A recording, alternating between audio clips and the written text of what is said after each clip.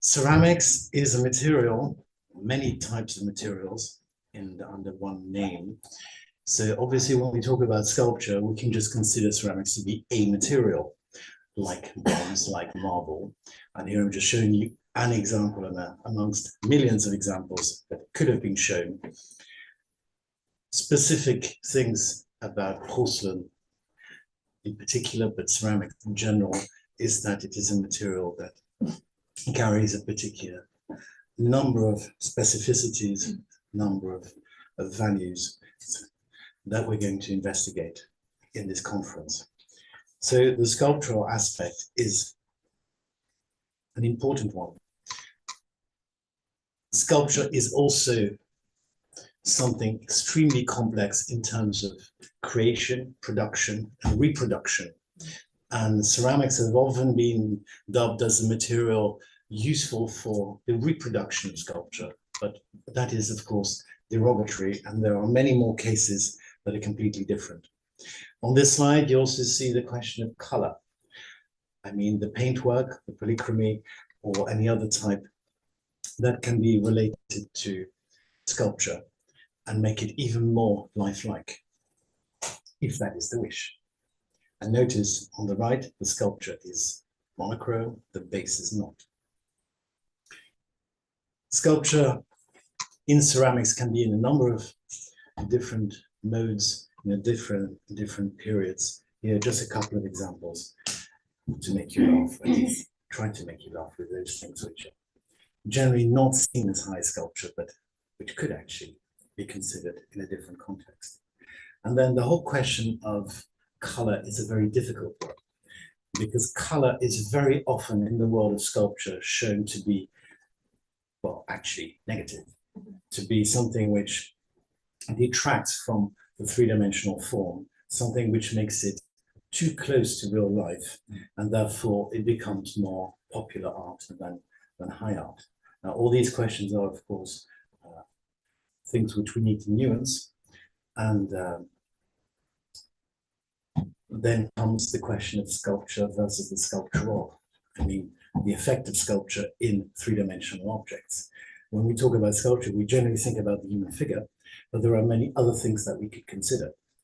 And here you have on this inkstand the combination of extremely complex shapes, which are clearly sculptural. It's clearly three-dimensional, but at the same time, there is a part which is as if it were a two-dimensional painting on canvas, but it's actually on the white marble base, the white porcelain base. If we go further, what do you think of things which are purely pragmatic, but then have one part in sculpture? And I'm provocatively also showing you things which you love and reproductions which you probably hate. But it does show the continuity of certain things in the production of ceramics.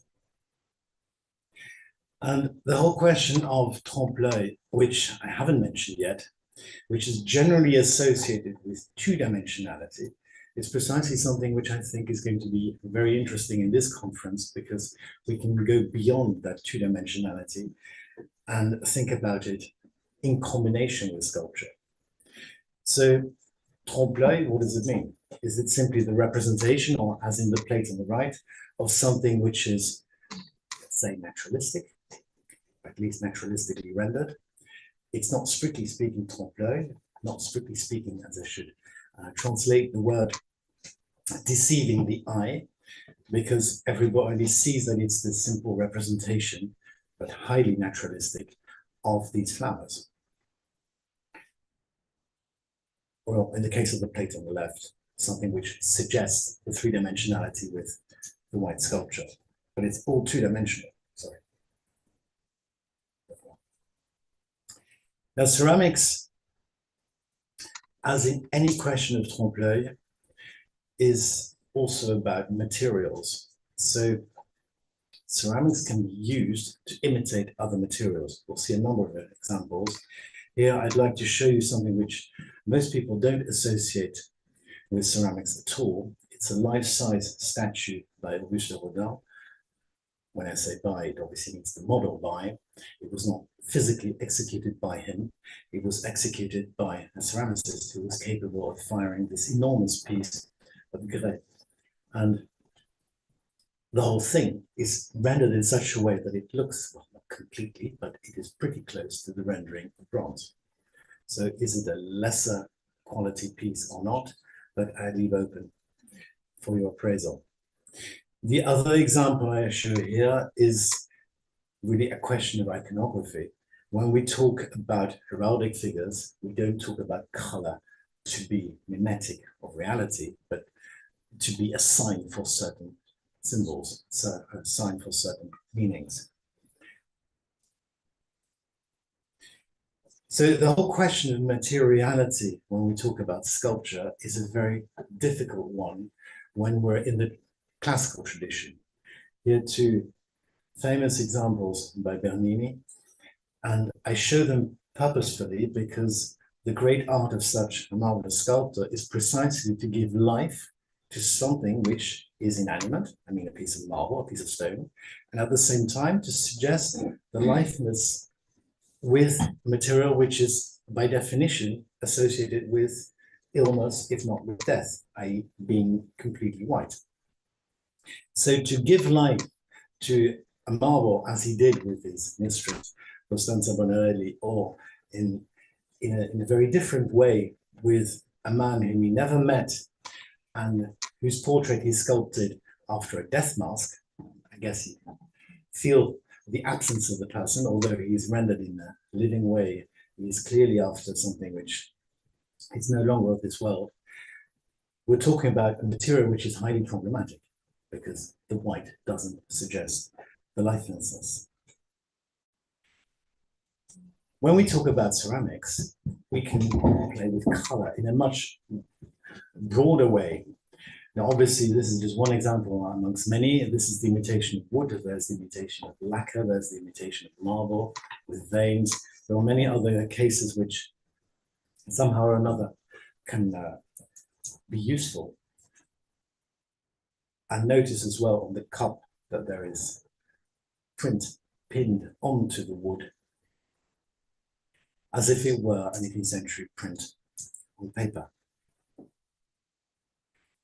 Then, going through the centuries, we will be talking about one great name, greater length, Bernard Palissy. When you see the plate on the right, you inevitably think of him. The pot on the left is of a different type, but in both cases, we're talking about materiality as something essential, relating to the material, relating to the rendering of something real, i.e. with the casting of the fish with the actual molds after real life. Then two-dimensionality or three-dimensionality. Now that is the great advantage of ceramics. When we talk about three-dimensionality in ceramics, we associate both the shape and the color. And that is rarely done in other art forms. So that's certainly something which will be largely at stake during this conference. Just going back to what the definition of trompe-l'œil might mean, in two-dimensionality, we associate it with a number of things, such as the rendering of different materials, but in oil paint, on canvas or on panel, in a way that deceives the eye. Now, there's nobody looking at this picture who will want to grab an object on the paint surface. It is clear for the viewer that we're talking about a representation of reality and not the reality itself. However, with ceramic examples we've seen, and we will see many more of them, the question may be open. Although there are a couple of painters who specifically specialized in the rendering of things where it is so lifelike that you might peel off the print from the picture, but it's actually a picture, not a print, stuck to another surface. I obviously make the connection in the other way around with the representation of old master paintings on porcelain. So that is also something which we might consider in the conference. Now, when we talk about deceiving the eye, it is a very simple concept because we're just talking about the eye, but we should be talking about many more things, deceiving the senses, deceiving possibly even our moral values, in the sense that something may be presented as something different, and therefore it could go up to the level of being presented as a fake. The main thing we often refer to is within architecture is feigned architecture, i.e. the effect that you see three-dimensionality, but in fact it is only a painted surface. This is a famous example. This is another famous one. And the same applies for painting. The representation of sculpture as a three-dimensional object within painting in order for us to have an idea about what is two-dimensional, what is three-dimensional. Obviously, that also fits within the long story in the 17th century of the paragone between the arts of painting and sculpture. But there is also another aspect, which I'm sure in this conference will be covered to a large extent, and that is the effect of surprise. Deceiving the eye is also something which is related to playfulness, to the idea that you're discovering something which you didn't expect. Here, a grotto amongst many of the Renaissance, where obviously the materials are not the materials that you expect the things to be made of. The most famous is probably the series of paintings realized for, well, in the context of the court of Rudolf II in Prague. And all that really is all about the question of naturalia versus artificialia, i.e. the play with what is made by God and what is made by humankind, and in what way those two relate. We can go even further with this funny example. Obviously, it's meant to surprise. And another example, which is not of the ceramic world, but which we might remind us of because it is within that context I was mentioning without saying the word, I mean the word Kunstkammer, the idea of bringing together the world in a capsule which you can encompass yourself with your knowledge, both with the works made by nature, made by God, and then the artificial imitations. This is something quite unusual in our world. It's a piece of marble with a small rod of metal painted to look like an apple. And the whole thing is life-size. So there you would really have that mimetic effect of, do I want to grab it in order to see whether it is the real thing? When you grab it, there's another problem that arises, is the problem of weight. You don't expect that piece of marble, sorry, that apple to be the weight of a piece of marble. In ceramics, I put something alongside to give you something similar here with lemons. And we should not forget something else, which is inevitably obliterated from our memories, but which is related to the use of ceramics on tableware, as tableware, and that is actually what we ate, because ceramics very often has a function at the table. So obviously all the decorations in sugar, all the sweets that were made to look like other things could be considered within the same context.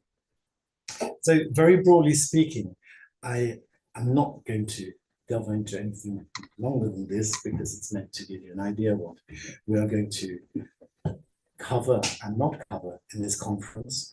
Are we going to come to a conclusion about what is trompe-l'œil within ceramics, and is it different or not to what we normally look at when we talk about paintwork on architecture or paintings for their own sake? This is one of the questions we've been asking ourselves when organizing this conference, but there are many more questions which will be covered. So the idea of trompe-l'œil and mimesis is obviously a major theme which will run through the first two sections of the conference. Then the third one is the role of the sculptor. With the ceramics, as you all know, is the art of many hands. So there is the sculptor, there is the modeler, there is the factory with its producers and so on. So it's all interesting to be looking at the different hands involved. And then moving towards a slightly later date as well, the idea of manufacturers on a larger scale and what all that implies. So that is roughly what we're going to think about, but I hope there will be many surprises in what we're going to come up with during the conference, and please feel free to engage in as much discussion as possibly useful. I think that is the great joy of being together for this sort of event. So I'm going to give the floor to Errol Manners, who is going to moderate the first section.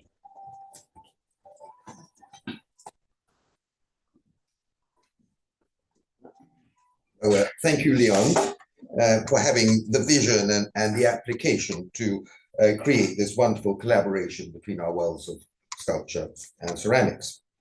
Now, it is my pleasure this morning to introduce Patricia Ferguson as our keynote speaker this morning. Patricia is one of the most profound and thoughtful ceramic scholars of her generation. And since leaving the Gardening Museum in Toronto, Patricia has been honorary curator of ceramics at the National Trust in England for many years, and is currently working on the ceramics in Scottish houses. In recent years, she's worked as a curator at the Victoria and Albert Museum and at the British Museum, curating exhibitions on garnitures and printing on ceramics at these museums respectively.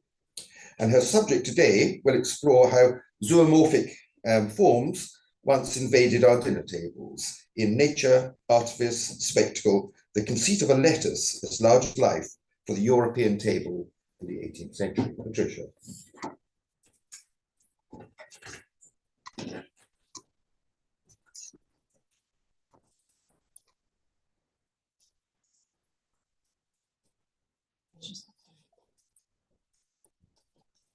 Thank you, Errol. That's a very kind introduction. And thank you, Léon, for your excellent overview. So lucky us to be part of this project, to think about these two subjects together. And also for all your work organizing this, and to the organizing committee and the scientific committee up there. Thank you. Trompe-l'oeil is a genre of art traditionally associated with illusionistic painting on a two-dimensional surface, as seen in the mid-17th century work of Samuel van Hoogstraten on the left. It's particularly successful in the depiction of inanimate objects, but also things that are lifeless, dead game, for example, or harvested plants, nature morte. Increasingly, the term has been applied to three-dimensional forms, a challenge in representational sculpture created from a single material such as stone, bronze, or even terracotta. Proof of an artist's proficiency in trompe-l'oeil is the need to touch, the response of the viewer to term its actual material through tactile examination. This deception is frequently experienced with glazed ceramics, a material frequently overlooked by historians of 18th century sculpture, perhaps in part because of its polychromatic corpus in a discipline favoring monochrome, but also its functionalism and implicit potential for commercial mass production. At its most sophisticated, artisans working with polychrome enamel painted ceramics are able to imitate other forms and duplicate materials with incredible mastery. Some of the finest examples or specimens of trompe-l'oeil were produced in China in porcelain for Qing dynasty emperors in the mid-18th century. For example, here on the right, this extremely convincing porcelain plate applied with an uncooked crab, walnuts, pomegranates, other fruits, and nuts. The objects selected here are highly symbolic and represent the wish for many clever sons for the Qianlong emperor. In the last century, the term has come to describe zoomorphic or vegetal form tureens, covered vessels primarily made in faience, earthenware covered with a tin opacified lead glaze, as well as porcelain. Objects which appeared in the mid-18th century as luxury novelties for elite tables showcasing a nation's virtuosity and technical prowess, as well as a patron's agency and status. In the field of ceramic history, trompe-l'oeil provides the terminology to describe a group of objects made throughout Europe as well as China, which share a common classification, typically categorized as tableware rather than sculpture. The discussions surrounding these objects generally focus on questions concerning what food was served from them, if any, and how the contents might have reflected the shape of the form. Yet decades on, there is still a lack of satisfactory answers. Instead, this paper and the conference itself offers an opportunity through a comparative study of these transcultural objects to discern whether these short-lived material translations of living or dead flesh and flora achieved the status of trompe l'oeil in the hands of ingenious sculptors and most critically painters. The themes in my paper focus on tureens as sculptural objects, considering their iconographic programs, reception, materiality, authorship, and display, circumventing as much as possible their culinary function and use. Research for this subject draws on my chapter in a groundbreaking study of these vessels published by George Welsh Works of Art Limited in 2024, entitled Animalia, Chinese Export Porcelain, Animal Form Tureens. My first section is entitled Identity and looks at iconography and sources of design. Animal form vessels have a long and ancient tradition within the plastic arts. Typically, these performative objects are associated with feasting, especially drinking, and include pouring vessels and beakers. The domestic tureen or terrine, a covered cooking vessel, was a relatively recent form, first appearing in the early 17th century.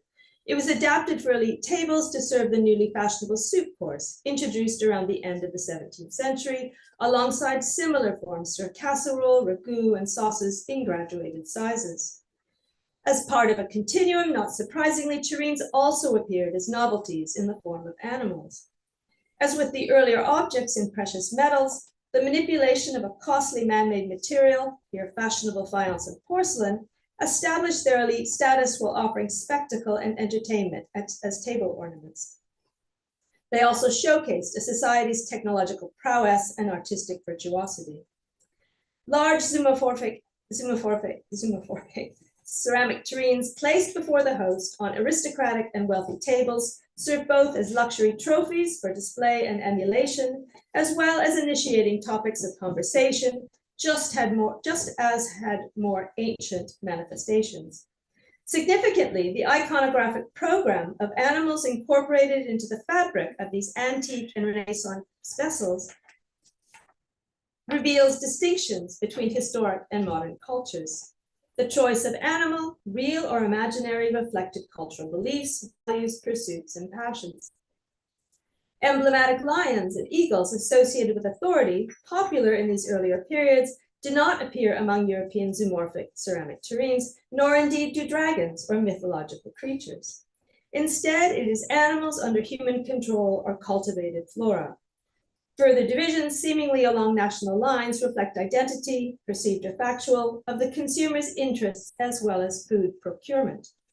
The animals depicted are either controlled by hunters or farmers, killed as sport, or domesticated as pets, even if only temporarily.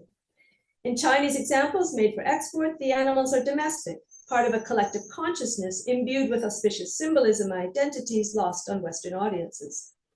Other ceramic cultures made a choice not to produce animal form tureens, significantly the Vincennes and Sèvres porcelain factories. Was it a question of taste? Were they seen as inappropriate? Perhaps a subject for later discussion. Yet at the start of the Rococo period in France, trompe l'oeil or realistic zoomorphic details were frequently incorporated into their silver tureens as finials and handles, many commissioned for the nobility. Consider, for example, this silver tureen designed by Juste-Aurèle Mizenier in Paris around 1735, perhaps for the English aristocrat, the Duke of Kingston. A high point in 18th century Rococo silver sculpture, the finial and surrounding motifs include lifelike crustaceans and dead game. You can just see, can you see with my cursor, the head of the dead game bird on the top of the cover. As well as the game birds, there's also root vegetables. Knowledge of these sculptural forms were often circulated through print sources as here. Yet it's rare to find the evidence that these animal form ceramic tureens were displayed on royal or aristocratic, well, some aristocratic tables. The following is a survey of the subjects favored by the most significant makers: Hautes in Germany, Strasbourg in France, Chelsea in England, and workshops in Jingdezhen, China. Comparisons which highlight their distinct cultural identities. With little contemporary documentation interpreting these animal form tureens, there are no written sources or depictions. The objects themselves must offer insight about design sources. In the later 17th century, a variety of novel and curious ceramic animal sculpture was imported from Japan, just as this hand in cockerel, such as this hand in cockerel. Smaller reduced versions appeared as finials on large jars and also covered olio or soup tureens forms made specifically for export markets in Europe. Examples similar to that on the right were from the 1720s in the collection of Augustus the Strong, King of Poland, Elector of Saxony, and founder of the porcelain factory established in Meissen. Not surprisingly, the earliest ceramic animal form covered vessels for the table were made at the Meissen factory, where the secret of making hard-paced Oriental style porcelain was discovered in 1708 and in commercial production from 1710. These small vessels are described in inventories as Butterdosen, small boxes to serve butter and possibly cheese, sugar, preserves, or pate over time. The earliest form to appear in 1725 was in the form of a turtle. And interestingly, if any of you saw the Rijksmuseum exhibition last year at home in the 17th century, the evidence proved or suggested that Dutch families owned turtles as pets, which I didn't realize. So it may explain the appearance of several turtles in different ceramic contexts. Famously, in the 1730s, Augustus the Strong ordered the Meissen factory to produce a court of life-size creatures, initially in white, and later cold painted or unfired in colors. These were transformed when the craftsmen soon discovered how to enamel and fire them in realistic colors. The ornamental sculpture of a hen and chicks on the left is an example from this so-called white gold porcelain menagerie. Building on this creativity between 1739 and 1741, the skilled modelmeister Johann Joachim Kendler created almost a dozen zoomorphic and vegetable form butter boxes, documented in his official monthly work reports. However, it was the skill of the painter and the factory's new rich palette of enamel colors on hard-paste porcelain that resulted in objects which could fool the eye. Amongst the most copied of these early Meissen small butterdosen were melons and nesting quail. Significantly, however, no large zoomorphic soup tureens were produced at Meissen until the late 1760s. Imitations of these small boxes quickly appeared elsewhere, notably in faience at a new German factory in Hautes, near Frankfurt am Main, where from 1746, a former Meissen enamel painter, Adam Friedrich von Löwenfink, began to attract skilled painters, including his brother, and a Kendler-trained modeler, Johann Gottfried Becker. At the time, melons were not simply a favorite delicacy, they were also a high-status item grown in hothouses of the nobility. Their green and yellow skin was well suited to the limited overglazed palette of high temperature of grand feu pigments, traditionally decorating faience. By 1748, however, the talented craftsmen at Hautes, trained in porcelain decoration, had developed a low temperature or petit feu palette, which incorporated purple for painting on faience. The result was transformational, especially in realistic depictions of feathers, foliage, and fur. Over the following decade, until around 1758 to 59, when the factory focused primarily on porcelain, it introduced many animal form tureens in various sizes. Unfortunately, there's no historic list of all the forms, but those that survive are primarily game birds, including woodcock, seen on the top, wild turkey, capercaillie or wild grouse, and small quail, as well, of course, as wild boar. In 1749, Löwenfink left Hautes, joined his brother at Paul-Antoine Hanong's faience factory in Strasbourg. His brother, the skilled enamel painter, had arrived a year earlier, presumably bringing knowledge of the new palette and firing practices of enameling on tin glaze. The French factory quickly rivaled the technical skills developed at Hautes. By 1750, their repertoire included wild boar, a capercaillie, a wild turkey, pheasants, geese, ducks, pigeons, quail, snipes, turtles, cabbage heads, artichokes, grapes, apples, lemons, asparagus, slugs, and melons. Again, the typologies strongly follow hunting themes, in addition to fruit and vegetables, some of which can be seen historically dressing the presentation of an actual boar's head, as seen in the detail from this engraving up on the right. Following the deaths of the two Löwenfink brothers in 1753 and 54, production of these zoomorphic tureens at Strasbourg quickly ceased, but demand was fueled by other regional faience factories throughout Northern Europe, including Britain. In England, at the Chelsea factory, naturalistic tureens were made from around 1754 to 56, described in two auction catalogues published in 1755 and 1756. With the exception of seafood, such as plaice, eels, and carp, the majority of the Chelsea subjects are farmyard creatures. some potentially domesticated as pets. They include rabbits, hens and chicks, swans, double pigeons, biting cocks, mallard drakes, crested ducks, ducklings, and partridge. The English call it the quail, the partridge. Among the freshly picked plant terrines and boxes are again melons, pineapples, apples, artichokes, asparagus, cos lettuce, cauliflower, figs, lemons, roses, and a rare flowering polyanthus. The subjects were selected to appeal to their customer base, the landowning gentry, and in contrast to the more masculine continental subjects associated with the hunt, in general have a slight feminine or even maternal character. Among the few shared zoomorphic subjects, such as partridges and lemons, the Chelsea factory, under its proprietor, a silversmith from Liège, Nicholas Fremont, included the boar's head terrine. Among the known repertoire of these animal-formed terrines, it is the only depiction of a dead, mutilated animal, more frequently found in still life paintings. In England, during the 17th century, the wild boar had been hunted to extinction. Consequently, its appearance at Chelsea may reflect medieval Yuletide tradition rather than the game appearing on continental tables. The similarity in the overall form of the modeling of the Strasbourg and Chelsea boar's head suggests that an example may have been available in London, or alternatively, perhaps based on a drawing or first-hand description. The Chelsea version, however, unlike those in Faience, captures in the enameling the grisly details of blood streaming from the mouth, ears, and eyes. Despite the gruesome depiction, the artists, both sculptor and painter, have captured the last few moments of life, absent from the highly realistic Strasbourg version. Typically, the Chelsea animal is imbued with personality. It is anthropomorphized, seemingly allowing the viewer to connect with the beast on an emotional level and feel some sort of pity for the beast. Now, that might be me reading too much into it, but something we could discuss perhaps later.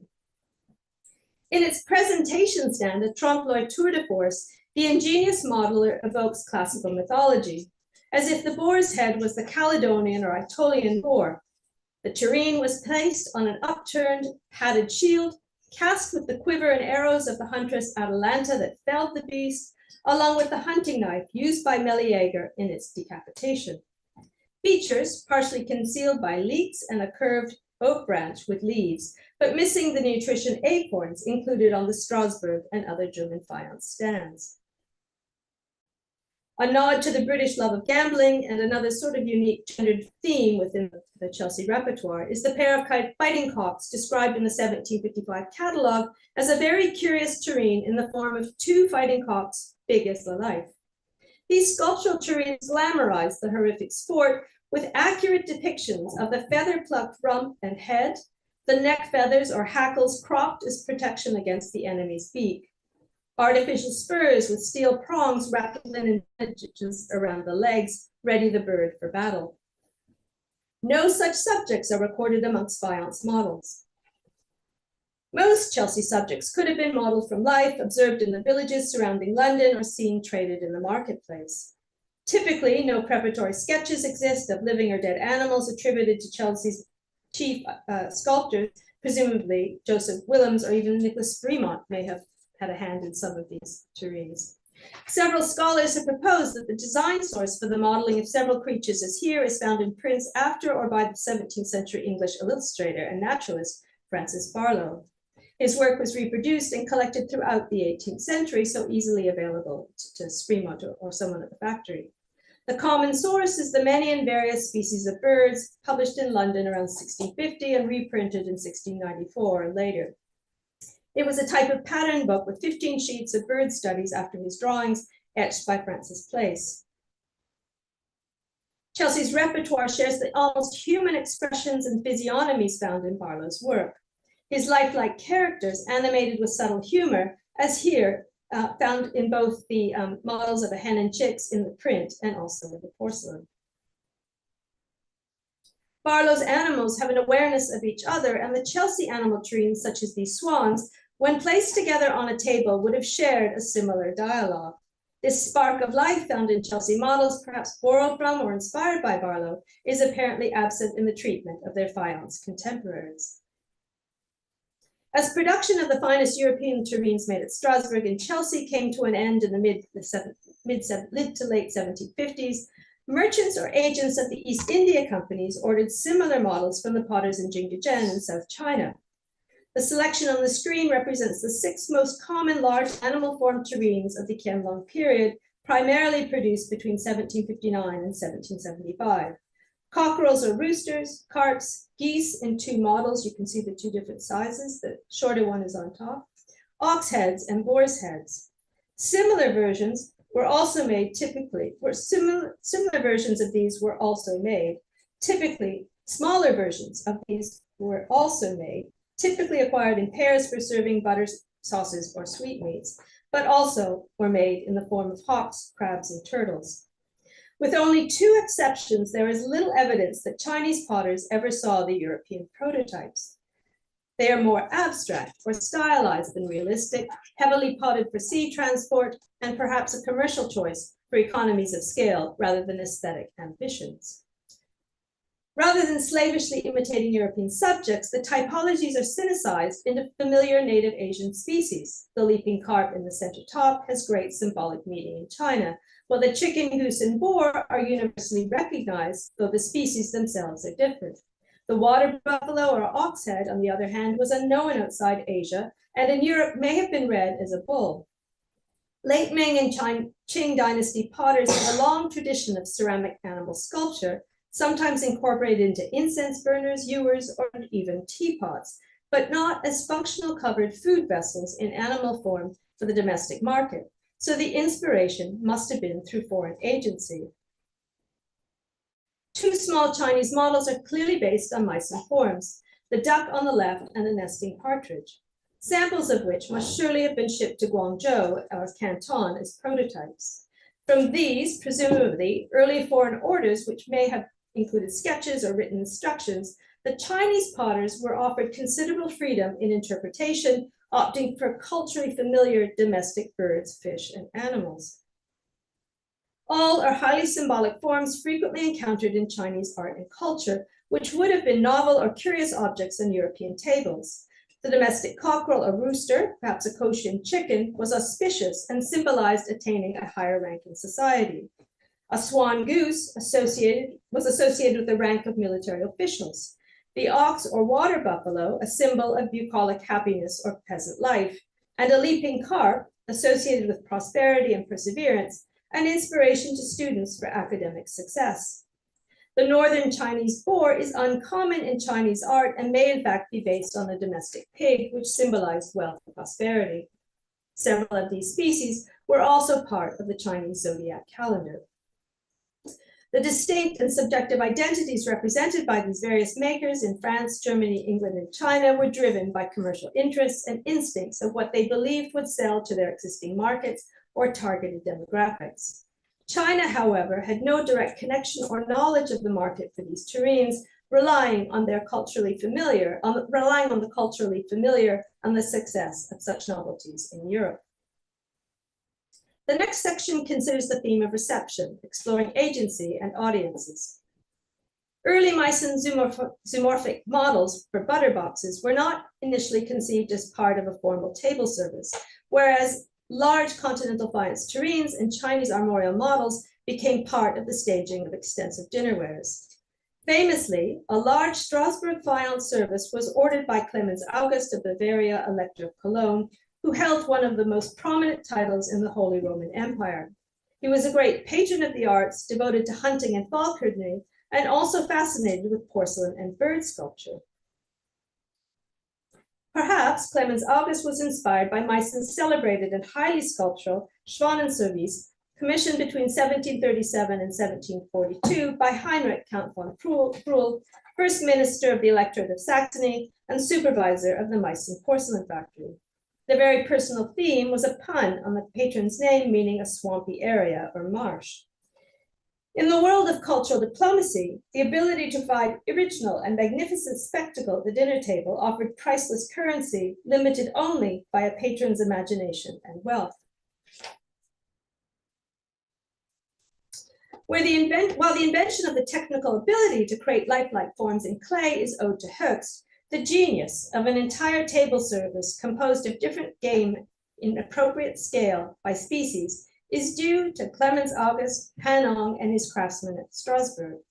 This service of almost 600 pieces was delivered in August 1751, just in time for the annual hunt at Schloss Clemenswerth, a hunting complex at Hümling near Sögel in Lower Saxony, built between 1737 and 1747. The banqueting hall, decorated with still life paintings depicting dead game, was for informal dining after the hunt, where participants sat around the table as equals with the elector. The Strasbourg fine arts scholar Jacques Bastien has suggested that the zoomorphic tureens from the Clemenswerth service were more for direct decoration in the center of the table than for use. As a result, perhaps, it survived together with the silver form tureens, and you can see a colored example of what I think the silver ones looked like in the black and white image. They were all together until 1742, when the service was dispersed and now found throughout the world. In addition to this photograph of the storage of the service in 1907, an inventory dated 1761 confirms its scale and variety. There were 98 tureens in naturalistic form, primarily wild game, as seen in this image. Pigeons, pheasants, and grape bunches on the top shelf, turtles below on the right. Lower down the left are artichokes, and across the bottom, large cabbage or lettuce, two forms of wild turkey, a boar's head, and various ducks. The natural scale of the different fauna dictated how the vessels were used. Large animals served as soup and casserole, smaller species for sauces, or even for the hors d'oeuvre, the sort of snack foods that sat around the table throughout all the courses. A similar service was supplied to the Margrave Ludwig Georg Simpert of Baden-Baden, which partially survives at the hunting lodge Schloss Favorit near Rastatt in Baden-Württemberg. How many of these large services were produced is not recorded, but many of these tureens may have been sold individually through the manufacturer's warehouse in Alsace and other international depots and fairs, inspiring the many imitations at regional faience factories. Evidence that European trompe-l'oeil faience tureens were in London and available for study by modelers at Fremont's Chelsea porcelain factory is lacking. However, a pair of large cabbage tureens were in Ireland by 1758, as observed by the manager of a rival London porcelain factory, who noted, "Lady Freak showed me two tureens she brought from France, molded from a full-grown cabbage." The life-size cabbage tureens probably resembled models made at the Hanong factory. None of the 18th century London factories are known to have produced large lettuce-shaped tureens, though smaller examples in the form of elongated cause lettuce, a more common English food, were made at Chelsea. At the time, cabbage lettuce, as it was then known, was an elite vegetable better known on the continent than in Britain.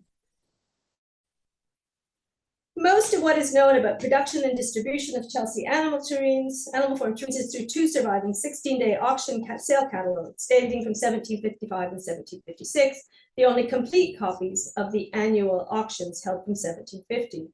They record almost all models and all known models and frequently describe their ensuite presentation stands.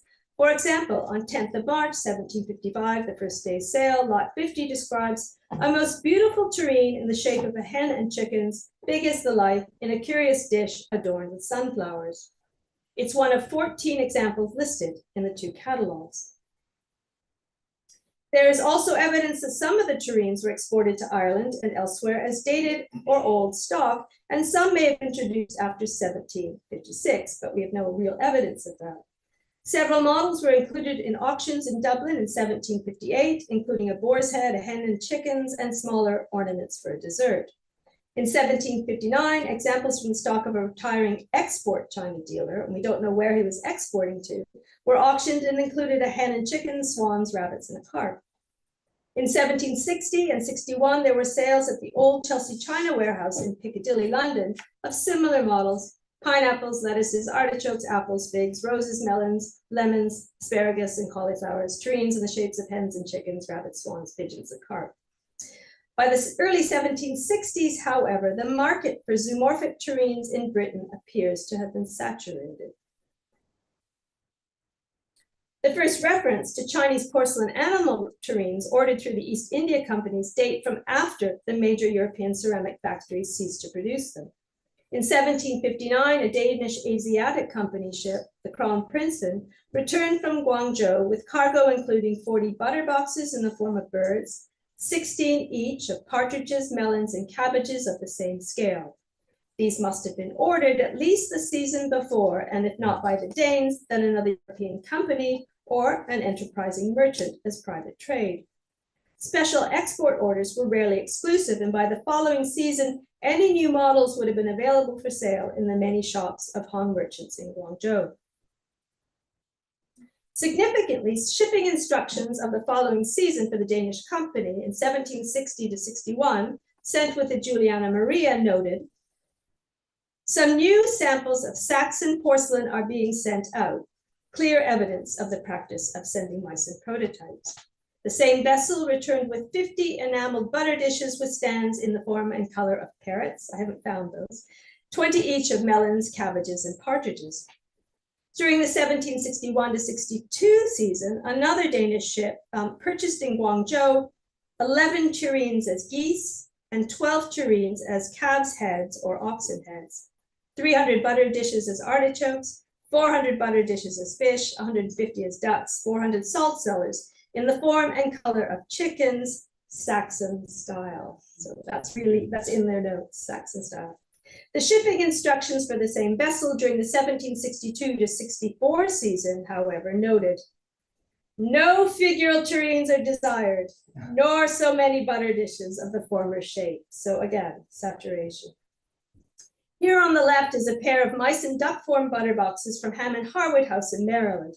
And in the center, copies in the Saxon style from XIXe, perhaps matching the above order.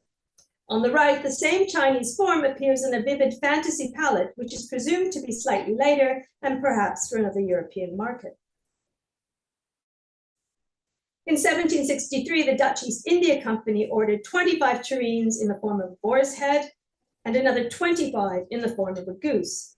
The two forms, as we've already heard, were already in production in XIXe as the Danish company had purchased them. In 1764, however, the next year, only 19 boar's head and 4 geese were shipped. But despite an official order for an additional 30 tureens in that same year, no further purchases are recorded. The profit margins were evidently considered too risky on such expensive items ordered for the company, but probably were less of an issue as private trade. However, these private trade orders are rarely, if ever, reported. There is no specific European prototype for this goose. Instead, it's based on a domestic species. And it's interesting to compare the palette of the porcelain goose with that depicted on a contemporary Chinese painted wallpaper panel, both perhaps inspired by nature. There is a paucity of 18th century provenance histories for the Chinese examples. The exception are those associated with the Spanish market, where they are identifiable through shipping records, registers, and painted armorials belonging to wealthy merchants or administrators in New Spain, members of Spain's elite gentry. In 1769, the cargo list of a Spanish ship, the Nuestra Señora del Carmen, arriving in Manila from Guangzhou, included 2 ox-head soup tureens, 2 boar's heads, and 4 smaller tureens for sauces in the form of fish, 2 each of geese, ducks, and pomegranates, and 1 each of boar's head and a turtle. Over the following 6 years, large armorial table service for the Spanish market typically included 2, 3, or 4 examples of animal form tureens, each of a different type. This Chinese porcelain ox-head or pig's head tureen is remarkably similar to the form of the Höchst example. However, there is no evidence as yet that any faience examples were ever supplied.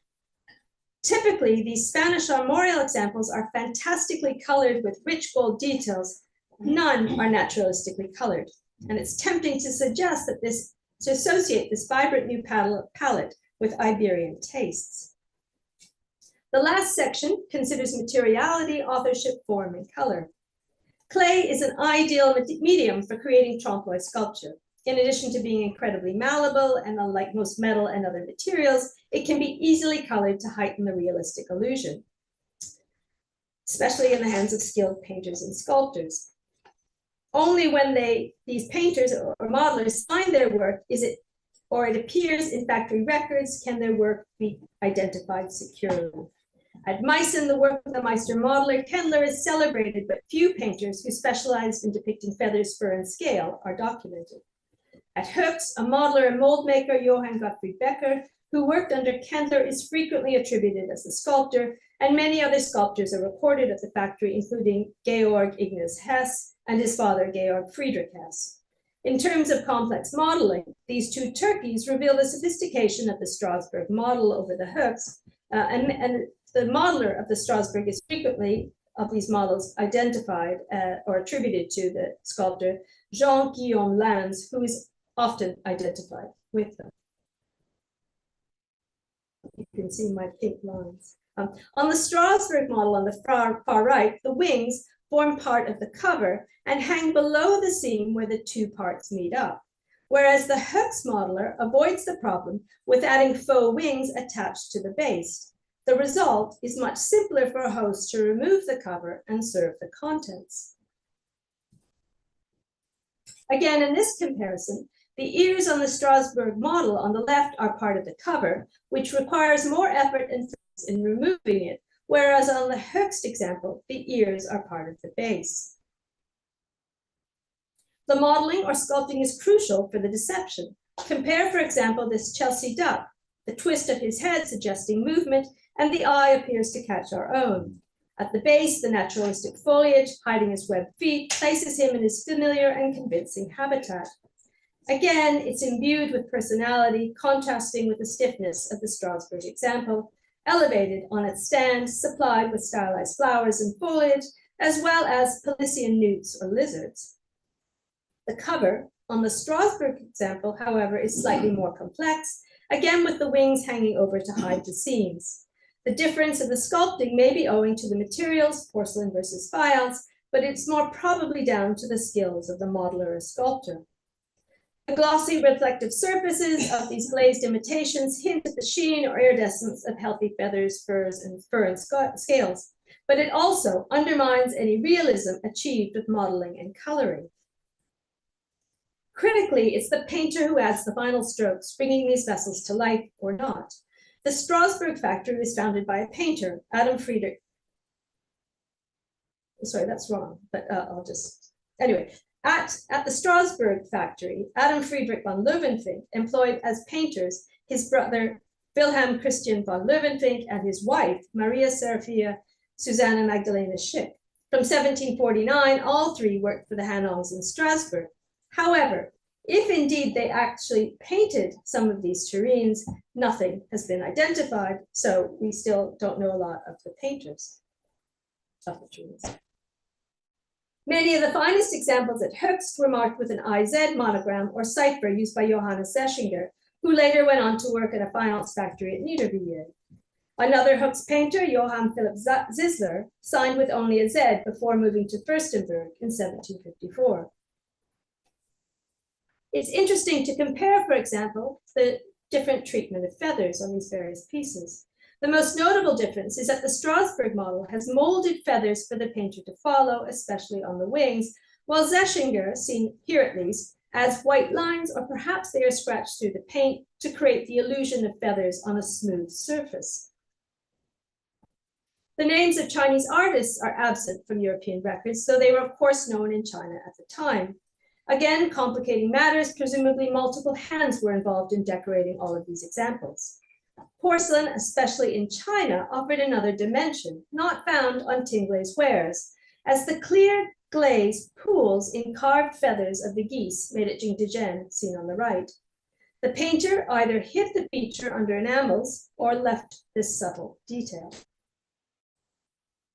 Again, no painters' names are associated with Chelsea porcelain tureens. It's clear several painters were involved, especially when studying the treatment of the plumage across known models. That on the right is particularly delicate. The swan at the Victoria and Albert Museum on the left, with its band of flowers hidden by the cover, may provide evidence of the performative aspect to these sculptural forms. The process of removing the cover at table to remove the contents. As we have seen in the more sophisticated models, an attempt was made to disguise the seam or break separating the cover from the base in order to prolong the illusionistic conceit. This painted detail lends weight to the argument that they were not all Schaugerichte or simply sculptural ornaments for the table. Covers were removed and contents were revealed, or at least the decorated Chelsea assumed that was the case. To conclude, the spectacular but impractical fashion of animal-formed tureens was relatively short-lived. Typically, it began as an elite practice and descended through various ranks of society. From an initial invention at Meissen to innovations in enamel technologies applied to Tingle's wares at Höchst, it migrated with craftspeople to Strasbourg, where an ingenious patron reimagined them for his own self-fashioning. They were then anthropomorphized at Chelsea for the English gentry. Furthermore, as part of the design diaspora, reaching as far as China, almost every ambitious pottery attempted to capture a share of the market for this unique form of table decoration. Yet, when separated from their natural habitat, a farmyard, river, or forest, and displayed on a white linen-covered table in elite interiors, any deception quickly evolves into just a clever manifestation of artisanal showmanship. The challenge in achieving true trompe l'oeil sculpture based on living creatures isn't an impossible task, better suited in terms of ceramics to inert objects and non-living materials. But perhaps, as with the best sculpture and indeed art, it plays on the unexpected, creates delight, and entertains, making the familiar extraordinary, where the conceit of a perpetual lettuce as large as life continues to amuse. Thank you.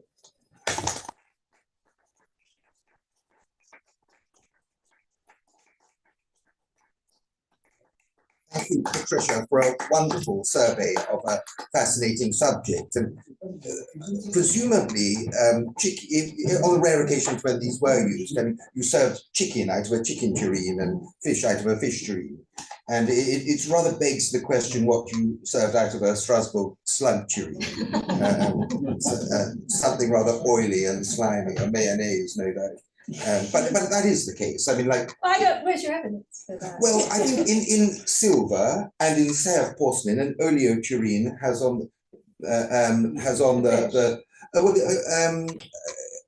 tureens would have it was a rich source of 100 different meats. Right? 100 different meats, but it reflected what sort of Thomas Germain would put on a silver finial, or what Seiberth would put on a finial. Well, we had lobster and a dead game bird on the mimesis tureen. Yes, I just that's why I sort of. I think you could mix fish and Yes. and fowl So that in an means- oleo. So maybe the vegetable had lettuce and something else, some other meat. Yes, I mean, I think. it would be fairly strange to eat chicken out of a fish tureen. Well, isn't that the surprise? Well, it's a slightly sort of.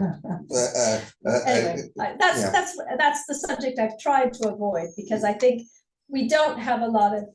Well, I realize your sources. I get that wonderful Ferguson covered. Yes. Well, but Yeah. I don't know. Anyway. Yes. Yes, I'm sure they weren't.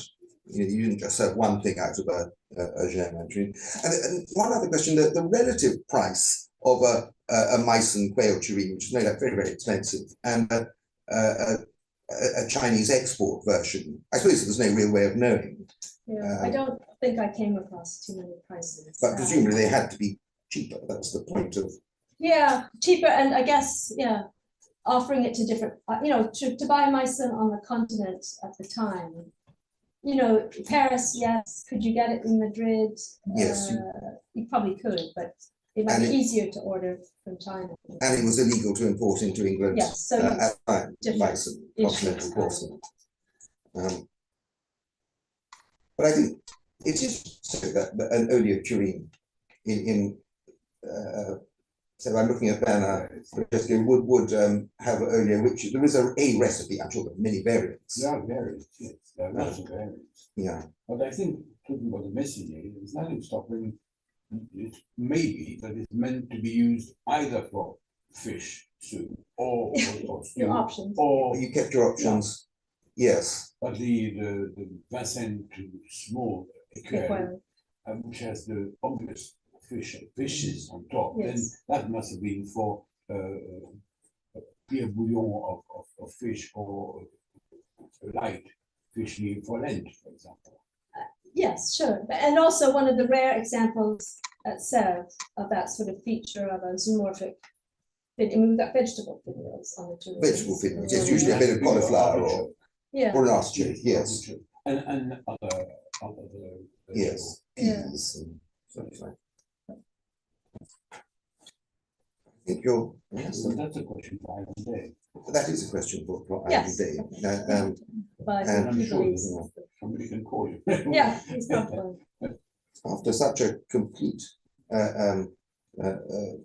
exposition of the subject, there's hardly any questions to ask, I imagine, but if there are. Could I ask when the changeover was, which I associate more with silver than with ceramics, from the buffet which is filled with silver in order to be a pure display without the food, or maybe only food at the edge, but certainly not on the shelves. Mm. And then the actual food being served in these spectacular pieces of silver or porcelain on the table. Because I feel very uncomfortable when looking at the extraordinary foliage on some of the Meissen or Chelsea porcelain, that might actually be taken into the wash kitchen to be cleaned very carefully with, I don't know what utensil, because the cost of these things must have been phenomenal. So do you, as an owner, allow your cook or your best butler to deal with that or not? I mean, the whole question I think of yes, you'd have practicality. to have your butler, the trained house Sure, keeper. but to what extent is it something which was used, I don't know, once every 10 years for a major wedding and then just displayed in cabinets the rest of the year, or actually used on a more regular basis? One thing you can, Oh, yeah. In France, the princes, the wealthy people would use them. They got broken, they got broken. Yeah. I think with Chelsea chicken joints, for instance, I don't think they're known with that, they're all relatives, they're all Yeah. broken. Well, I mean, it was at the very limit of what was possible in soft base porcelain. And I think there's an instance that I suspect, what? well, could you have lined it, I suppose, a certain, I think I'm right in saying in Denmark, there are actually turians that have liners in metal. Yes. Otherwise, what's the way they, like the teapots are often cracked. Yeah. Well, it's quickly understood, they have to put in an oil that was not warm. Yes. That was just lukewarm, but not boiling. Yeah. It's very quickly learned not to do it. It's probably sometimes in the 19th century that some of the tureens got cracked by later use, not knowing that fragile, how temperature sensitive the soft base is. And enough to survive, certainly, but the Denmark ones have the Paris contemporary silver liners. And there's also mentioned in Hazard Nouveau of hidden selling liners. But then they had to cut the covers because then the liner took space between the body and the cover. Right. So they had to rework, and then you only see that on the then Danish ones. So I think that was just a trial, but they didn't produce so many liners. Yeah. You would see the traces of the cutting of the cover. So I think the real answer is that they were just using food that was not very warm. Yeah. To save the cost. For a dessert, it was more of a display. Besides, they were using the porcelain daily.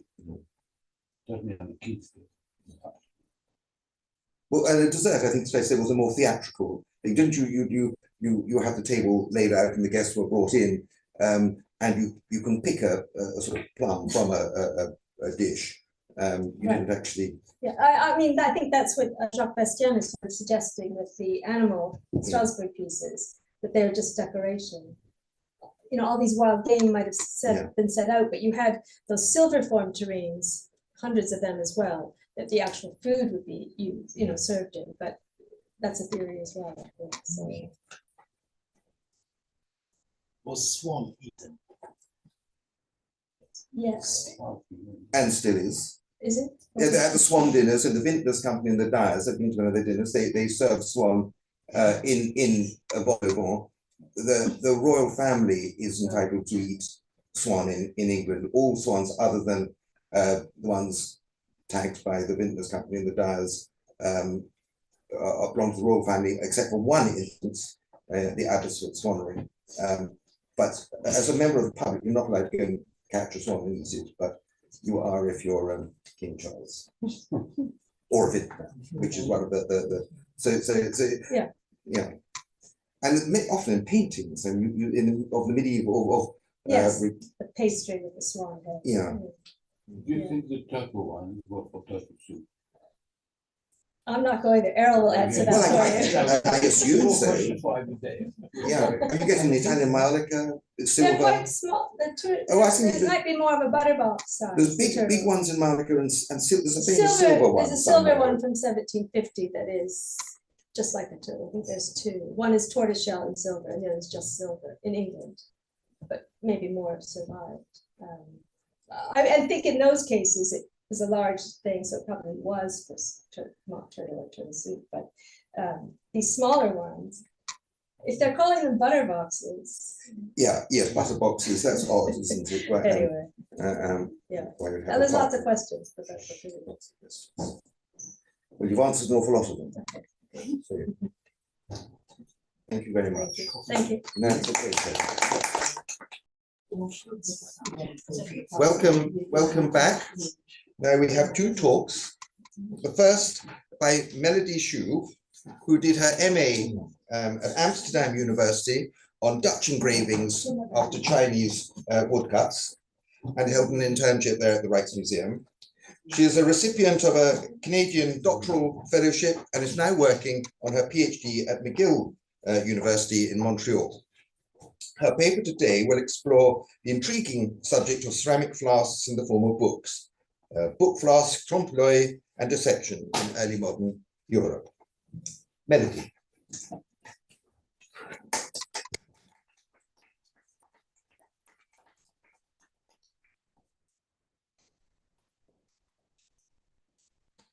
Bonjour, Madame, Monsieur. Hello, everyone. I'm honored to be here today to talk about book flasks, trompe l'oeil and ceramics, trompe l'oeil and dissections in early modern Europe. So book-shaped ceramic flasks are small containers for liquid or other substances designed to be held in the hand or slipped into a pocket. They are playful objects within European ceramic productions in the early modern period. Both functional vessels and sculptural illusions, they transform the codex, the quintessential objects of knowledge, into a container for drinks, aromatic spices, or perhaps poison.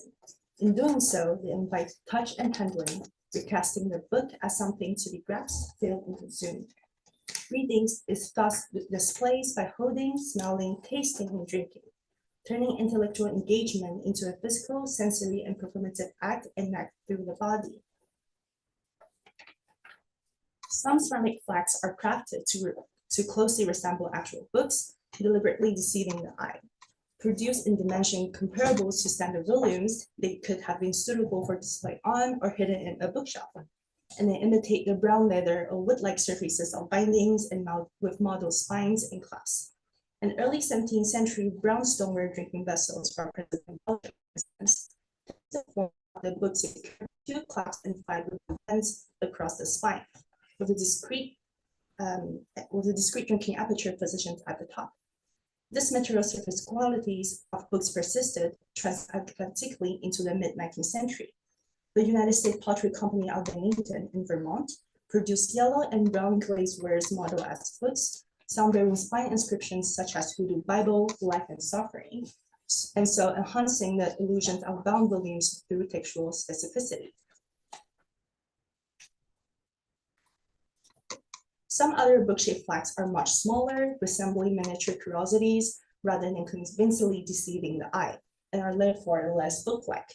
Mid-18th century Staffordshire stoneware examples of finely engraved lines, suggesting spine and paper edges, condense the concepts of book and flask into a compact, intimate object that is at once decorative, personal, and secretive.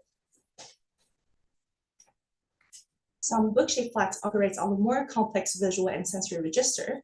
They were not only fashioned to resemble bound volumes, but were also designed to imitate the most fashionable ceramics of their time. For example, they emulate the blue and white and polychrome porcelains that became highly popular in the 17th and 18th centuries, fueled by the expanding trade between Europe and East Asia. Key actors, such as the VOC, the Dutch East India Company, imported large quantities of Chinese blue and white porcelains from Jingdezhen in Canton, as well as brightly colored Japanese mannerware, both of which rapidly captivated European consumers. In response, European port cities and cultural centers, such as Amsterdam, Antwerp, and Lambeth, became important sites for the productions and distributions of local imitations of Asian-looking porcelains. Tin glazed blue and white earthenware, commonly known as duckware, adopted the aesthetics of Chinese blue and white wares and soon became a fashionable commodities domesticated within European art market and household.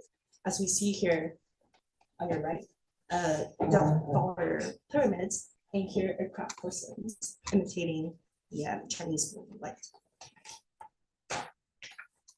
So, several 17th and 18th century European book-shaped flasks revealed this transcultural entanglement of chinoiserie with established European traditions of Trompe. These objects enact a double deceptions.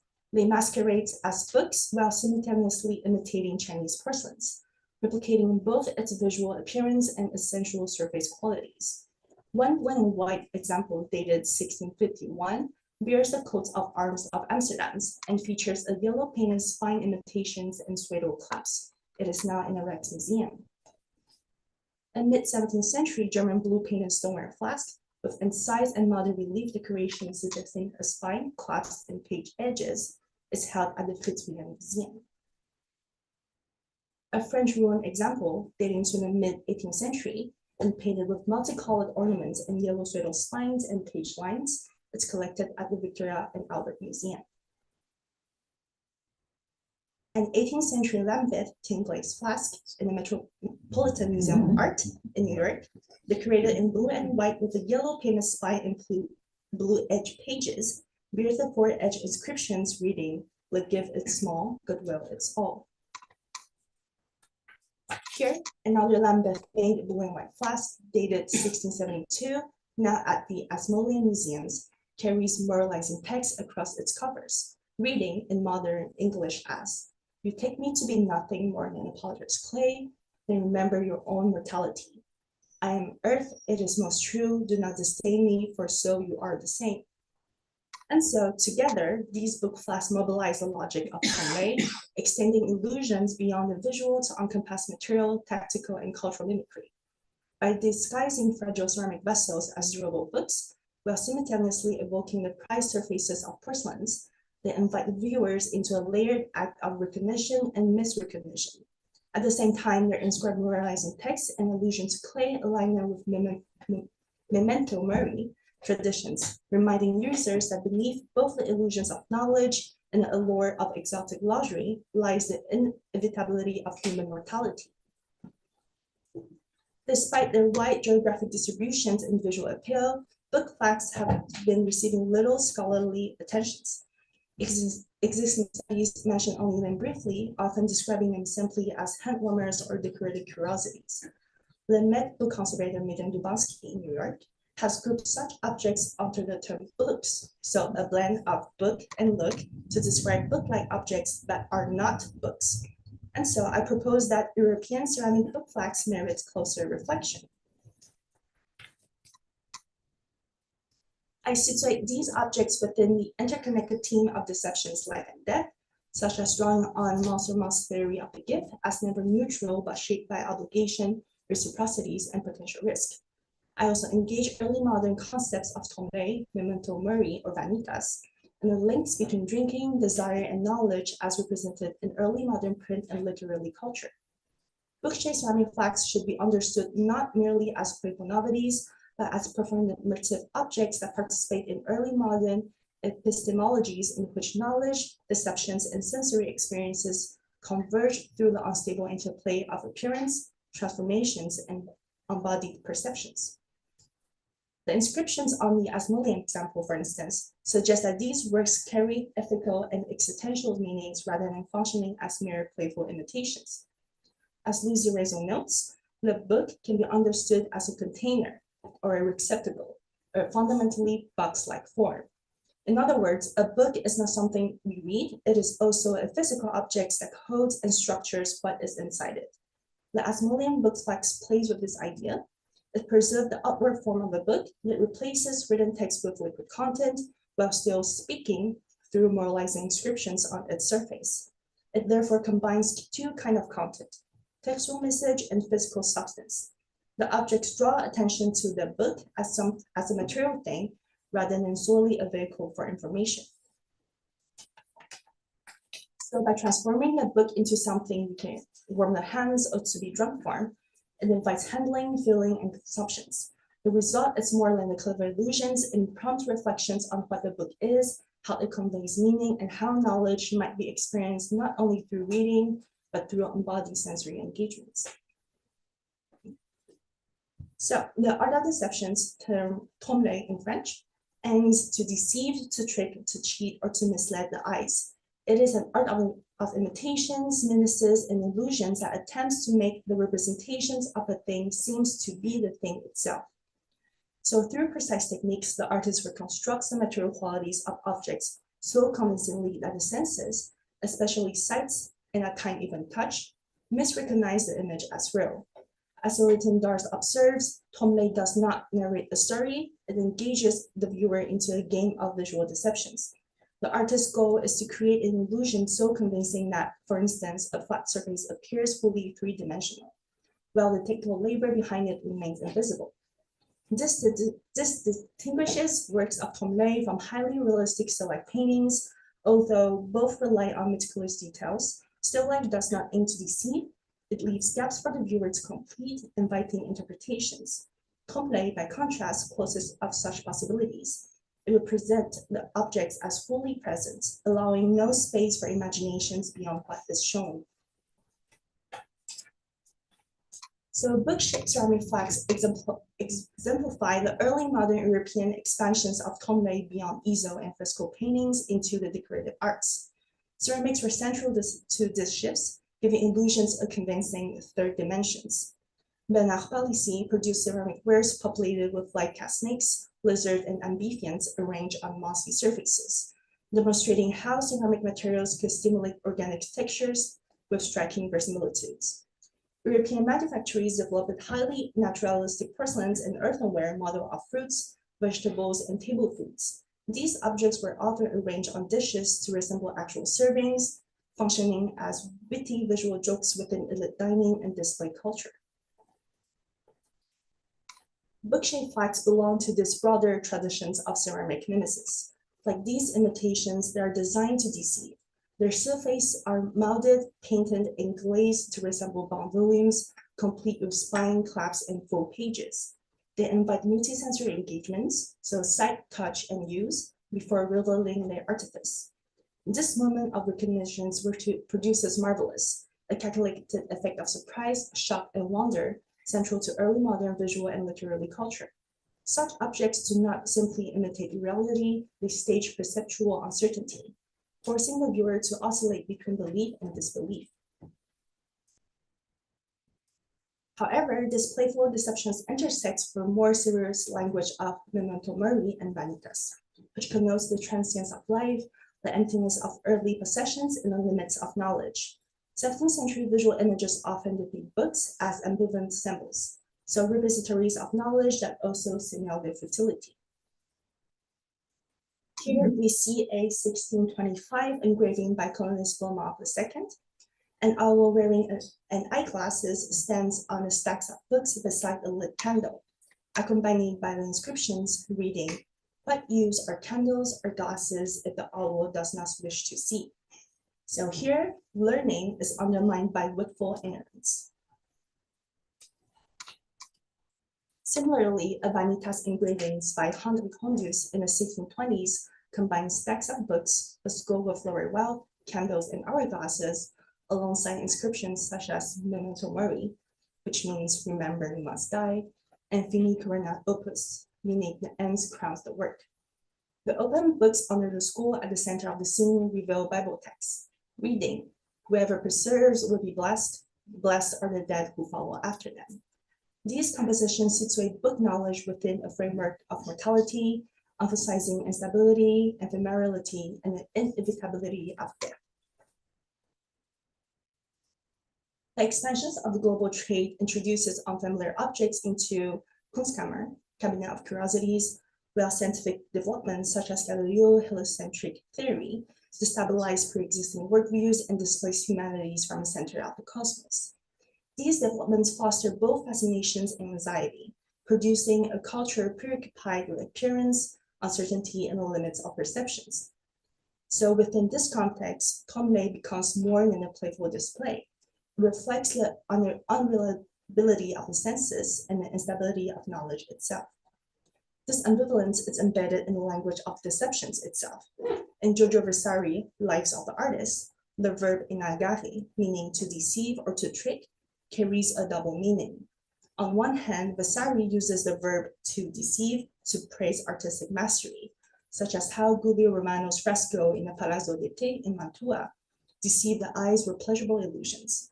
On the other hand, Vasari uses the term to denote moral deceit, as an anecdote that links deceptions to mistrust and failed social relationships. This duality is especially clear in the story of Pietro Perugino. The story goes like this. Suspected by another painter of stealing expensive ultramarine, Perugino stages a lesson. He repeatedly loads his brush with pigments, rinses it into a container, and later returns the accumulated pigments, exposing the suspicion. Perugino rebukes to his accuser, stating that honest men do not deceive those who trust them, but they know how to deceive the mistrustful. Here, deception becomes a means of exposing mistrust and negotiating social relations. By the later 16th century, this tension attracted explicit critics. Elingano, the humanist Giuseppe Orologi, argues that the art's power to imitate can mislead both the senses and the intellect. Deceptions, in this view, risk becoming a broader cultural conditions in which appearance overrides substance. And so, read against this background, book-shaped ceramic flask acquires a more complex significance. These objects were said to be gifted as curiosities that were valued for their playful visual and material deceptions. As the 18th century Lambeth book flask reads, "The gift it's small, goodwill it's all." They are not merely pitiful novelties, but objects that materialize the dual nature of deceptions. They delight through playful illusions while evoking uncertainty, instability, and the risk of duplicity. This duality resonates with Marcel Mauss's concepts of gifts. Mauss conceptualizes gifts as a system of total prestations in which gifts are never neutral but imbued with obligation, reciprocity, and potential danger. To give is to simultaneously to bind, so gifts establish social relationships that, while often beneficial, can become fraught with tensions or even danger when expectations are not fulfilled. This ambiguity is reflected linguistically in German, where gift, meaning poison, and Geschenk, meaning gift, reveal this unstable boundary between generosity and harm. The act of offering a drink traditionally signified trust and hospitality, yet it also entails vulnerability. If the social contract underpinning the exchange is broken, the offering may become dangerous. The drink may become a poison, and gift. In this framework, gift-giving functions as extensions of the giver, obligating reciprocities, serving as a mechanism of control. Failure to respond in kind transforms a benevolent act into a source of harm. Ceramic book flags materialize this ambiguity between pleasurable illusions and potential harm. Shaped like books, yet functioning as containers for tangible substances, their content, whether water, alcohol, perfume, spices, or perhaps poison, remain inaccessible to the naked eye and concealed behind a familiar and trustworthy exterior. The book form suggests knowledge, openness, and authority, something meant to be handled and read. At the same time, the blue and white glaze surfaces invite visual and tactical pleasure. Yet this material introduces risk. Ceramic is fragile and when broken can cause injury, but appears real or trustworthy on the outside, conceals an unknown interior. And so as a result, seeing, giving, receiving, or drinking from such a flask operates with uncertainty, ways between trust and deceptions, pleasure and danger. So the act of drinking in early modern Europe was a staged and often theatrical social practice, encompassing masculine competitions and bonding, as well as tavern and courtly festive culture, marked by songs, spectacles, and displays. This performative dimensions of drinking can be understood through Christie Styles' concept of performance. as a site of connections, exchange, and entrustment, linking object, subject, and viewer. Performance transforms the artwork into an active presence, whose meaning emerges through embodied interactions in time and space, where presentations and representations converge as reflections on what it means to be. And so, in this sense, the book-shaped flask functions performatively. It does not simply exist as objects, but comes into meaning through the acts of holding, drinking, feeling, displaying, and viewing within a social context. Much like performances, it stages a relationship between doing and seeing, in which the beholder becomes implicated in the act of interpretation. The book flask thus invite embodied engagement. Knowledge is not only read, but also touched, handled, and even consumed. The object exceeds mere visual illusions, prompting reflections on how meaning is experienced through the senses as much as through the intellect. This convergence of book, knowledge, and consumptions, which means pleasure, appears in early modern prints and literary culture, where books and acts of drinking intersect with performances of objects and bodies. For example, here, the 1570 engraving by Peter van der Heyden after Peter Bruegel the Elders, The Land of Cocaine, depicts a fantastical lane of abundance, where food and drinks requires no labor. A soldier, a farmer, and a clerk lie sprawled in states of overindulgence, surrounded by remnants of excess. Significantly, a book lies discarded beside the clerk, suggesting not only idleness, but also a neglect of knowledge. The image's moralizing inscriptions reads, "Whoever is lazy and idle, whether peasant, soldier, or clerk, will suffer for it and taste nothing unless he works. Those gardens are full of sausages, the house with pies, campins, and chickens are all quickly roasted." This image thus condemns sloth and gluttony, framing pleasure as both seductive and ultimately empty. A related tension appears in the mid-17th century Northern Netherlandish etching, A Student in His Room. Here, a solitary soldier sits at his desk, surrounded by books, globes, pipes, and drinking vessels. The accompanying poem reflects the humanist ideal of self-fashioning through withdrawal from the road, presenting intellectual labor as the highest form of human activity. It contrasts the pen with the sword, invoking figures such as Athena and Mars to situate learning in relation to, yet in tension with, martial life. The final lines introduce Dionysian imagery of wine and dance, complicating these oppositions. Intoxications appears not only as excess, but also as a potential source of inspirations. Drinking, therefore, oscillates between pleasure and knowledge, excess and insights, and body and mind, revealing intellectual life as shaped by both reasons and embodied experience. The associations between books and drinking was also elaborated in literary culture.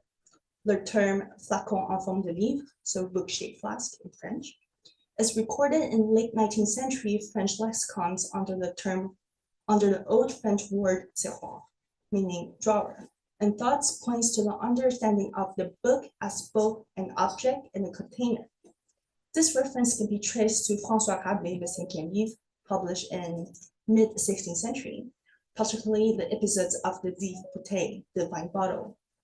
So the story goes like this. After a long journey in search of wisdom, Panurge, the main protagonist, and his companion consult the oracles, which responds with a single word, triche, meaning to drink or to fulfill oneself. This command is mediated through an object presented as a book, but revealed to be a vessel. Babut, the priestess of the sacred bottle, offers Panurge, the main protagonist, a book-shaped container that is in fact a wine flask, from which he must drink before he can understand the oracle's meaning. So this moment is deliberately anticlimactic and disorienting. After an intellectual and spiritual quest, revelations collapse into an act of consumptions. Knowledge is not only delivered as a text to be read, but as a substance to be ingested. François Rabelais thus persists learning as an embodied process that is mediated through the senses rather than grasped purely by reason. The figure of Babut reinforces this ambiguity.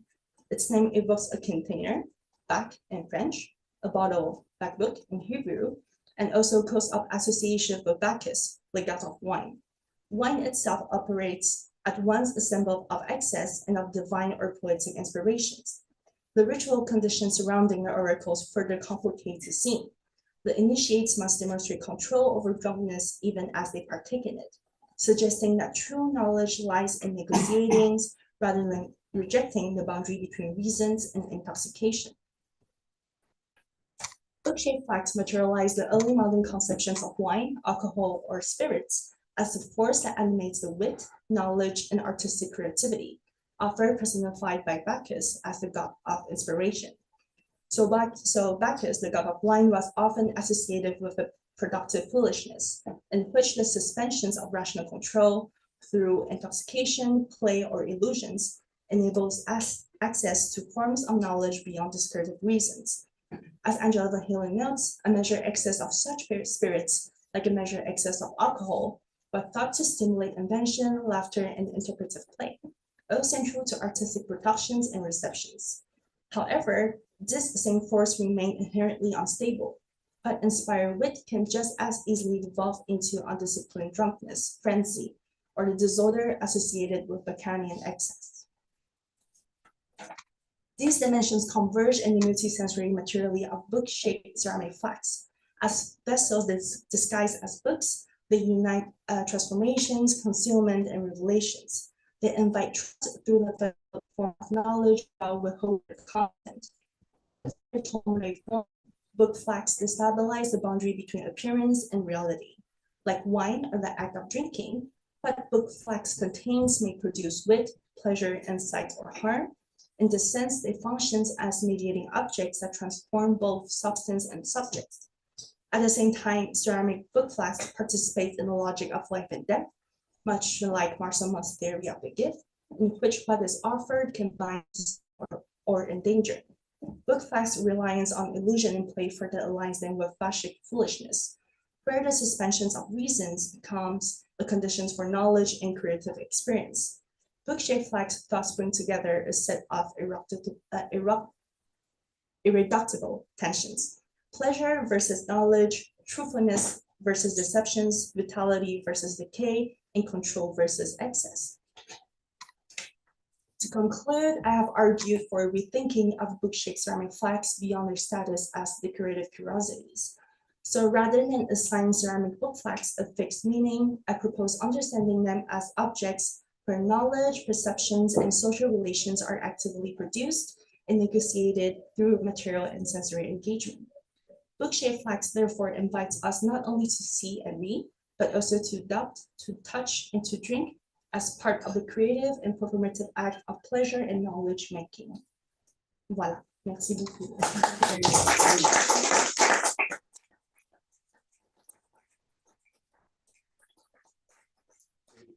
Thank you, Melody. These perceptions are ever more relevant in a world of AI, and we will go straight on to our next speaker, Mariette Boudgourd, and have questions at the end.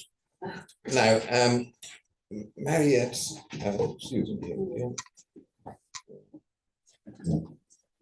So, I've lost my little thing.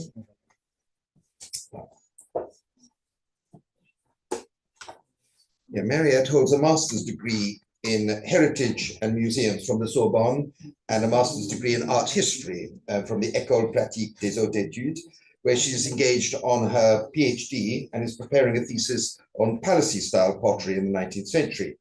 Her career includes several internships, such as at the Musée des Arts Décoratifs in Paris and the Musée National de Céramique in Sèvres. She's published several articles, notably in Sèvres and for the Trompe exhibition at the Musée Marmottan-Monet. Today, her talk will explore the revival of interest in the 19th century in the works of Bernard Palissy and his followers, and the inventive and curious ways in which ceramicists responded to it.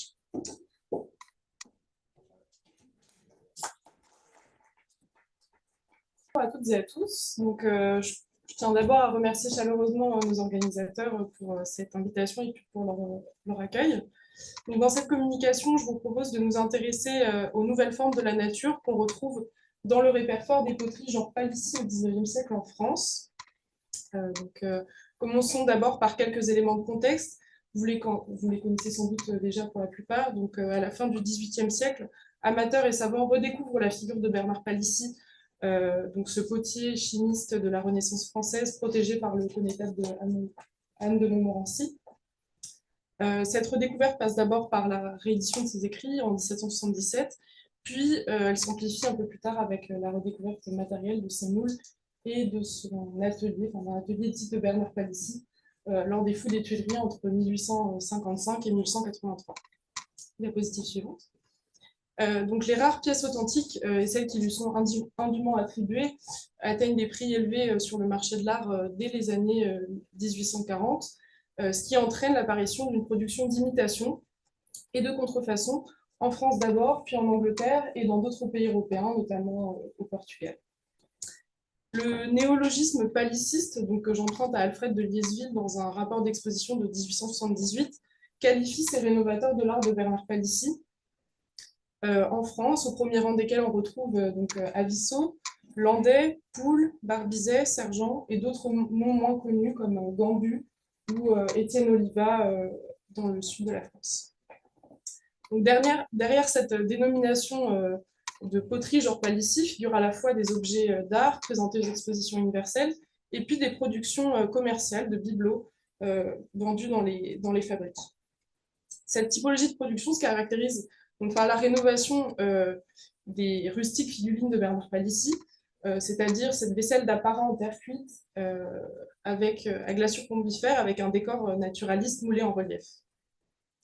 Donc intitulé Jardinières, bûches, vers paysages et cendriers poissons, de nouvelles formes de la nature genre Palissy au XIXe siècle en France, cette communication emprunte directement ses nomenclatures à celle de l'inventaire du magasin d'une de ses fabriques, donc la fabrique Barbizet.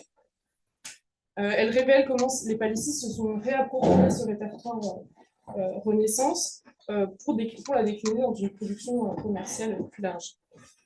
Donc, je précise d'emblée que j'élimine de cette communication toute la question de l'imitation des techniques et des pièces anciennes à la façon de Bernard Palissy, qui est évoquée dans plusieurs autres publications et communications.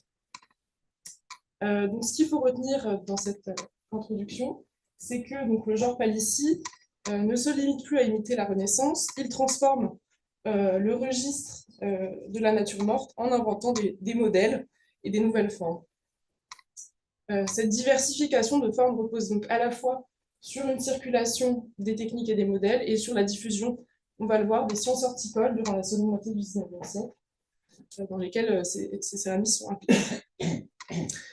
Diapositive suivante. Donc, pour comprendre ce que ces céramistes ont réactivé, il faut remonter à un naturalisme qui ne se limite pas à Bernard Palissy. La mimesis dans les arts céramiques remonte bien entendu à l'Antiquité, mais ce naturalisme rustique qui nous occupe aujourd'hui prend forme dans les ateliers donc, du XVIe siècle, avec Wenzel Yamnitzer qui en offre un exemple emblématique en orfèvrerie. Puis, comme lui, Bernard Palissy développe une esthétique singulière, avec un langage inédit où la nature fait partie intégrante du procédé de fabrication. Donc, pour reprendre, Bernard Palissy, céramiste, savant de la Renaissance, et aussi l'auteur d'ouvrages majeurs comme les discours admirables sur les eaux et fontaines, je vous passe le titre complet qui est assez long, qui est publié en 1580 chez Martin le Jeune à Paris, et qui explore les phénomènes naturels, mais aussi les techniques artisanales liées aux eaux et fontaines. Donc, cette approche s'inscrit dans le climat intellectuel de la Renaissance, marqué par une véritable révolution scientifique et naturaliste. L'observation minutieuse du vivant irrigue aussi donc, les arts visuels. On pense par exemple aux planches de Rissoff-Nagel, véritable catalogue de fleurs et d'insectes. Mais donc cet héritage que récupèrent les fabricants du XIXe siècle ne se limite pas à Bernard Palissy au XVIe siècle. Il s'approprie aussi d'autres modèles, notamment une autre tradition de l'illusion déjà évoquée ce matin, celle déployée donc, au XVIIIe siècle, sur les tables aristocratiques et bourgeoises. Donc, la diapositive suivante. Donc, il se réapproprie aussi plus largement la tradition du trompe-l'œil dans les arts de la table, notamment les attrapes et les terrines en vogue vers 1750. Vous pouvez changer de diapositive. Donc ici, vous voyez cette assiette d'olive, bien moins spectaculaire que ce que l'on a vu ce matin dans notre présentation de Paul Hanon. Donc c'est une tradition qui remonte aussi qui est bien plus ancienne, qui remonte à la Renaissance, avec des tables qui s'ornent de pièces d'orfèvrerie où la nature, et plus particulièrement les thèmes de la pêche et de la chasse, sont mis en scène donc, et s'inscrivent au cœur de l'art culinaire. Et puis au XVIIIe siècle, les évolutions techniques, donc la cuisson à petit feu, permet d'élargir la gamme chromatique et d'obtenir une imitation de la nature encore plus parfaite. Alors si ces références donc, puissent dans les arts de la table et de la culture matérielle des objets, les céramistes, je vais vous montrer, élargissent encore leur horizon en se tournant cette fois vers les arts visuels. Diapositive suivante. Donc après un XVIIIe siècle marqué par le goût du spectacle et de l'illusion, le XIXe siècle délaisse progressivement le trompe-l'œil dans les arts visuels, à l'exception de Louis-Léopold Boilly ou encore plus tard de l'École de Philadelphie, et le relègue plutôt aux objets de curiosité, donc on pense à certains bibelots comme des éventails et autres pièces de fantaisie. Donc dans les arts décoratifs, le trompe-l'œil se décline selon plusieurs registres, donc la matière, la technique, l'usage, mais aussi donc, le pastiche historique. Ce courant céramique, donc, se nourrit d'un environnement visuel et intellectuel foisonnant, avec des photographies naturalistes, des illustrations scientifiques, de la peinture de nature morte, de paysages, qui sont autant de sources qui viennent renouveler le répertoire palissien.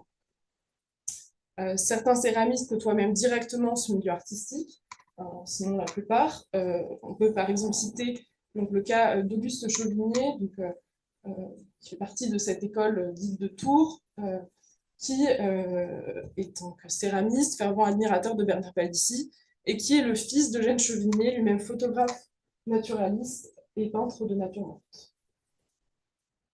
Diapositive suivante. Donc, il faut lire ces trompe-l'œil à la lumière des grandes découvertes scientifiques du siècle, notamment donc les grandes découvertes, et puis l'essor des sciences naturelles à cette époque, notamment sous le Second Empire, avec le développement des jardins d'acclimatation, la multiplication des cabinets de taxidermie de à la capitale, comme dans d'autres grandes villes comme Tours ou Dijon. À Paris, par exemple, Georges Poul, ses figures de Palissy, entre 1837 et 1840, est un marchand de curiosités et réunit une collection de plus de 400 oiseaux. L'engouement prend véritablement son essor à partir des années 1860, avec la diffusion et la réception mesurée en France de l'origine des espèces de Darwin, qui modifie et qui bouleverse la conception du monde en Europe.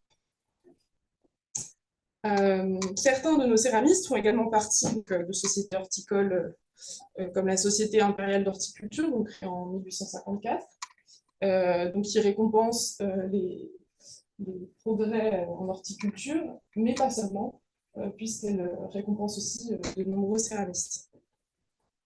Donc ils produisent dès 1850 une poterie horticole qui a un certain succès, qui est primé à plusieurs expositions. Donc, je cite à ce propos Rousselon, qui souligne à la fois le côté onéreux de ces céramiques, mais qui, en 1853, à propos de Victor Barbizet, je cite, écrit « d'élégants produits de céramique artistique appropriés aux usages domestiques et à ceux de l'horticulture ». Donc Barbizet dépose également en 1852 un brevet d'invention de fontaine, de système de fontaine, ce qui montre aussi la forte implication de ces céramistes dans le progrès technique. Autre exemple encore plus remarquable de cette implication des céramistes dans les sciences naturelles, les Landais père et fils, donc à Tours, qui sont donc à la fois céramistes et qui accèdent tous deux aux fonctions de conservateurs du Muséum d'histoire naturelle de Tours. En retour, donc, les horticulteurs et le monde des sciences naturelles figurent aussi donc, parmi les principaux clients de ces céramistes. Donc à Tours, par exemple, Édouard Avissot livre plusieurs pièces à l'horticultrice Elisabeth Morin, notamment, et je trouve cet exemple particulièrement significatif, en 1854, elle lui commande un grand plat représentant des feuillages d'Amérique, des arbres introduits en France par monsieur de Villemaurin-Père.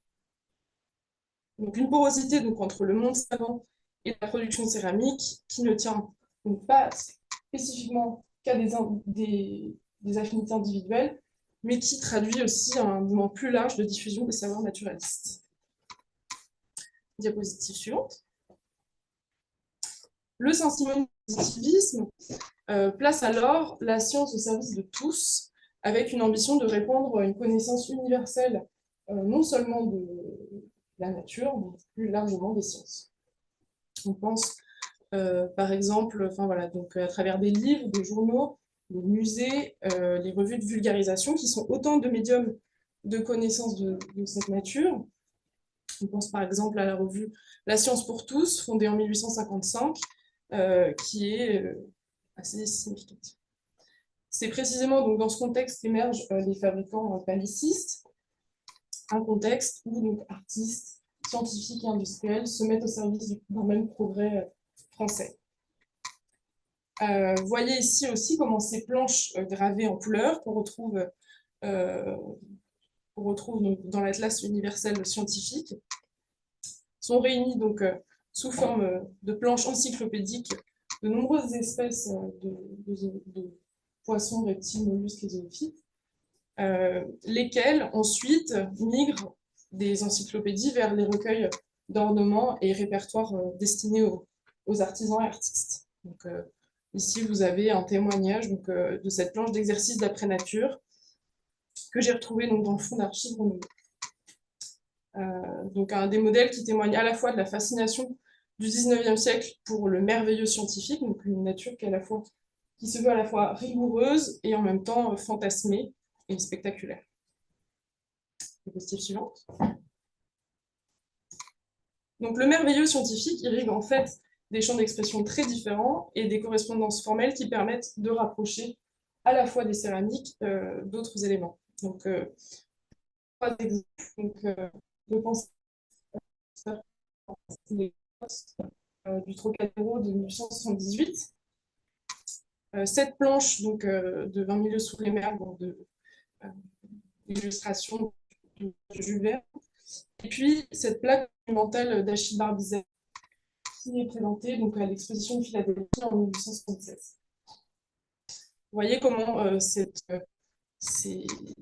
mêmes pièces partagent une même esthétique de la nature abyssale que je trouve tout à fait singulière. Le rapport donc, à la nature ne se joue pas seulement dans les espaces d'exposition et les espaces publics, c'est aussi un rapport qui se joue dans l'intimité des intérieurs, où la nature devient un élément de décor par entière. Diapositive suivante. Donc la nature pénètre en effet les intérieurs bourgeois et aristocratiques, et ce dès la monarchie de Juillet, en France, où serres, jardins d'hiver, jardinières garnies de plantes s'y multiplient, transformant la demeure en prolongement du jardin.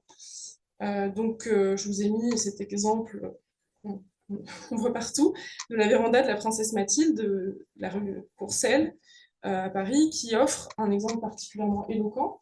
Donc, elle figure parmi les principales clientes de Charles-Jean Avissot et puis de Victor Barbizet. Elle leur commande des pièces dès 1847 pour ce modèle particulier. Et on voit comment ces céramistes s'adaptent donc aux besoins de leurs commanditaires, produisant à la fois des objets monumentaux comme des petits bibelots, comme cette jardinière rustique de Thomas Victor Sergent, qui ne lui était pas destinée, mais bon, qui vous donne une idée en tout cas de ce type de jardinière.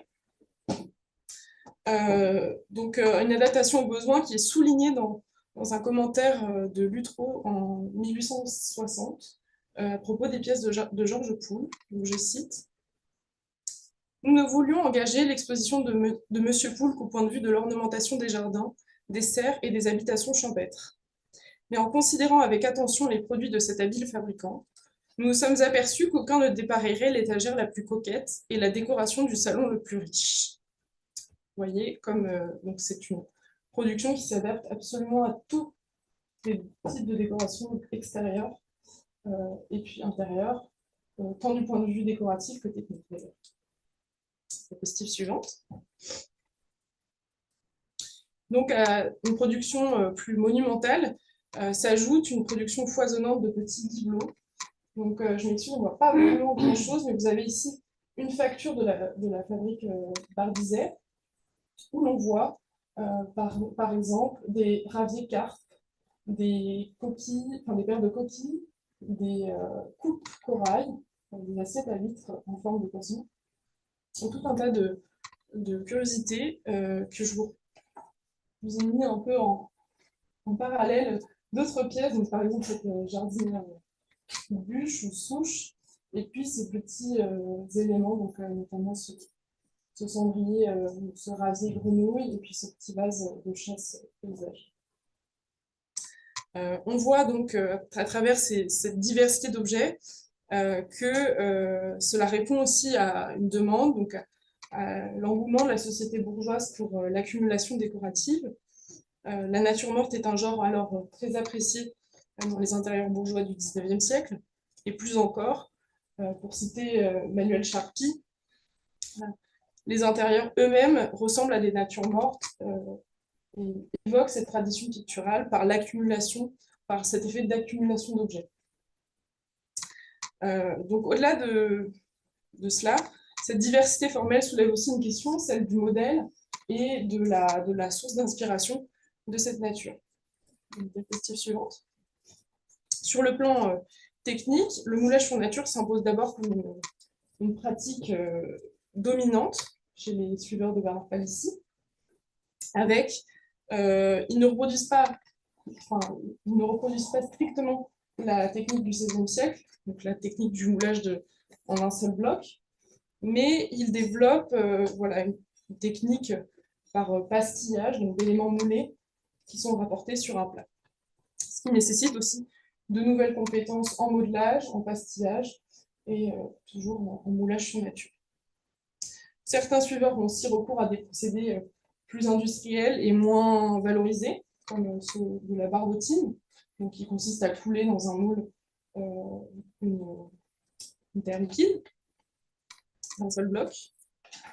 Quant à Charles-Jean Avissot, lui tente de se détacher du reste des fabricants et fait le choix de substituer donc au moulage sur nature le modelage qu'il juge plus civilisé et plus moderne.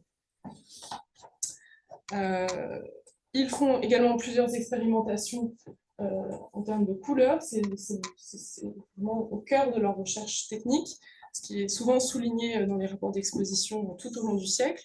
Donc, on travaille autour des émaux et puis de la qualité des glaçures. Donc, la nature devient à la fois un modèle et puis ensuite un motif décoratif, donc le vivant qui s'ornementalise. Je vous cite par exemple dans un commentaire de 1874 à propos d'un plat de Barbizet, cette analyse, donc leurs brochets couchés dans de vastes plats ont la double vie de la réalité moulée et du décor conventionnel. On voit bien ce point de passage souligné dans de nombreux commentaires. Diapositive suivante.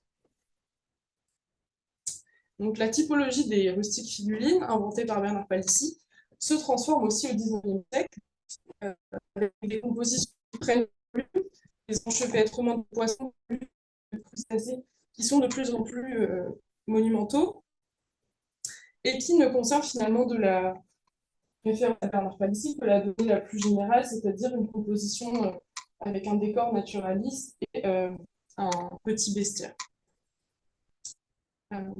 Donc ce naturalisme brouillant, encore plus fort que celui du maître de la Renaissance, est pris par certains chroniqueurs de l'époque. Je vous cite par exemple, à propos de ce type de bassin par Barbizet, un commentaire de l'époque, je trouve tout à fait qui est tout à fait synesthésique, qui évoque les marais italiens. Quel monde grouillant de grenouilles, de lézards, de couleuvres et de crapauds. On dirait le fond d'un marécage. Et l'oreille s'étonne presque de ne pas être assourdie de ces coassements formidables qui forment les concerts des nuits d'été dans le marais Pontin et sur la côte de Misaine et de Bète. Donc, vous voyez aussi tout ce naturalisme qui est assez significatif. Je voulais aussi, donc, à travers cet exemple de rustique figurine, évoquer le fait que c'est un contexte romantique tout à fait intéressant que s'épanouit ce genre de céramique.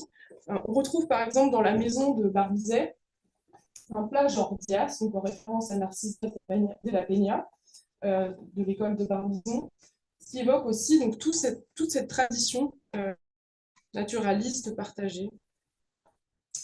Les artistes ayant fréquenté, à mon avis, ayant fréquenté les mêmes expositions, les mêmes jardins, et puis cette même nature environnante.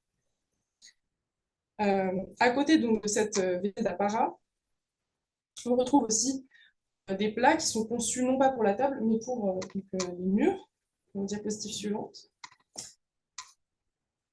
Une production de plats décoratifs qui sont pensés comme de véritables tableaux qui se développent surtout à partir de 1870-1880, avec des objets qui intègrent la plupart du temps des dispositifs d'attache, et puis où le mari est investi sous la forme de cadres. Alors, ce pas les meilleurs exemples pour évoquer cela, mais donc qui viennent aussi renforcer l'effet de tableau.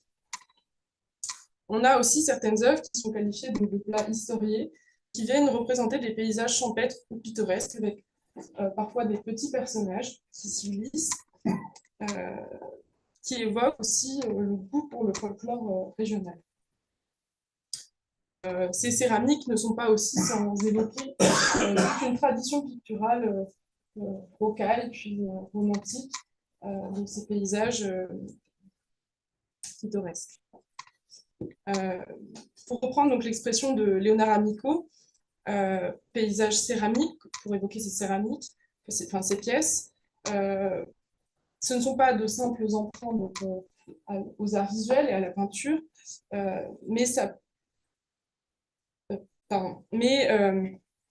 il participe aussi d'une conception plus large de la nature comme récit, c'est-à-dire une nature qui raconte sa propre histoire et dont les céramistes font aussi les chroniqueurs. Diapositive suivante. Vous avez aussi des exemples de vues urbaines. Donc, par exemple, cette pièce d'Achille Barbizet où il se fait le chroniqueur de Paris, du vieux Paris. Donc, vous l'avez aussi. Diapositive suivante. Donc, à la manière aussi des faux rochers en vogue dans les jardins sous le Second Empire, la Troisième République, les fabriques donc, de Barbizet, Sergent, Landais, Avisso, composent des rochers, des grottes ornées de stalactites, de coquillages, et puis donc, ce genre de petits éléments rustiques, de groupes rustiques, où l'artifice rivalise aussi avec le naturel. Ce qui m'intéresse aussi dans cette comparaison avec certaines publications et gravures romantiques de l'époque, puisque l'on se soucie alors autant de l'exactitude scientifique que de l'effet de pittoresque et de fantastique. Vous avez ici donc le cas des promenades du docteur Bob, décrit en 1886 dans le journal des débats politiques et littéraires comme une œuvre de vulgarisation où l'exactitude scientifique ne diminue en rien la vivacité du récit. Donc voilà, j'ai mis en parallèle cette chaîne d'oiseaux où on voit plusieurs nécrophores, et puis cette pièce avec 6 espèces qui sont sollicitées pour une même scène de prédation, et qui se regardent et qui sont toutes connectées, racontant à la fois un récit tout à fait imaginaire, mais qui montre aussi ce souci des céramistes pour raconter le vivant tel qu'il le perçoit. On voit bien aussi, à travers cette pièce, que ces pièces sont bien ancrées dans une époque, celle de Malthus, Darwin, qui voilà, qui conçoivent désormais la vie, comme une lutte et comme un combat permanent. À ce genre de pièces, on retrouve aussi, s'ajoutent des pièces comme des vanités au crâne, des trophées cinégétiques, des scènes de chasse et de pêche, qui viennent aussi compléter ce bestiaire fantastique et qui nous conduisent naturellement vers le genre de la nature morte. Diapositive suivante. De la nature donc sauvage et créative, on glisse aussi vers une nature tout aussi limitée mais apprivoisée, donc avec des plats alimentaires et des natures mortes qui évoquent l'art du trompe-l'œil au XVIIIe siècle, avec donc par exemple ces attrapes qui reconstituent les mets emblématiques de la gastronomie française et régionale. Donc par exemple, nous pensons donc par exemple à ces escargots réalisés par l'un des membres de la famille bourguignonne Gambu, ou encore à ce harançon, qui est un plat, un poisson très populaire et peu coûteux, qui est réalisé par le céramiste et pêcheur Léon. Ce dernier, donc, d'ailleurs, s'illustre tout particulièrement dans ce genre de céramique, avec toujours plus de poissons et de mets cuisinés représentés sur des assiettes de style dit cailloux de tour, dans lesquels il s'illustre. Donc ces céramistes semblent aussi puiser dans une tradition longue de la nature morte, avec un jeu autour des objets de l'art de la table, et confirme aussi un intérêt pour l'art de la composition à travers différents sujets. On retrouve aussi, donc là je vous ai pas mis d'illustration, mais des pichets en forme de hurles des hurles de sanglier, ou des pichets en forme de tête de loup, par exemple au Musée des Arts Décoratifs par Joseph Landet. Autant de pièces qui font directement référence à une tradition des arts de la table. Diapositive suivante.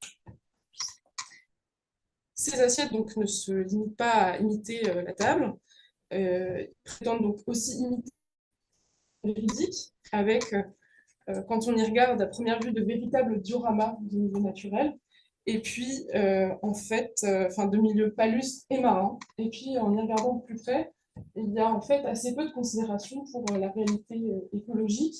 Dans la plupart des cas, des espèces du milieu marin et palustre se rencontrent dans ces plats.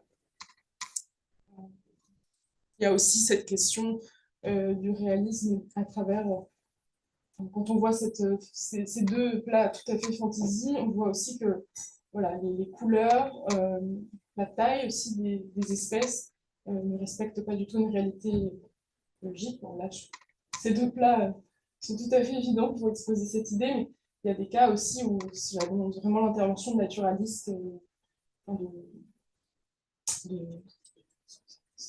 spécialistes, voilà, pour identifier les espèces et vérifier la véracité de la représentation. Donc, diapositive suivante. Cette liberté donc prise avec le vivant ne doit pas conduire néanmoins à sous-estimer la portée de ces œuvres, et notamment s'interroger sur le rapport de ces artistes au vivant.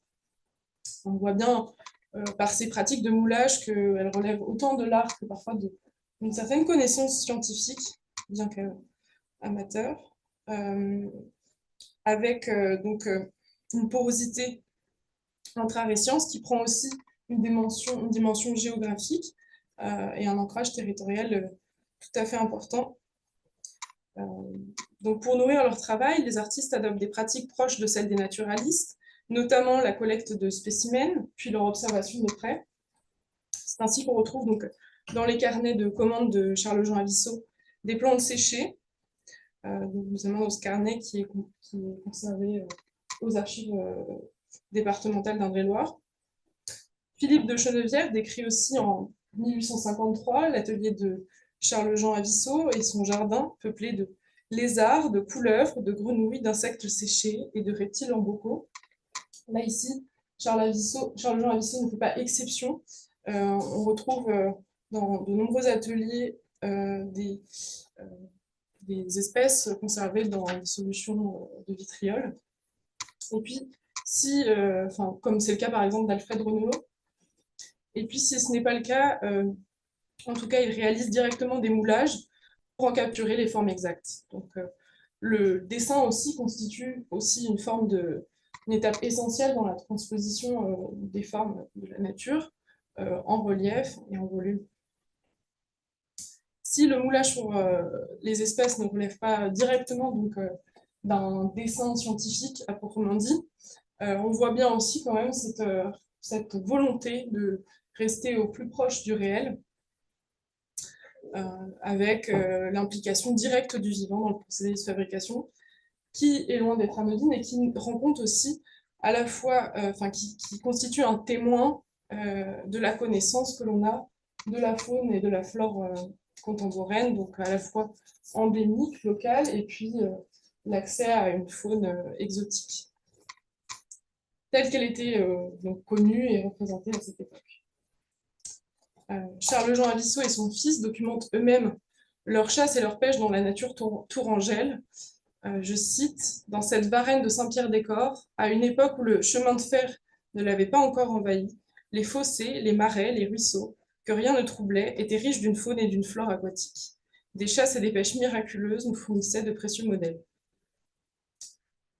Donc, vous voyez aussi que c'est une réalité qu'il convient d'examiner pour chaque céramiste, avec des méthodes, des intentions qui sont parfois beaucoup moins connues, et donc c'est tout aussi l'objet de mon travail, d'éclairer ce rapport de chaque artiste à la nature et à son modèle, afin d'en dégager, si c'est le cas, une forme de naturalisme et de régionalisme propre à chacun. Il est déjà possible d'esquisser quelques pistes à travers certains exemples, notamment les scènes, les dispositifs de pêche comme ce fagot à poissons, ou les scènes synégétiques et halieutiques qu'on retrouve dans de nombreux exemplaires, nous montrent bien aussi cet ancrage dans une tradition rustique, rurale et parfois régionale. On a cependant des emprunts aussi à des répertoires iconographiques plus classiques. On retrouve mélangés parfois à des feuilles de chêne, des rinceaux ou des feuilles d'acanthe, qui empruntent directement au répertoire iconographique de la Renaissance. Parmi les principaux fabricants, on peut donc distinguer plusieurs approches stylistiques. Durant mon mémoire, j'avais donc pu observer que entre, par exemple, les modèles parisiens sur des fonds bleus unis, enfin bleu ou brun unis, on était dans un naturalisme beaucoup plus édulcoré qu'à Tours, où les pièces débordent souvent d'un décor foisonnant et d'une nature beaucoup plus fantaisie. On peut d'ailleurs, oui voilà, donc là il y avait une carte avec les différents foyers, et vous voyez cette pièce d'Émile Vendu avec un décor de cendriers et de trompe de chasse qui rend bien compte aussi de l'ancrage territorial. Donc Émile Vendu qui est originaire de Chalon-sur-Saône, enfin de cette région, qui vous montre bien la diversité aussi du bestiaire qu'on retrouve, pas seulement des espèces aquatiques. Diapositive suivante. Donc pour évoquer cette appropriation locale de l'esthétique palisséenne, je voulais aussi évoquer donc le Portugal, avec une tradition qui perdure, et les recherches d'une certaine chercheuse, donc Marta Galvao-Luca, qui s'intéresse, elle, donc au moulage de la flore locale de Caldas da Rainha, et pour montrer donc, aussi cet ancrage dans une forme de régionalisme technique. Ce qui montre aussi, donc, au-delà du cas français, que voilà, l'imitation de la nature n'est pas sans ancrage identitaire et territorial. Diapositive suivante. Donc on l'a vu, il y a donc à la fois des grottes fantastiques, un bestiaire, des dioramas régionaux, des attrapes gourmandes, et ce qui réunit toutes ces pièces, au-delà de la référence à Bernard Palissy, C'est cette même fascination pour le vivant et puis pour l'illusion, saisie dans la matière, ce qui nous permet aussi parce qu'il montre aussi que ces derniers ont participé à l'élévation de la nature morte et du paysage, au même moment que les arts décoratifs ont trouvé une place plus importante dans la hiérarchie des arts. Ils ont aussi conduit donc, à différentes expérimentations techniques, passant donc de la terre cuite à glaçure condifère à la faïence fine, au terre mêlé, et puis conduit aussi des expérimentations à la fin du siècle en matière de grès, des expérimentations qui ont été reprises ensuite par d'autres artistes, sculpteurs et célèbres comme Paul Gauguin autour de 1900, et puis des céramistes d'avant-garde ont ensuite compris cette esthétique mi-japonisante, mais qui n'est pas sans rappeler aussi le répertoire palisséen.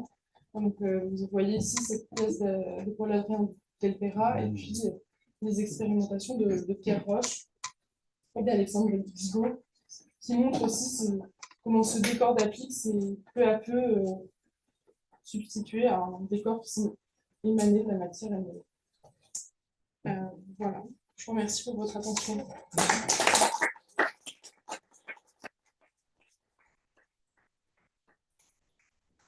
Perhaps we'd stay here and Melody would come up so we could have a couple of questions. And first, Melody, it occurred to me that that's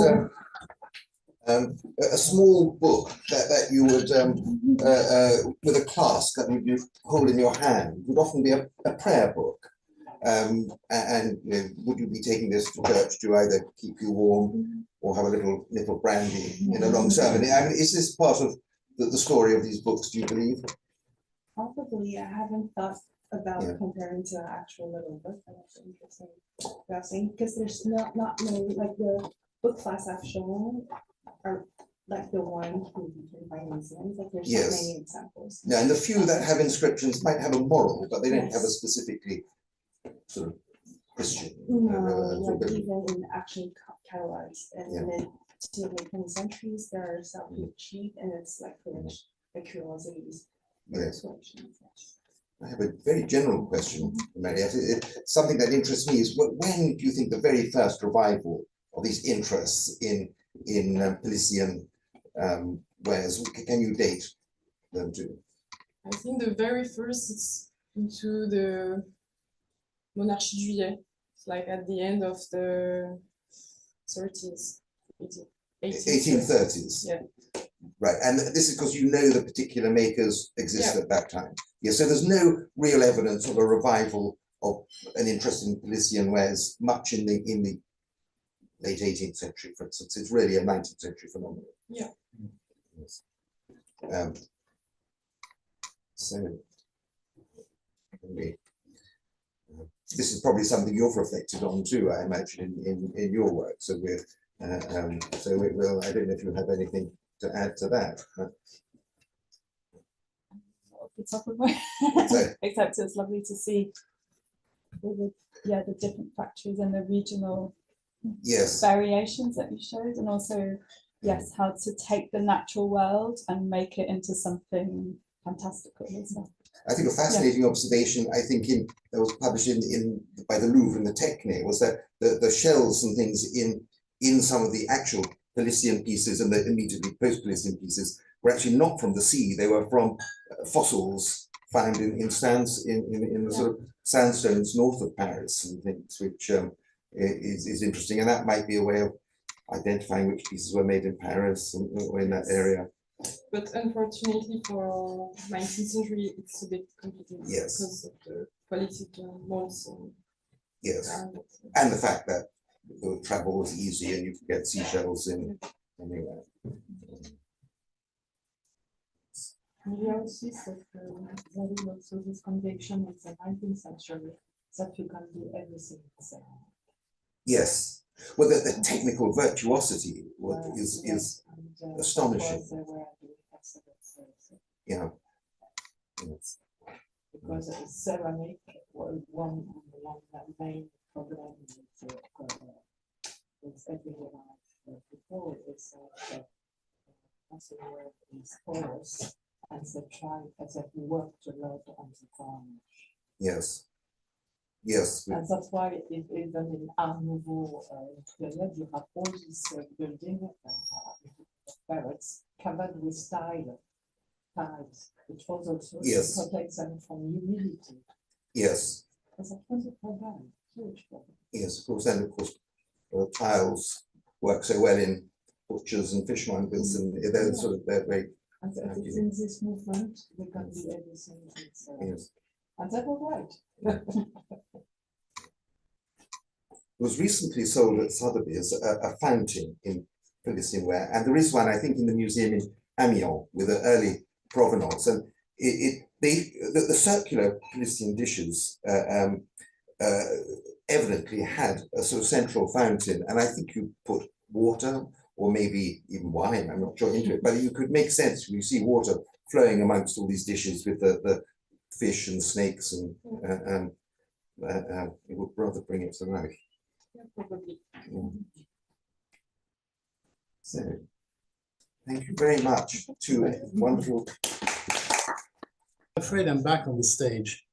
My name is not Karina Visconti-Paf, who unfortunately is held up by completely unexpected business in the United States, so she couldn't join us. And she asked me to read her text, which I will try to do to the best of my knowledge of Italian is okay, but not Hungarian, so please forgive the pronunciation of certain names. The paper is called, so yeah, you wanted to say something about the lady first, or not? Yeah. Anyway, the paper is called The Illusion of Luster, Trompe-l'œil in Hungarian Zolnay Ceramics, Eosin imitations of metals and nature in the Art Nouveau style.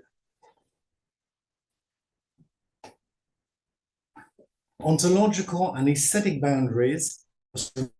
In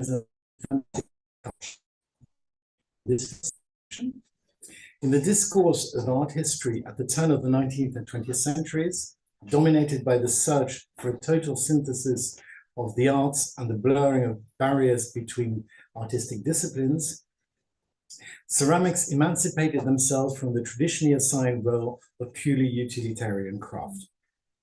They ceased to be perceived solely through the prism of tableware or architectural functionality, becoming an autonomous and fully fledged medium of sculptural and painterly expression.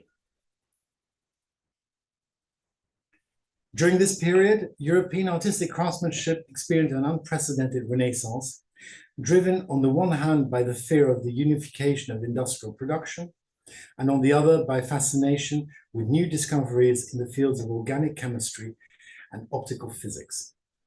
Although the key ceramic centers in Western Europe, such as the manufactories in Sèvres or Rosenborg, determined the formal and stylistic frameworks of Art Nouveau, it was the Hungarian Center of Artistic Craft, Zolnay in Pest, that carried out the most radical revolution in decorative technology of porcelain at that time. This upheaval was based on the redefinition and rigorous development of the phenomenon of trompe-l'œil, which in the ceramic tradition rarely achieved such a high degree of integration with the technological structure of the object itself. This paper attempts a multifaceted analysis of the phenomenon of plastic illusionism in the Art Nouveau products of the Zolnay manufactory, focusing in particular on eosin, a unique iridescent glaze that became the binder connecting science with the aesthetics of Art Nouveau. Eosin coatings allowed for the imitation of metallic structures, antique Roman glass, as well as the organic textures of flora and fauna, which placed the viewer in the face of a profound cognitive dissonance. Through technological, iconographic, and sociological analysis, this presentation aims to demonstrate that eosin trompe-l'œil was not merely a superficial and fairground technical display, but constituted a sophisticated dialogue between the materiality of clay and the immateriality of light, This phenomenon reflected the deep tensions of modernism, a fascination with technology combined with a simultaneous longing for pristine nature, and became one of the most cosmopolitan manifestations of the Hungarian artistic tradition, permanently connected with the markets of Central and Western Europe, plus the region of the Netherlands. We move on to the theme of the scientific environment and technological genesis of Eosin, the interdisciplinary success of Vilmos Solnay, Vince Varta, and Lajos Petric. The discovery and implementation of Eosin glaze into production in the year 1893 was not a matter of chance, but the result of many years of systematic and expensive laboratory research. This process required a unique combination of Vilmos Solnay artistic intuition with the rigorous academic knowledge of the leading Hungarian chemists of that era. A key role in the research team was played by Vince Varta, a professor of chemistry at the Polytechnic University in Budapest, who dedicated a significant part of his scientific career to the analysis of the physiochemical properties of ancient Near Eastern ceramics and Renaissance Italian maiolica. Varta, collaborating closely with Lajos Petric, the director of the State Ceramic School in Budapest, set his goal to recreate and modernize the secret of the famous metallic reflections that in the 16th century brought fame to the craft workshops in Gubbio under the direction of Giorgio Andreoli.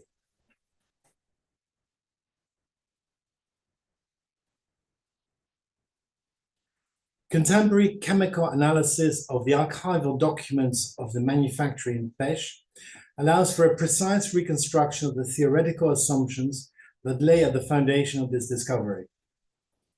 Traditional Italian luster glazes relied on applying a suspension of copper and silver salts combined with vinegar and ochre clay onto fired maiolica, and then subjecting them to a subsequent low firing in a heavily smoky reduction carbon-rich atmosphere.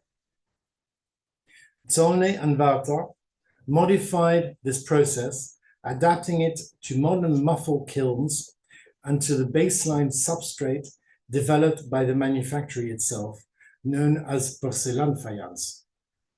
This was a specific type of fine stoneware with extremely low porosity, high density, and a light body, which provided an ideally smooth base necessary for obtaining pure optical effects.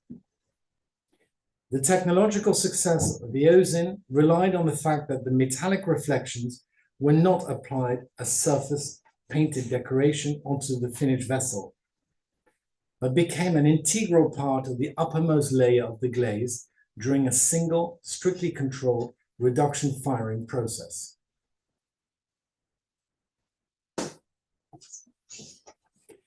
The name of the glaze, derived from classical Greek from the name of the goddess of dawn, Eos, referred to the first successful laboratory trials in which shades of crimson, light red, and golden pink predominated.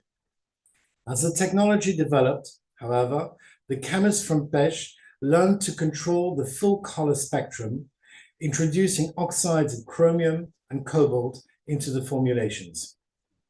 The key to understanding the optical mechanism of the Eosin lies in the phenomenon of light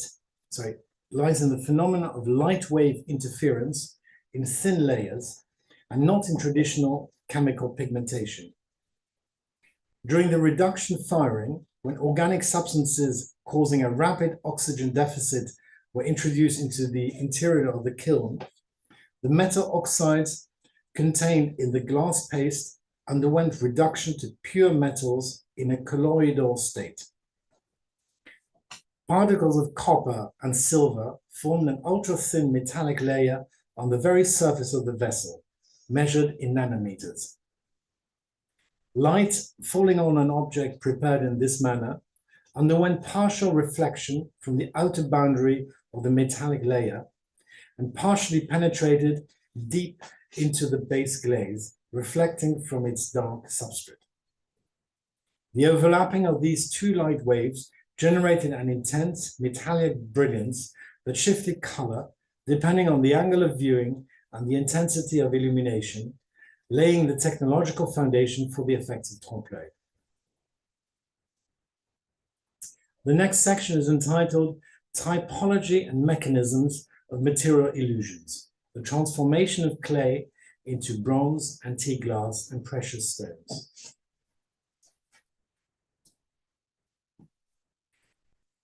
Eosin glaze became, for the artist collaborating with Solnay, a universal medium for the transformation of matter, allowing for the questioning of the physical identity of the ceramic vessel.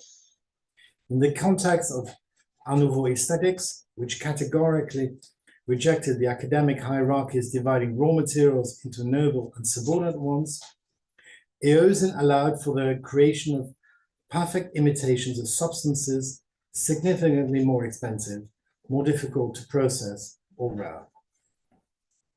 The most important and widespread group of objects implementing the principles of trompe-l'œil were vessels imitating metal products, especially those carved from bronze, forged from copper, or covered with natural archaeological patina. Through the precise dosing of copper compounds and controlling the duration of the reduction phase, the so-called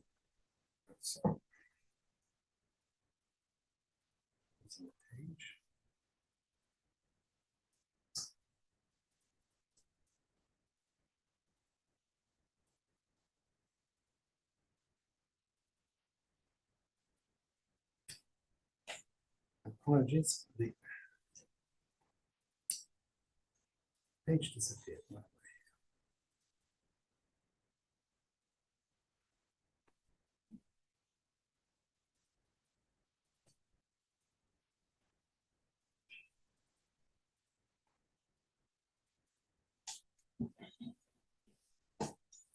So I'll go back a little bit. The most important and widespread group of objects implementing the principles of trompe-l'œil were vessels imitating metal products, especially those carved from bronze, forged from copper, or covered with natural archaeological patina.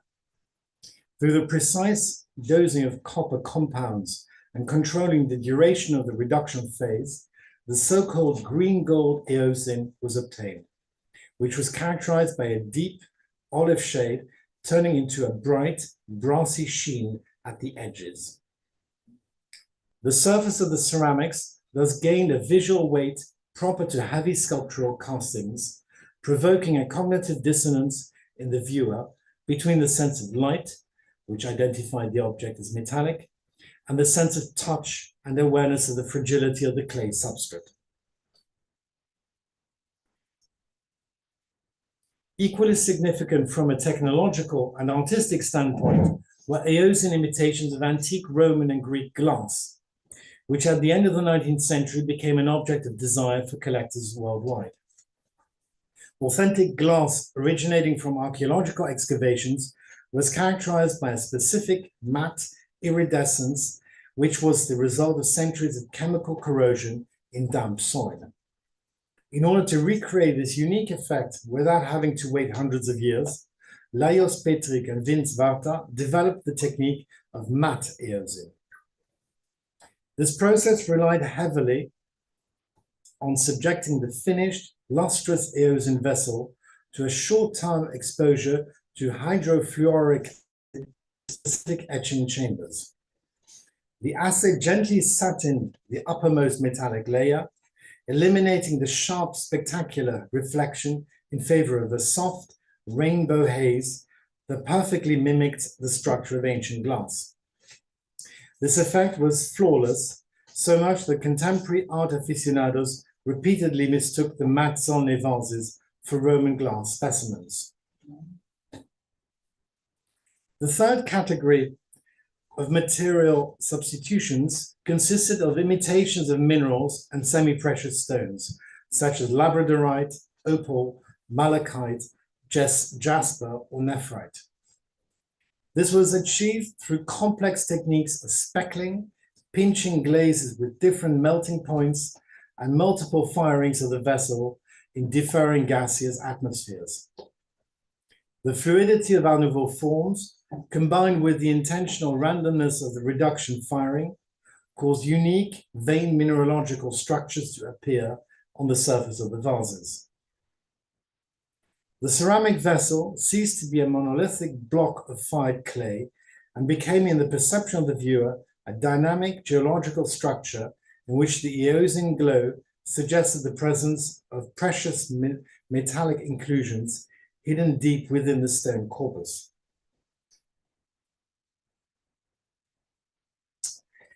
Sculpture and light as instruments of three-dimensional illusion. The sculptural oeuvre of Lajos Mak and the plasticity of form. A true three-dimensional visual illusion in Zolnay ceramics could not rely solely on the two-dimensional manipulation of glaze, color, and brilliance, but required an ideal symbiosis of innovative sculptural form with the physical properties of the ozone coating. The central figure who brought this synthesis to its artistic apogee was Lajos Mak, a sculptor and designer associated with the manufactory in Pécs from around the year 1899. Mak, shaped by studies in academies of fine arts, brought with him to the factory a deep understanding of the plasticity of the human body and the dynamics of organic forms, which he was able to ingeniously subordinate to the specificity of fluid reduction glazes. The designs of vases, platters, and amphorae by Lajos Mak are characterized by the bold introduction of deep, fleshy relief and the integration of figurative sculpture with the functional corpus of the vessel. Mak renounced the traditional division into the tectonics of the vessel and its decoration. In his realizations, human figures such as water nymphs, naiads, or personifications of winds with flowing, fluid hair emerged directly from the clay mass, constituting an integral part of the object's construction.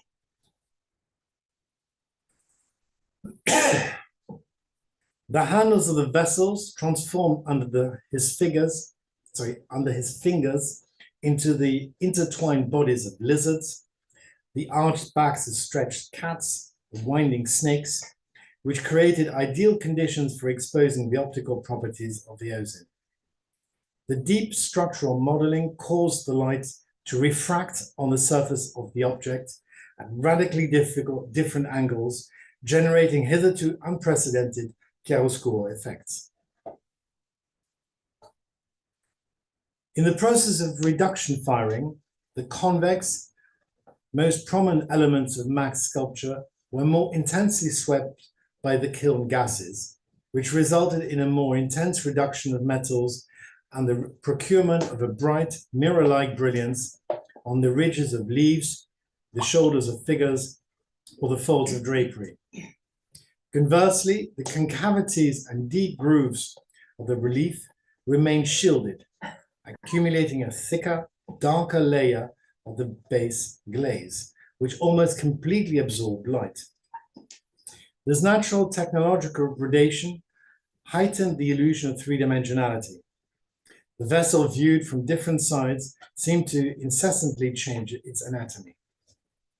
As the viewer moved around the vase, designed by Mak, the ozone transitioned fluidly from deep purple in the shadow to bright gold in full light, which introduced a suggestive illusion that the sculpted organic beings were literally moving, crawling, and breathing on the surface of the vessel.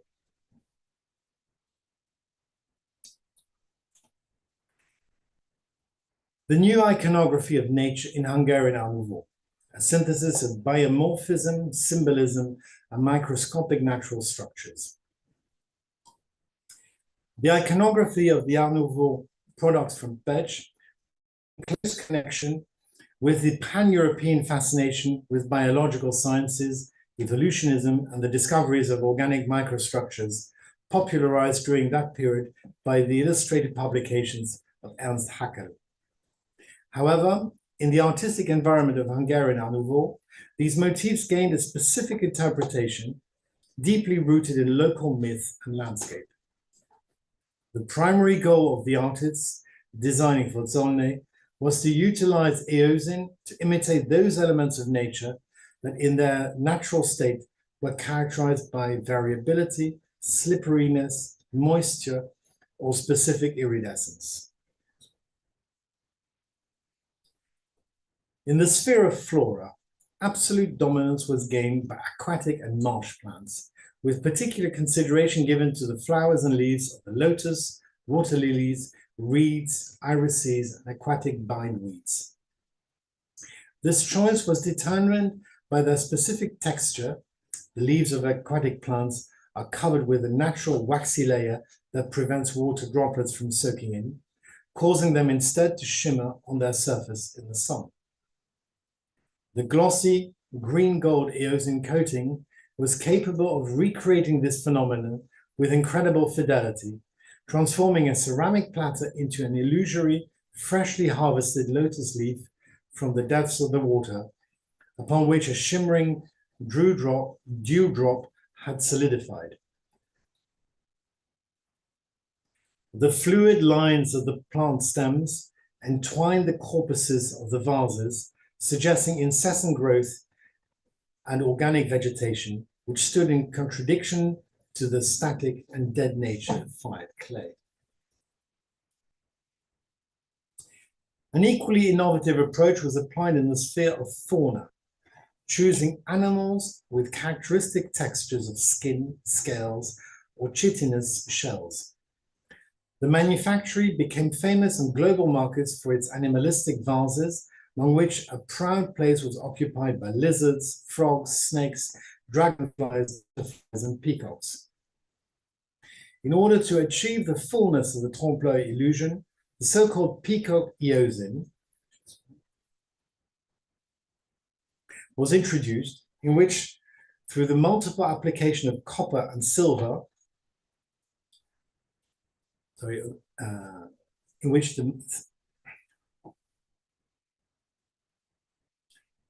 multiple application of copper and silver, concentric circles of blue, green, and violet colors were obtained, ideally replicating the structure of feathers in a peacock's tail. In the case of amphibians and reptiles, selective acid etching was applied, combining matte parts with glossy ones, which gave the illusion of the cold, wet, and slippery skin of an animal that had just left the water. This consistent flight from academic realism toward the technological imitation of the physical properties of nature constituted the essence of Zorner's ceramic illusionism. Triumph at the Paris Exposition of 1900 and the sociology of bourgeois consumption. The international reception of the ceramics from Pech reached its turning point during the World Exposition in Paris in the year 1900, which entered history as the ultimate triumph and simultaneously the maturity of the Art Nouveau style. The eosin vessels exhibited in the Hungarian National Pavilion aroused widespread admiration both among French art critics and the international public, accustomed to classic porcelain products. The Zolnay manufacturer was honored with the highest award of the exhibition, the Grand Prix.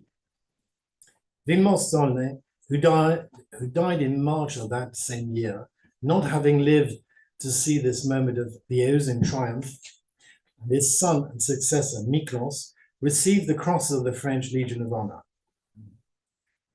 Vilmos received it after the World Exposition in 1878 for the works of the manufacturer created before the advent of the eosin, while Miklos in the year 1900 when the manufacturer presented eosin to the international public. Critics such as Vittorio Pica emphasized that in their reviews that the Hungarian manufacturer managed to surpass its Western European competition through the bold introduction of industrial chemistry into the sphere of pure visual poetry. The Parisian success translated immediately into a rapid increase in demand for eosin products among the wealthy European bourgeoisie, which during the fin siècle period became the main patron and consumer of the new art.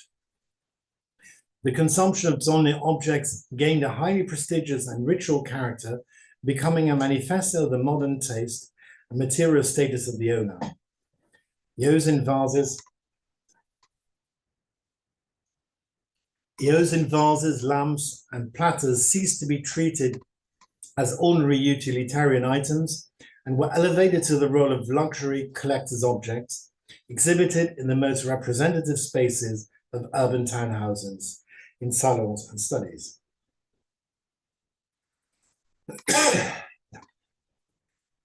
The eclectic lighting in bourgeois interiors played a key role in the perception of the illusionistic effects of eosin, in contrast to traditional diffused daylight and gas lamps. Point source and intense artificial light heightened the phenomenon of interference in the nanometer metallic layers. In the evening atmosphere of an Art Nouveau salon, the eosin coatings reacted to the slightest movement of air or change in the viewer's position, flickering with a fury of colors and casting mysterious metallic reflections onto the walls. The possession of such objects allowed the bourgeoisie to create the illusion of communing with rare luxury, combining the scientific achievements of the epoch with the decadent aura of symbolism. The commercial distribution network and cultural transfer on the Hungary-Netherlands line, the cosmopolitan dimension of secession trade. A particularly fascinating aspect of the Zolny manufacturer's activity, which still requires deepened research, was its efficiently organized international commercial network, which enabled an intensive transfer of artistic motifs between Central Europe and the Low Countries. At the end of the 19th century, Belgium and the Netherlands constituted some of the most receptive and dynamic markets for modern art. Brussels, owing to the activity of such architects as Victor Horta or Edwin de Verne, was alongside Paris the main capital of Art Nouveau, characterized by the high wealth of the middle class and the developed ceramic industry. Miklos Zolny, demonstrating outstanding managerial talent, quickly recognized the potential of Western markets and took advantage of commercial representations and exhibition salons in Brussels, Antwerp, Amsterdam, and The Hague. Archival documents of the factory prove that the Art Nouveau vessels from Pécs reached Netherlandish interiors not as an accidental import, but as carefully selected collections adapted to the specific preferences of the local clientele. This commercial transfer had a deeply bidirectional character and influenced the evolution of the formal language of the manufactory itself. On the other hand, the Hungarian eosin trompe-l'œil ideally fitted into the whiplash linear aesthetics of interiors designed by Victor Horta, where the metallic reflections of the vases corresponded with forged iron balustrades and the fluid lines of wall frescoes.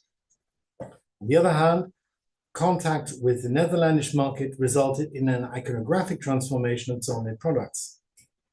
Hungarian designers, drawing inspiration from the more austere, more synthetic and geometric approach to nature presented by Dutch creators, began to move away from exuberantly sculpting in favor of more disciplined forms, introducing motifs inspired by the fauna of the North Sea and the dark symbolist iconography, such as stylized images of bats, nocturnal moths, or scarabs.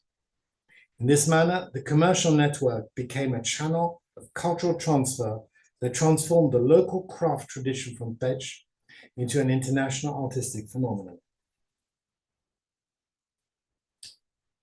The philosophical and cultural dimension of trompe-l'œil in the era of modernism, the dialectic of authenticity, industry, and nature.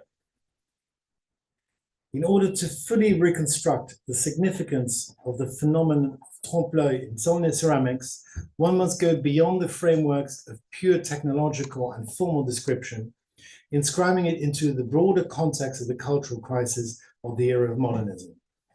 The 19th century was a period of unprecedented triumph for the Industrial Revolution, the mechanization of production, and the rationalization of social life.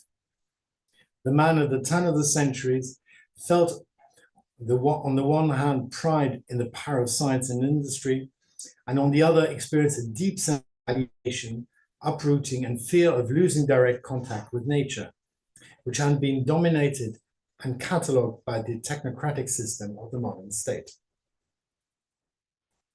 Art Nouveau, including the products from the Zolny manufactory, attempted to resolve this fundamental conflict through a specific dialectic of authenticity and artificiality. Eosin glaze, being after all a triumph of advanced laboratory chemistry and precise control of thermal processes in modern industrial kilns, was used to recreate the most primordial, organic, and unpredictable forms of nature.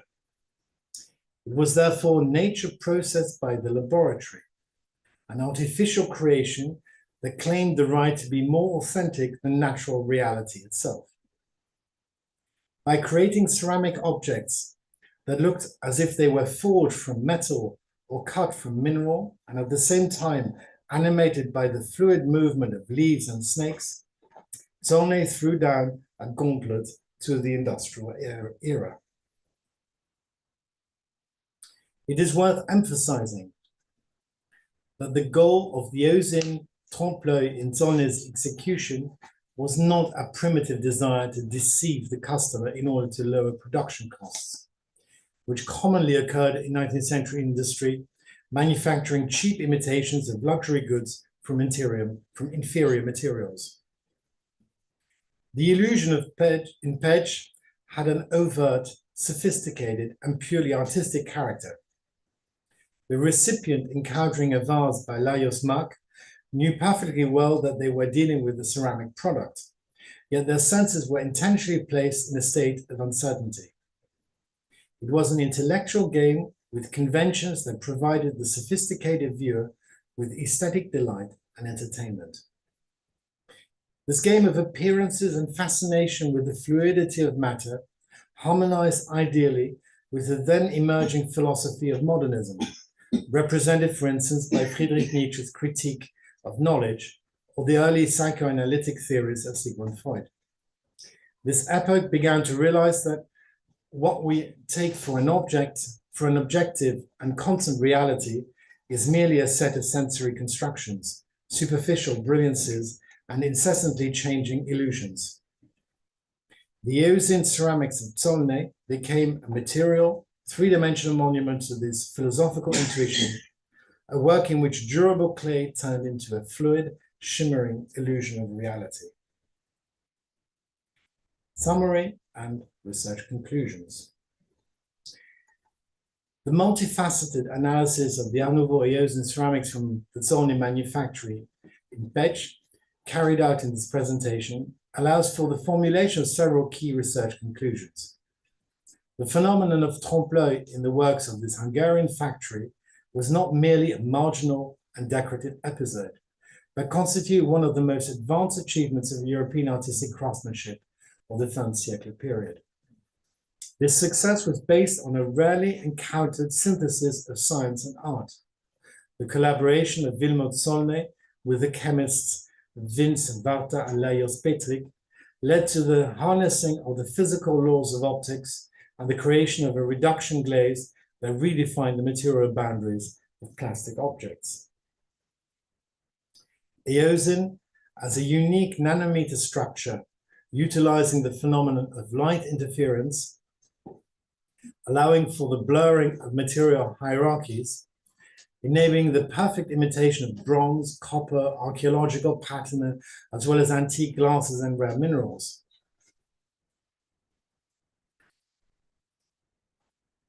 This chemical transformation gained a full spatial dimension thanks to the sculptural genius of Lajos Mak, whose designs, with deep relief and dynamic line status, ideally harmonize with the optical variability of reduction glazes, generating the illusion of three-dimensional movement and the animation of organic matter. The iconography of flora and fauna applied in Pedge, though congruent with the pan-European fascination with biomorphism gained a unique character through the concentration of fluid, wet, and iridescent elements, which allowed for the full utilization of the technological potential of the ozone. The triumph at the Paris Exposition in the year 1900 and the efficient construction of an international commercial network, especially in the region of the Netherlands, proved the cosmopolitan and universal character of Hungarian Art Nouveau, which was capable of successfully penetrating the most demanding Western markets. In the symbolic and philosophical dimension, the Hautes in Trompe-l'œil constitute a profound commentary rooted in the realities of modernism, on the complicated relations between man, technology, and the world of nature in the era of rapid industrialization. By creating a conscious illusion and artistic mimicry, Tolnay ceramics provided not only aesthetic satisfaction to the bourgeois elites of the epoch, but became a precursor voice in the modernist discussion on the fluidity of reality and the crisis of objective cognition. As a result, the objects from Pécs survived the test of time not only as valuable museum exhibits, but as autonomous and brilliant works of art in which the craft tradition met with modern science to immortalize the fleeting illusion of splendor in clay. Thank you.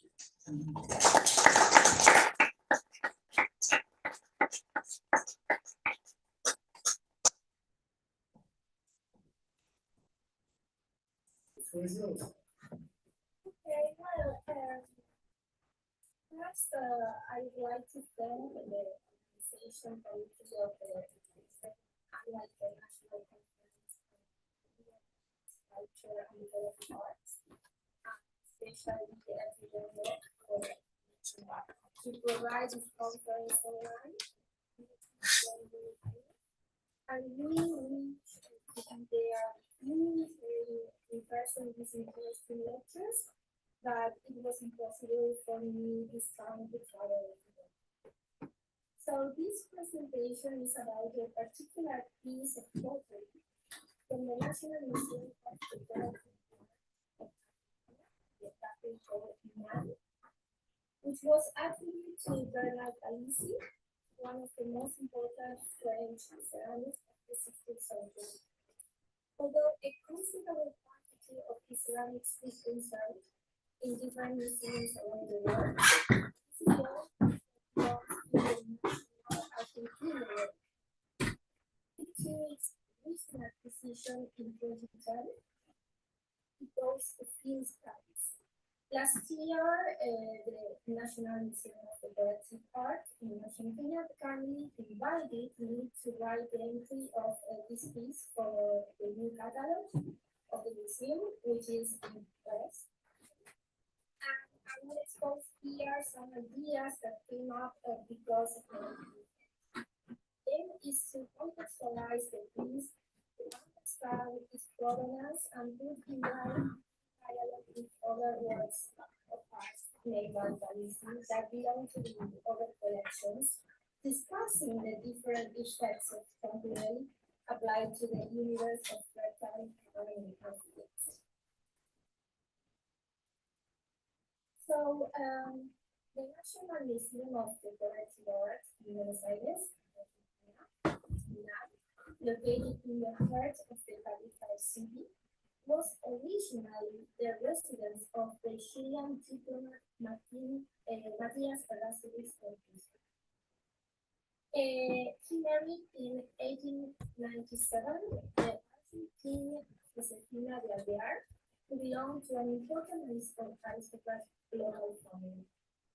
In 1910, Ferguson commissioned the building of his palace in Buenos Aires to the French architect René Serchon, while the couple was traveling around Europe. So the residence was designed in the neoclassical style, following the typology of the large private residence, Bank Hotel back to Europe. The French artistic model was favored by the elite of Buenos Aires because it represents both innovation and classicism. Erasmus lived with his family in Paris between 1906 and 1916 were guided by a strong taste for Spanish and French art. He acquired various European works of art. Here we can see, for example, an old photography of the main entrance to the residence, a majestic large staircase made in marble, flanked by two 16th century winged chimeras sculptures that lead to the diverse areas of the ground floor. Following the mentality of the late 19th century collector, Errol made each room with a design according to an artistic style determined by all the paintings, sculptures, tapestries, and objects that he had brought to Europe that this space was supposed to contain. At the same time, Renaissance sought to decorate these spaces by following certain styles, Renaissance, Baroque, or Classical, according to their uses, which contribute to make the palace the apology of an aristocratic idea. In the salons of the ground floor, most often used for social meetings, the French style and the 17th and 18th centuries predominates, apart from the grand hall inspired by the Tudor style.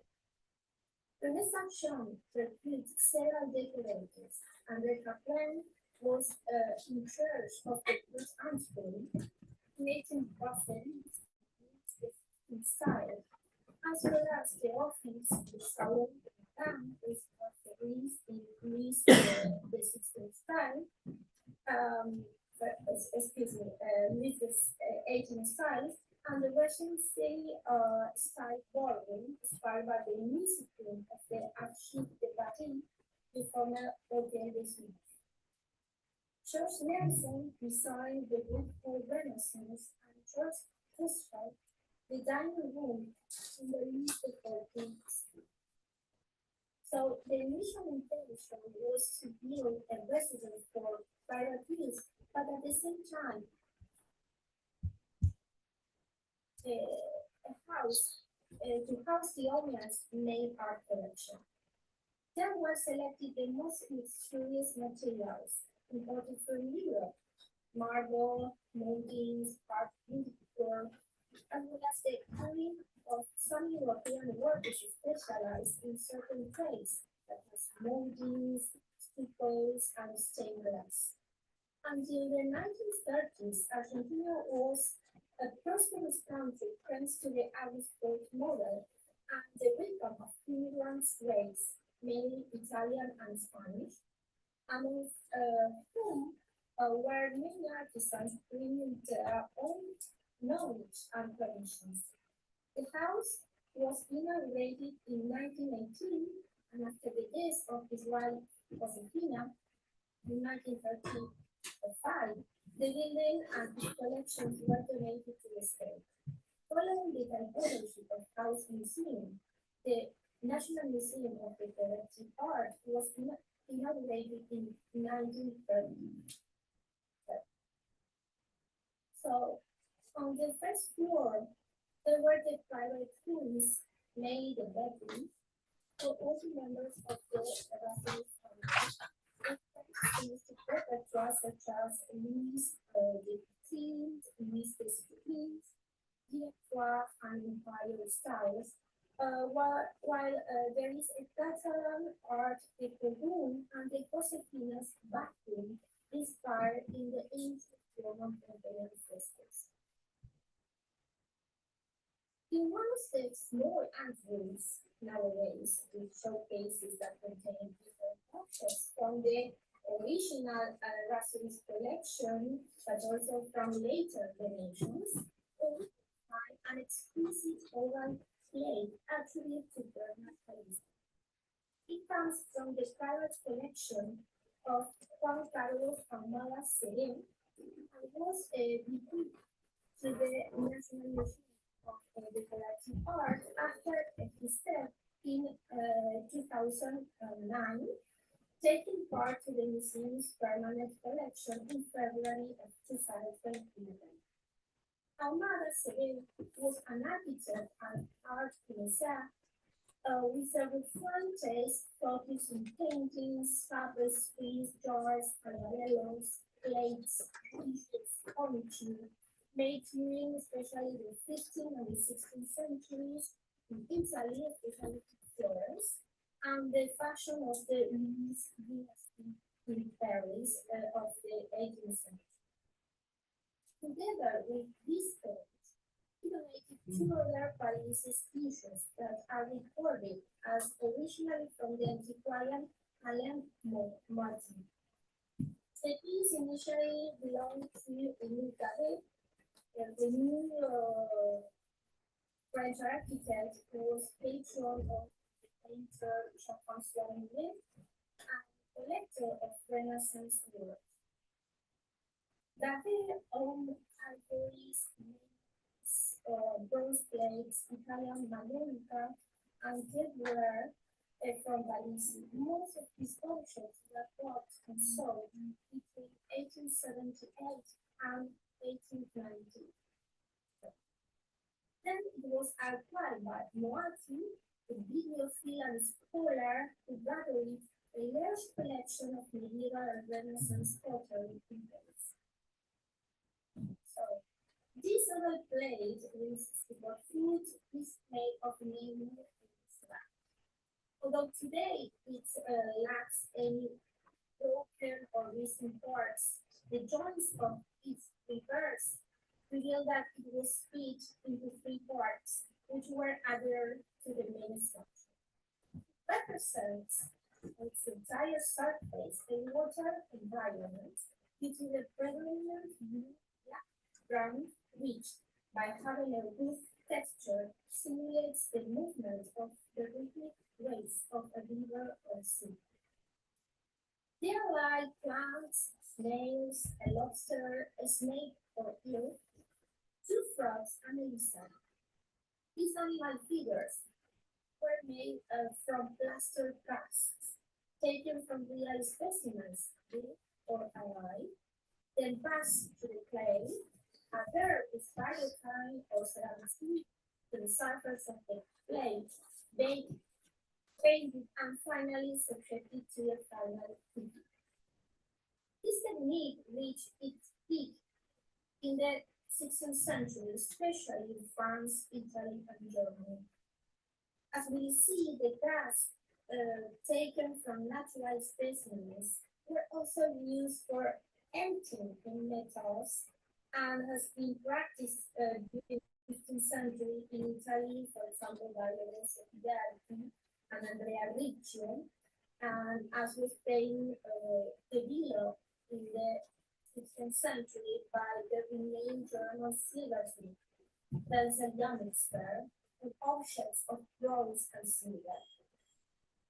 So during the last years, I've been examining in which ways late medieval and Renaissance artists began creating dragons from real-life reptiles as models for inspiration, and empirical study for composing paintings for Artifice or wall paintings, as well as reliquaries, sculptures, and other objects.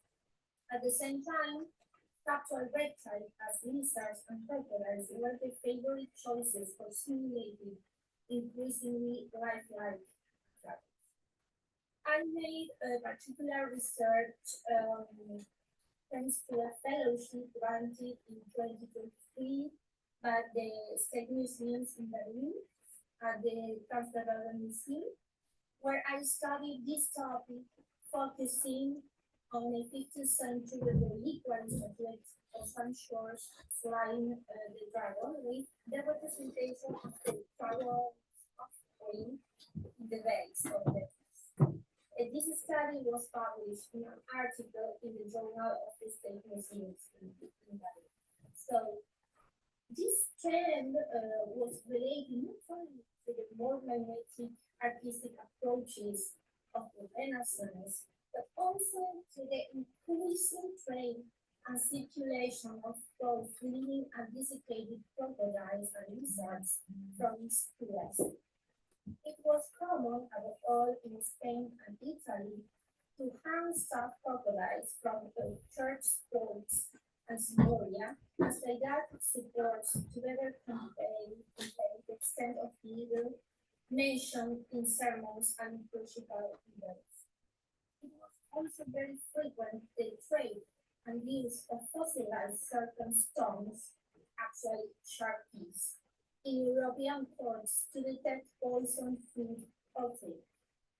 Moreover, these ugly animals were also disseminated to northern cities through their representation on broader eastern silks and Italian brocades.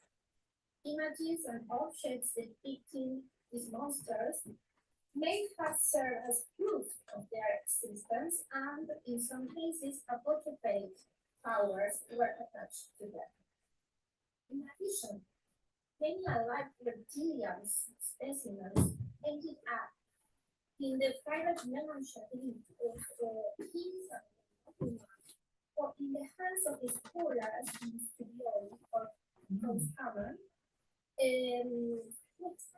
examine and ultimately preserve them in their collections through taxidermy. In 16th century consumer, taxidermy specimens were sometimes included in exotic collections of naturalia, which were dedicated to beings and materials from the natural world, such as animals, vegetables, and minerals related to sky, water, and land environments. This is the case, for example, of the Aldrovandis studiolo and his research, among other animal species, on serpents, lizards, and amphibians, which sometimes he identified as real dragons, as suggested his posthumous compilation of his theories in Serpentum et Draconis Historiae, published in 1640.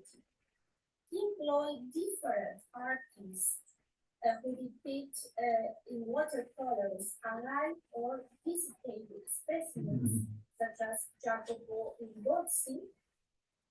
Others later replied in engravings by the German father and filmmaker Cristoforo Lenore. So artists in early 15th century Italian workshops and later in 16th century workshops in Nuremberg, led by renewed bodies, such as Peter Tunster and Benzer Youngster, also experimented with snakes, lizards, and frogs, but making live cuts of them in silver and bronze. These techniques, detailed in the Book of the Art of Geometry, written around 1390, were later used by Lorenzo Berti in the Florentine context for the spiders, crabs, lizards, and beetles of the frames of the new schools of the Baptistery, made during the years 1404 and 1407, and by Andrea Ricci's workshop for zoomorphic paperweights or inkspots used by Italian humanists in their studios in the late 15th century. So the trend of making live cuts of volatile, creeping, and exotic animals, which resulted in similar small copies of them, was intrinsically connected to the revitalization in Florence in the intellectual circles, for example, of the house of Este in Ferrara and in Bologna, Perugia, and Padua, of certain Aristotelian ideas about our imitative nature. So life casting from nature became a matter of theoretical discussion from Manuel Chrysogoras to Warino Warino, and of experimentation in the case of fiction. Guarini evoked Aristotle's notion of the artist's capacity of turning awful or disgusting things into beauty. If they have depicted worms or serpents, beasts, scorpions, flies, and other distasteful creatures, would you not admire and praise the artist's art and skill? The precise process of producing a live cast involved making plaster molds of these strange species, which were subsequently filled with a liquid metal, particularly bronze or silver, to achieve a perfect replica, which was meant to make an impression and generate surprise, followed by visual pleasure, despite the fact that it was based on an alien animal.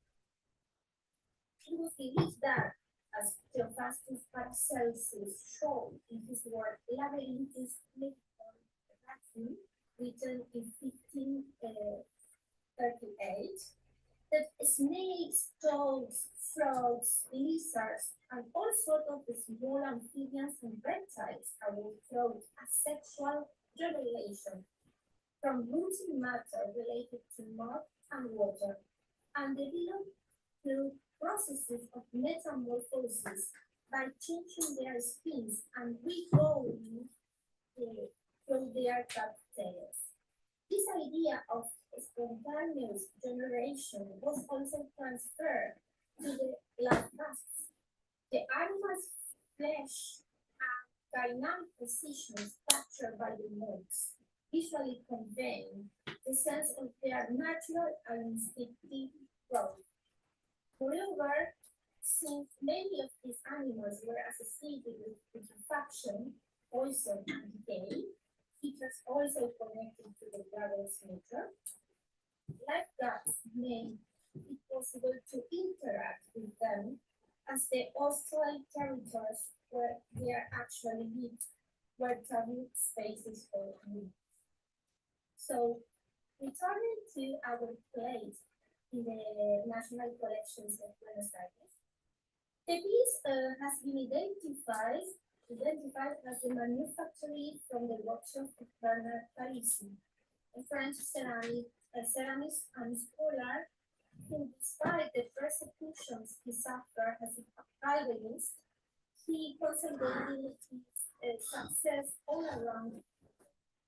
Palissy developed respectively inspired by the Trompe, rustic grottos, mostly Italians, but also from other European areas like this one that we are seeing here from the Chateau de la Bastille of the 16th century, commissioned by Claude Beaufay, ruler of the government of Francis I in France. That kings and courtiers were building in their palace and gardens, like the one commissioned, as an example, by Catherine de Medici for the gardens of her palace of the Tuileries around 1570, although the work wasn't being finished. So Palissy, with some of his poems in his territories, the schools and the Artifice de la Nature, written in Paris in 1860. This transferred his perceptions about natural history to his ceramics, making genuine terrestrial and aquatic microenvironments, in which he arranged plants, amphibians, reptiles, and snails according to their habitats. He explained the fossils as products of evaporating moisture and their freezing on colors, relating them to the same molds used in ceramics. Inspiring and hardening processes were accelerated in the oven. So we can see the back of the reverse of the plate and also a detail that shows the particular floating texture simulating the bottom of a water surface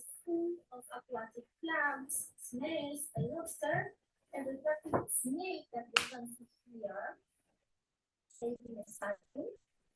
Little frogs, what they are, and the main character, which is this lizard, with as the same features as those ones depicted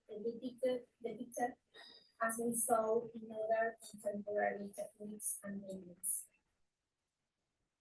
So within the extensive corpus of Palissy pottery preserved in private collections and museums around the world, it is from the Getty Museum of Los Angeles, United States of America, also coming from one of his collection, has very, very similar colors to those of the plate of the National Museum of Decorative Art of Buenos Aires, and other one from the Musée in Paris, and another from the Musée de Beaux-Arts in Lyon, in France, have similar characteristics.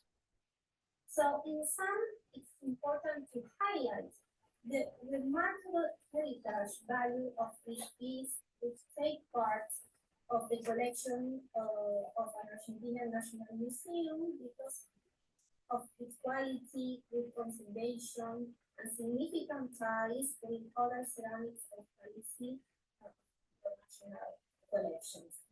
In line with the current 16th century ideas around the generation of amphibians, reptiles, and worms from clay and water, also the materials of ceramic, it's notable the decision of including them in the designs of the same pottery.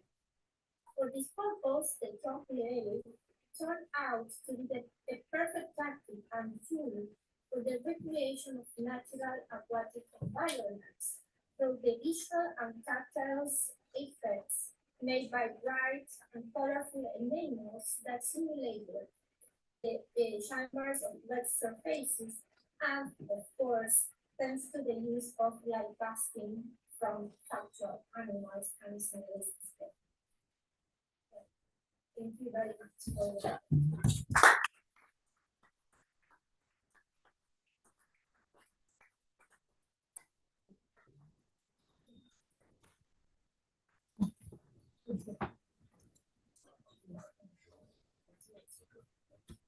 Attendez. Comment sortir du jeu?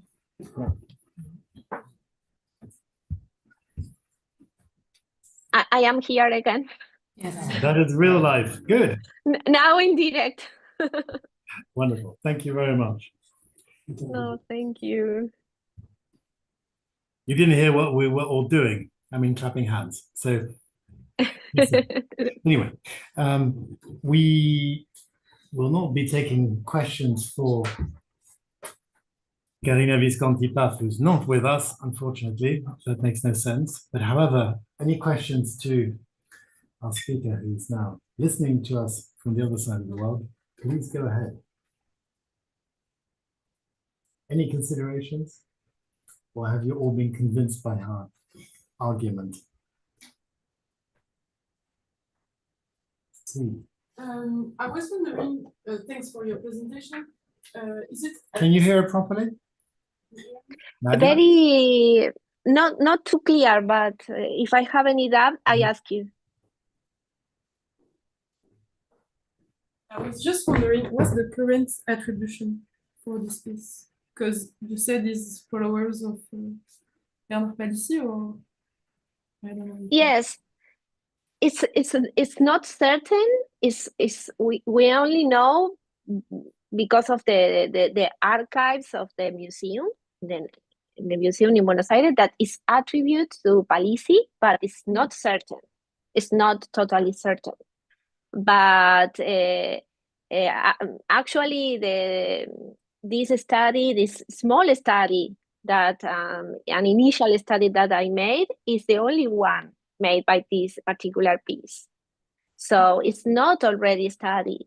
And yes, but for a comparison with other pieces of Palissy in other museums, and certain details and particular features of the piece is I believe that 90% sure that it was a creation of Palissy or a creation of his workshop.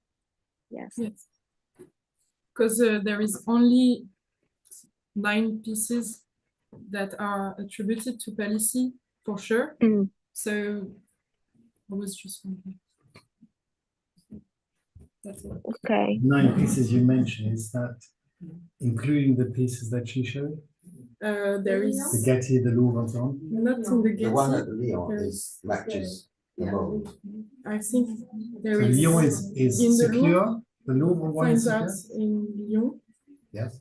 The Getty one one? in the Met, but not in the Getty. Not the Getty one. The Getty one has the same problems.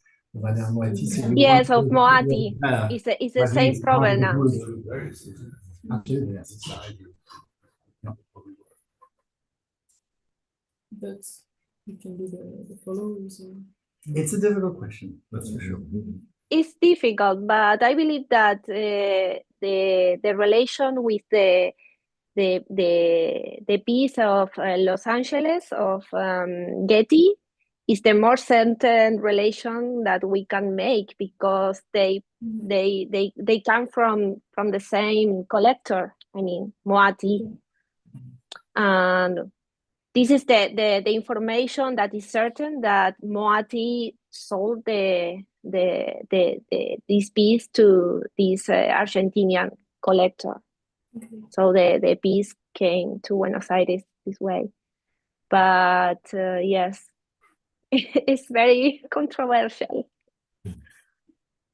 Any other questions? No? You're all suffering from the heat. Understandable. We forgive you. Anyway, thank you for joining us. That is wonderful. Thank you very much. Do it despite the technical issues, but we've done it. Good. Thank you very much. Bonjour, rebonjour à tout le monde. Eh bien, je vais vous présenter Jean-Dominique Hogarth, qui est un juriste, un historien et un expert en œuvres d'art de renommée mondiale. Non seulement il conseille depuis de nombreuses années les plus grands musées européens et américains, mais il a aussi publié, outre une multitude d'articles, des ouvrages majeurs dans le domaine des arts décoratifs français, de Louis XIV à Napoléon Ier. Il a fondé, avec le regretté Jean-Héré Rompfort, le Centre de recherche historique sur les maîtres ébénistes, basé à Paris et maintenant ici à Mons. Outre ses immenses compétences sur le mobilier français, je crois qu'on peut dire qu'il est le plus grand spécialiste au monde pour les pendules et le bronze doré français. Donc maintenant, je lui laisse la parole parce qu'il a choisi un sujet qui va nous passionner. Merci.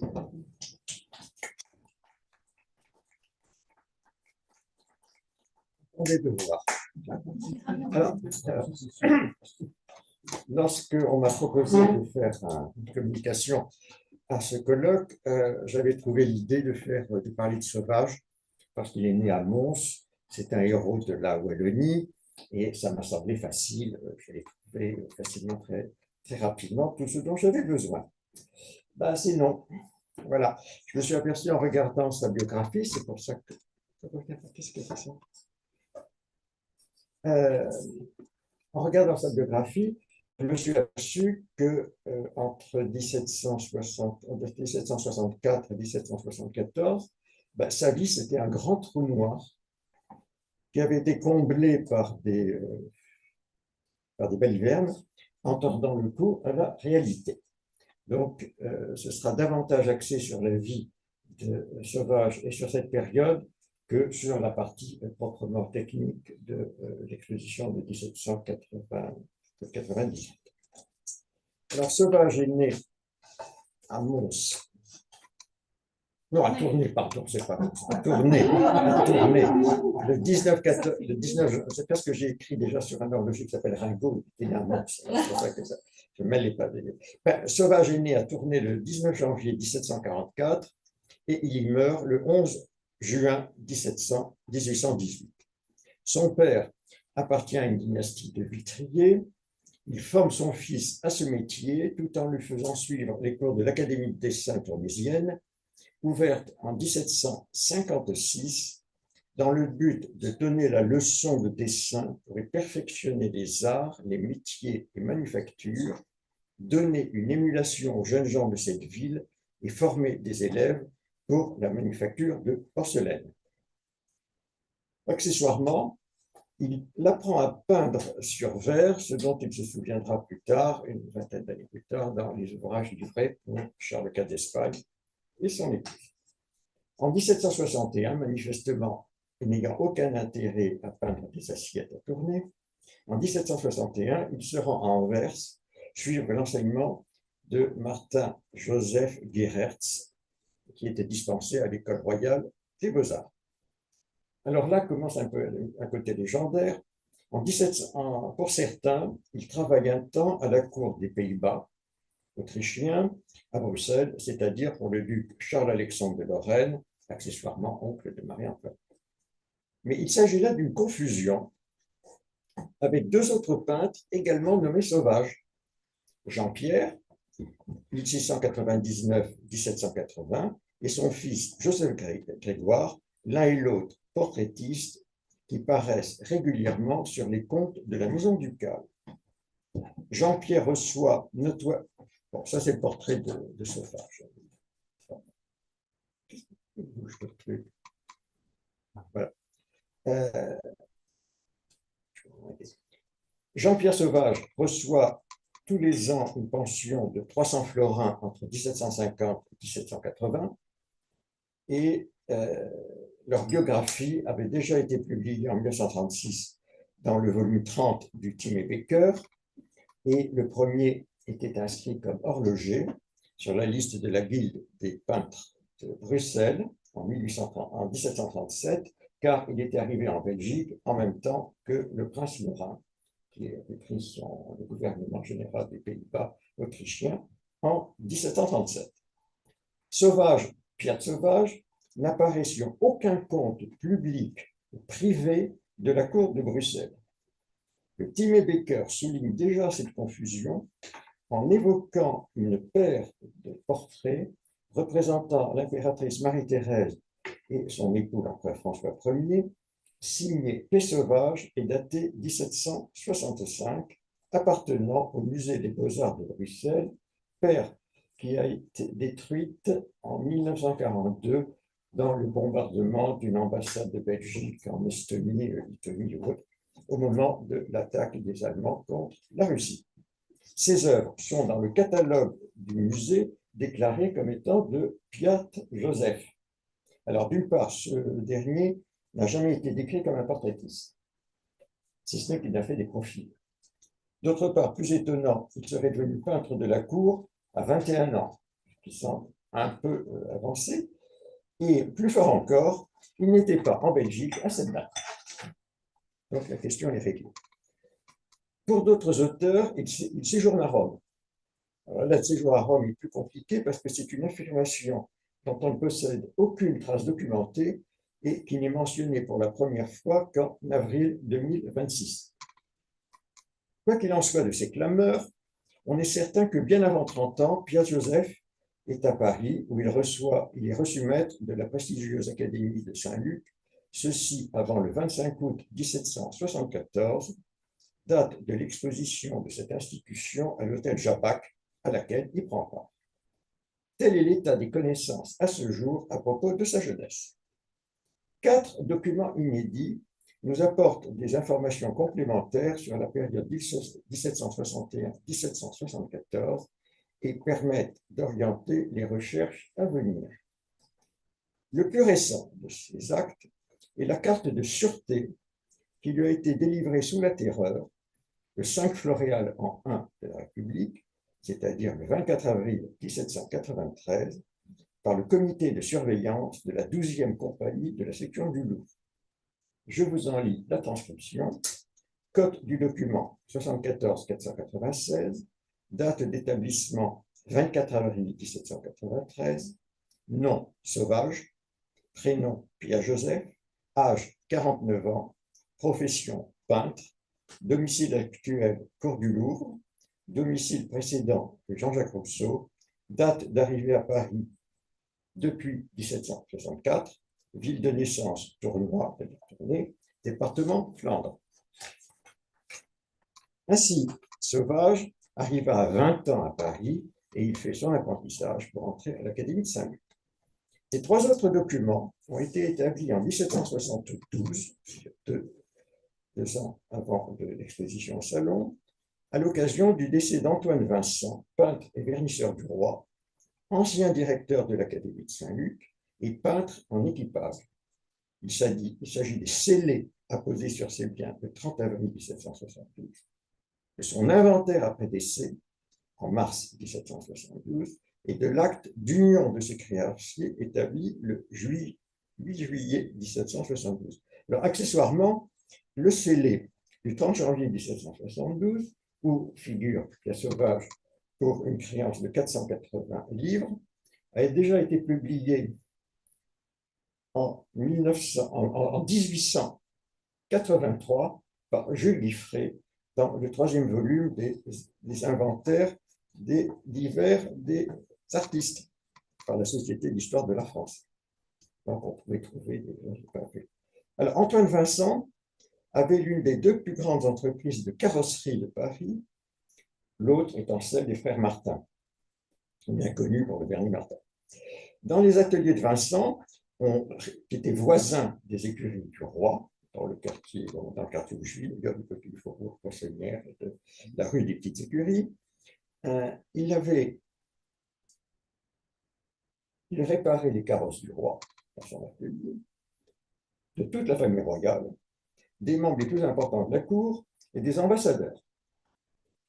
De même, on y peignait pour les mêmes les voitures neuves et Sauvage était inscrit dans les créances pour 480. Il apparaît donc que l'un des secteurs où Pierre Joseph exerça dans sa jeunesse est l'ornement de voitures. C'est-à-dire qu'il faisait peigner sur les portes, sur les côtés des portes, sur l'arrière de la caisse, probablement, comme il a fait beaucoup d'angelots et de peintres des anges dans l'ouvrage. À travers les affiches, annonces et avis divers qui sont publiés à Paris en 1751, qui est une revue d'annonces qui vous annonce les voitures à vendre, les équipages, les maisons, les veuves qui réclament, qui veulent se marier, bref, quelque chose d'extrêmement important.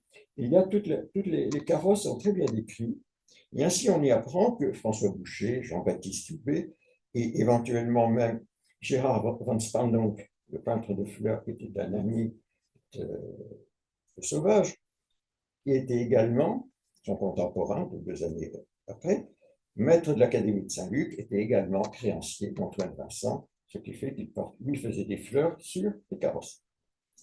Il est probable que ce soit entre l'apposition des scellés et l'établissement de l'acte d'union des créanciers que Sauvage entre à l'Académie de Saint-Luc. Dans le premier acte, il est simplement mentionné comme peintre et dans le second comme maître peintre. Les 9 années qui séparent son arrivée à Paris de sa réception à la maîtrise conduisent à penser qu'il n'a pas eu recours à l'article 56 des statuts de l'Académie qui lui permettait d'échapper aux formalités que nous allons voir. Selon l'article 47, la durée de l'apprentissage est de 5 ans et un contrat entre le maître et l'apprenti est établi devant notaire. L'exécution d'un chef-d'œuvre qui reste la propriété de l'Académie, article 50, est exigée. Son sujet est choisi par l'Assemblée des maîtres. Malheureusement, nous ignorons encore qu'était le maître de Sauvage à Paris, en tout cas qui avait sa responsabilité juridique, mais on peut penser que c'était un peintre originaire de la Belgique ou des Pays-Bas, ce qui est tout à fait logique familialement. Alors, il se fait remarquer par ses contemporains par la variété de ses talents. Il travaille essentiellement en camaïeu, avec une préférence pour la représentation des bas-reliefs et des sujets dans le goût antique, soit aussi dans celui de Gérard von Hochstahl, et il peint avec brio la toile, le bois, la tôle, le verre, l'ivoire, le marbre et la porcelaine. Il fait état de ses qualités lors de l'exposition de 1774 à l'hôtel Jabac, en y dévoilant au public son morceau de réception, aujourd'hui perdu, qui est la mort de Germanicus, le père putatif de Néron, bas-relief imitant le marbre mesurant 97 cm de haut sur 130 cm de long. Il entoure cette toile, ce qui est rarissime, d'une douzaine d'autres toiles de différentes tailles, mais qui montrent ses facultés. Il fait les trois grâces élevant une statuette d'amour bas-relief dans le genre du bronze antique. Alors, on entendait par bronze antique la couleur verte pâle, c'est-à-dire, vous connaissez tous les bronzes qui sont sortis de fouilles à Pompéi, qui sortent de cette couleur assez claire. Et maintenant, quand on les voit sombres, c'est qu'à l'air, ils se sont assombris à cause du cuivre qui se trouve à l'intérieur. Mais sinon, le bronze antique, tel qu'on le conçoit sous Louis XVI et un peu avant, c'est la couleur verte pâle. Alors donc, on a ce bas-relief. Il présente aussi la marchande d'amour, sujet bien connu. On voit une dame qui sort d'amour d'une cage, bas-relief dans le genre précédent. Triton et naïade accompagnés d'enfants montés sur des masques marins, le relief étant le cuivre, imitant le cuivre fumé, donc c'est-à-dire la couleur beige, marron. Le tableau renvoie un médaillon de marbre blanc, un sacrifice par des enfants, un bas-relief qui imite la terre cuite, des jeux d'enfants, un bas-relief de forme ovale dans le genre marbre, un médaillon imitant le vieux marbre et représentant une tête en pierre romain, et plusieurs autres tableaux sous le même genre, ce qui fait qu'il a exposé à peu près une quinzaine d'œuvres au salon de ce qui était rare. Alors, ces présentations à Paris sous le règne de Louis XV et la pléthore d'œuvres qu'il montre en 1774 indiquent qu'il est déjà très bien installé sur les bords de Seine, et ça devrait conduire à quelques modifications de datation dans son corpus. Le critique Jean Deloine, 1741-1811, écrit « Les tableaux imitant les reliefs de M. Sauvage font illusion. Cet artiste a un art particulier pour imiter le bronze antique. Il a donné pour sa réception à l'Académie la mort de Germanicus, tableau en forme de bas-relief, peint d'après l'ouvrage d'un sculpteur, qui s'est ressouvenu d'une comparaison pareille traitée par Poussin. Et cette comparaison, on voit en fait Germanicus en long allongé sur son lit mort. On notera ici, à propos des autres pistes de recherche, à propos des jeux d'enfants, que Sauvage est proche de Clodion. Et la vente en 1808 de Sauvage contient 7 bas-reliefs, dont 2 grandes frises et une paire de vases ayant le sujet du pas d'enfant. Alors, il se fait recevoir aussi par les académies de peinture de Toulouse et de Lille, après Toulouse en 1774, Lille en 1976, et après il rentre à l'Académie royale en 81 et 83. Alors là, ce qui est quand même assez intéressant, c'est que c'est probablement le plus ancien tableau conservé de Sauvage, c'est son morceau de réception de 1774 à l'Académie de Toulouse, saisi à la Révolution, présent sur les inventaires du musée des Augustins depuis 1793, et il n'a jamais quitté Toulouse. Et donc, on peut en conclure nécessairement que c'est le premier bas-relief valide. Le tableau le plus ancien connu. Il peut y en avoir bien d'autres, mais c'est celui-là qui fait référence. La participation de... alors, les relations qu'il entretient avec Antoine Vincent, qui avait toute la cour pour client, l'a nécessairement mis en relation avec de grands seigneurs et également les entrepreneurs qui travaillaient pour les bâtiments du roi. Donc, il se met il est recruté pour travailler dans les châteaux royaux et il a un certain nombre d'hôtels dans des hôtels particuliers, mais il travaille surtout pour les résidences royales, Compiègne, Fontainebleau et Saint-Cloud, mais Saint-Cloud a brûlé. Alors, il travaille parfois en coloris, et là, il faut que je l'applique. Voilà ce qu'on appelle en coloris, ce qui est rare chez Sauvage, c'est qu'il utilise des coloris, et là, il avait peint de cette façon les trumeaux des appartements de Marie-Antoinette au château de Compiègne. Ah, là, j'ai un petit problème. Je suis sûr qu'on va me le réparer, sans doute.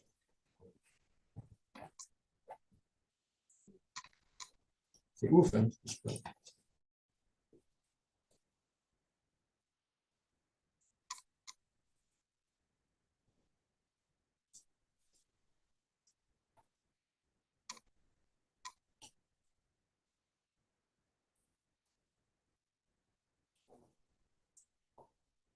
Voilà, bien. On remonte en arrière. Alors ça, c'est le tableau, c'est un des deux supports faits pour le cabinet de la poudre au château de Compiègne. Le château de Compiègne était notamment, on y chassait beaucoup, et comme vous remarquez, là, nous avons un retour de chasse avec des enfants animés, mais il évoque le retour de la chasse. Il travaille aussi à Fontainebleau. Je n'ai pas retrouvé, ou je n'ai pas le temps de retrouver pour quel appartement ça avait été fait, si ce n'est les appartements royaux, mais c'est ce tableau représentant l'amour sur le temple de Lyon et qui était dans l'actuelle chambre de Napoléon Ier au château de Fontainebleau, ce qui marche quand même très bien pour l'empereur avec la figuration. Voilà. Alors, il avait travaillé, n'est-ce pas, pour la salle de vin de Marie-Adélaïde, et à partir de ce moment-là, il travaille extensivement pour les bâtiments du roi, pour Monsieur le comte de Provence, frère du roi, pour le duc de Bourbon, notamment au château de Versailles, de Fontainebleau, de Compiègne, de Rambouillet et de Saint-Cloud, au Petit Trianon, au Palais Bourbon, au château de Chantilly et au château de Bellevue. Au château de Chantilly, il a décoré le théâtre qui a été détruit à la Révolution. Alors, il traverse la Révolution sans heurts. Comme tous les artistes de cette période, on oublie les grâces royales et on va essayer de récupérer celles des révolutionnaires. Robin, qui avait été horloger valet de chambre du roi et de la reine, devient horloger de la République, ce qui est plus logique. Donc, voilà, on passe ça. Alors ça, c'est un tableau qui est conservé à Tournai sous un nom totalement baroque et qui en fait représente le peuple portant à côté de la justice et du garçon qui supporte l'État, non pas de la loi, mais la Constitution, qui renverse le trône, soutenu par ce support, et le renversement du trône, et le triomphe de la République. Il en a un autre, d'ailleurs, qui est inédit aussi, et peut montrer, alors je ne sais pas s'ils vont bien, c'est également le triomphe de la République, et vous avez ici, assez curieusement, alors vous avez dans l'architecture à l'époque, la République qui se trimballe avec portant les symboles maçonniques du triangle. Et là, vous avez deux vestales. Ah, avec le curseur. Là, ici, oui, mais là, je vois rien. À l'extrémité ici, vous avez deux vestales qui supportent le feu sacré et qui est tiré du recueil des griffonies de Tapé, mais qui a été repris en 1789 pour faire une pendule à plaque de porcelaine.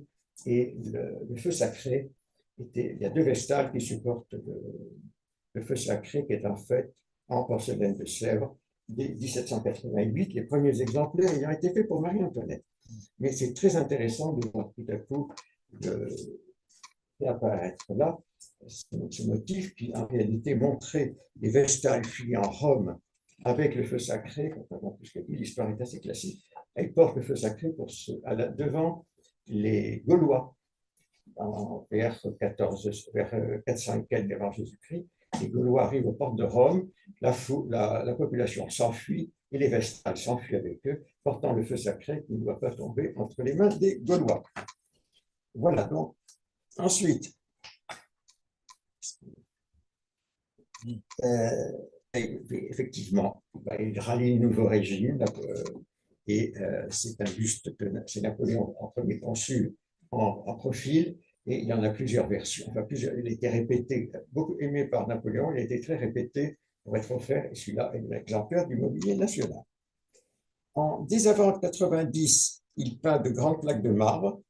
Les deux grands bas-fonds noirs représentant un sacrifice présenté au salon de 1795 correspondent à l'une présentée au salon de 1791, probablement pour un même décor, mais également perdu, mais c'était quand même peigné sur des plaques de marbre qui mesuraient 1,62 m de largeur, c'est-à-dire plus long que la cheminée, le dessus de la cheminée, sur une hauteur de 97 cm, qui fait quand même un sacré décor quand vous avez dans une pièce 3 décors de ce type. Alors, il fait très usage, on va revenir comme ça en arrière, il fait très usage des fonds améthystes, que l'on voit ici, le marbre bleu, dans ses décors. Il orne de plaques de porcelaine de différentes formes et formats destinées à intégrer des vantaux de meubles, à former des plateaux de table ou des petits panneaux dans lesquels s'insérait un cadran de pendule. Ça, c'est là, toujours des jeux d'enfants sur un Renoir, sur une plaque de marbre noir qui se trouve au musée du Louvre à Paris. Et voilà les fameuses pendules dont il a fait une production particulière. Il y a des pendants avec un baromètre, un thermomètre. Et il en a fait beaucoup. Et c'était une production qui était personnelle, c'est-à-dire qu'elle elle était vendue directement par lui. Voilà.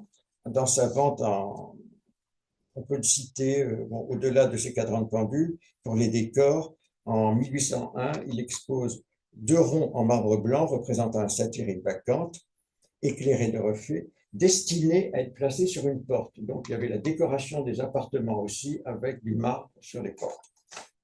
Et dans la vente, ensuite, quand il quitte Paris, il fait une vente, on en reparlera, le 6 décembre 1888, et il a 2 bas-reliefs sujets d'enfants qui sont de forme ovale avec des fonds imitant l'améthyste. Il fournit un certain nombre de décors pour des guéridons ronds à double colonnette imitant le bambou.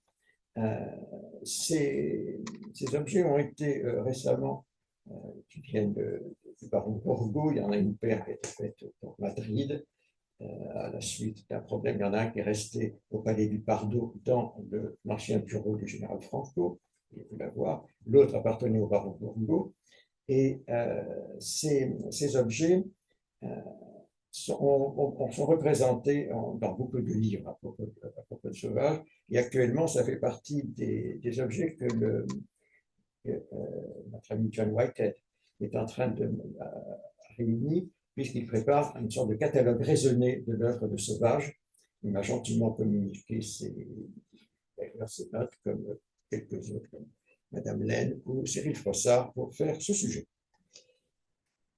Alors, on peut y travailler en fait avec Weisweller, et on peut citer assez tôt un autre guéridon dans la collection Pilot, à 3 pieds de cuivre bronzé, avec dessus plaqué de différents marbres, dont celui du milieu, ainsi que la plaquette du dessous, donc il y avait une plaque au-dessus, une plaque d'entrejambe, sont peints et offrent des cartes de différentes monnaies, une clé, etc., et qui correspond au style que l'on a vu, ce qu'on voit sur les guéridons du Prado et du Bas. Et il est probable que le plateau de marbre mélangé a été fait par le mosaïste François Belloni, qui a réservé la partie centrale pour justement y peindre. Alors, les plaques de marbre servant aux pendules en cartel mural sont toujours en camaïeux, de même que celles destinées aux meubles. Sauvage entreprend une carrière d'entrepreneur en meubles. Et son principal client va être William Beckford, pour lequel il établit un coffre de mariage, et il fait appel à des collaborateurs prestigieux comme l'architecte Jean-Antoine Raymond, François Raymond pour les bronzes, Adam Weisweller pour les meubles. Il a également, à la demande de François Boselli, qui est un entrepreneur, un intermédiaire entre Paris et la cour de Madrid. Il a succédé au premier mari de son épouse, qui était aussi François de Bourbon. Et pour la reine Marie-Louise d'Espagne, il fait un secrétaire avec une table avec toute une série de petites plaques de porcelaine qui sont en même temps de l'épée. Alors, il semble que ce soit en 1795 qu'il va entamer sa collaboration avec la maison Gérard et Gill. On sait que celle-ci, dès avant 1797, produit des vases en fond agate décorés par Sauvage. L'un d'entre eux est reproduit sur le fameux portrait de Gill. Et de sa production de plaques peintes, il conserve en 1808 2 bas-reliefs peints sur des fonds de porcelaine. Alors, il n'y a pas de preuve que Sauvage collabore avec une autre manufacture parisienne, même pas avec Lefebvre, et il travaille avec Seiberth, mais j'allais dire d'une façon un peu restreinte. Il fait 2 vases 2 paires de très grands vases et 2 assiettes imitant l'améthyste, dont une est au musée de Sèvres et l'autre est dans les collections du comte Charles-André Walewski. Avec Dill, il travaille à la commande, c'est-à-dire que Dill lui commande des objets spécifiques et pour le compte de la manufacture, mais aussi il fait fondre, il fait cuire chez Dill des objets qui lui sont réservés à lui tout seul. Et notamment, il met en dépôt des plaques de porcelaine destinées à orner des cheminées. Alors, on en a 3 traces. Le premier, c'est dans sa propre vente. On a personne n'a jamais vue. Il est possible que la plaque que je vous ai montrée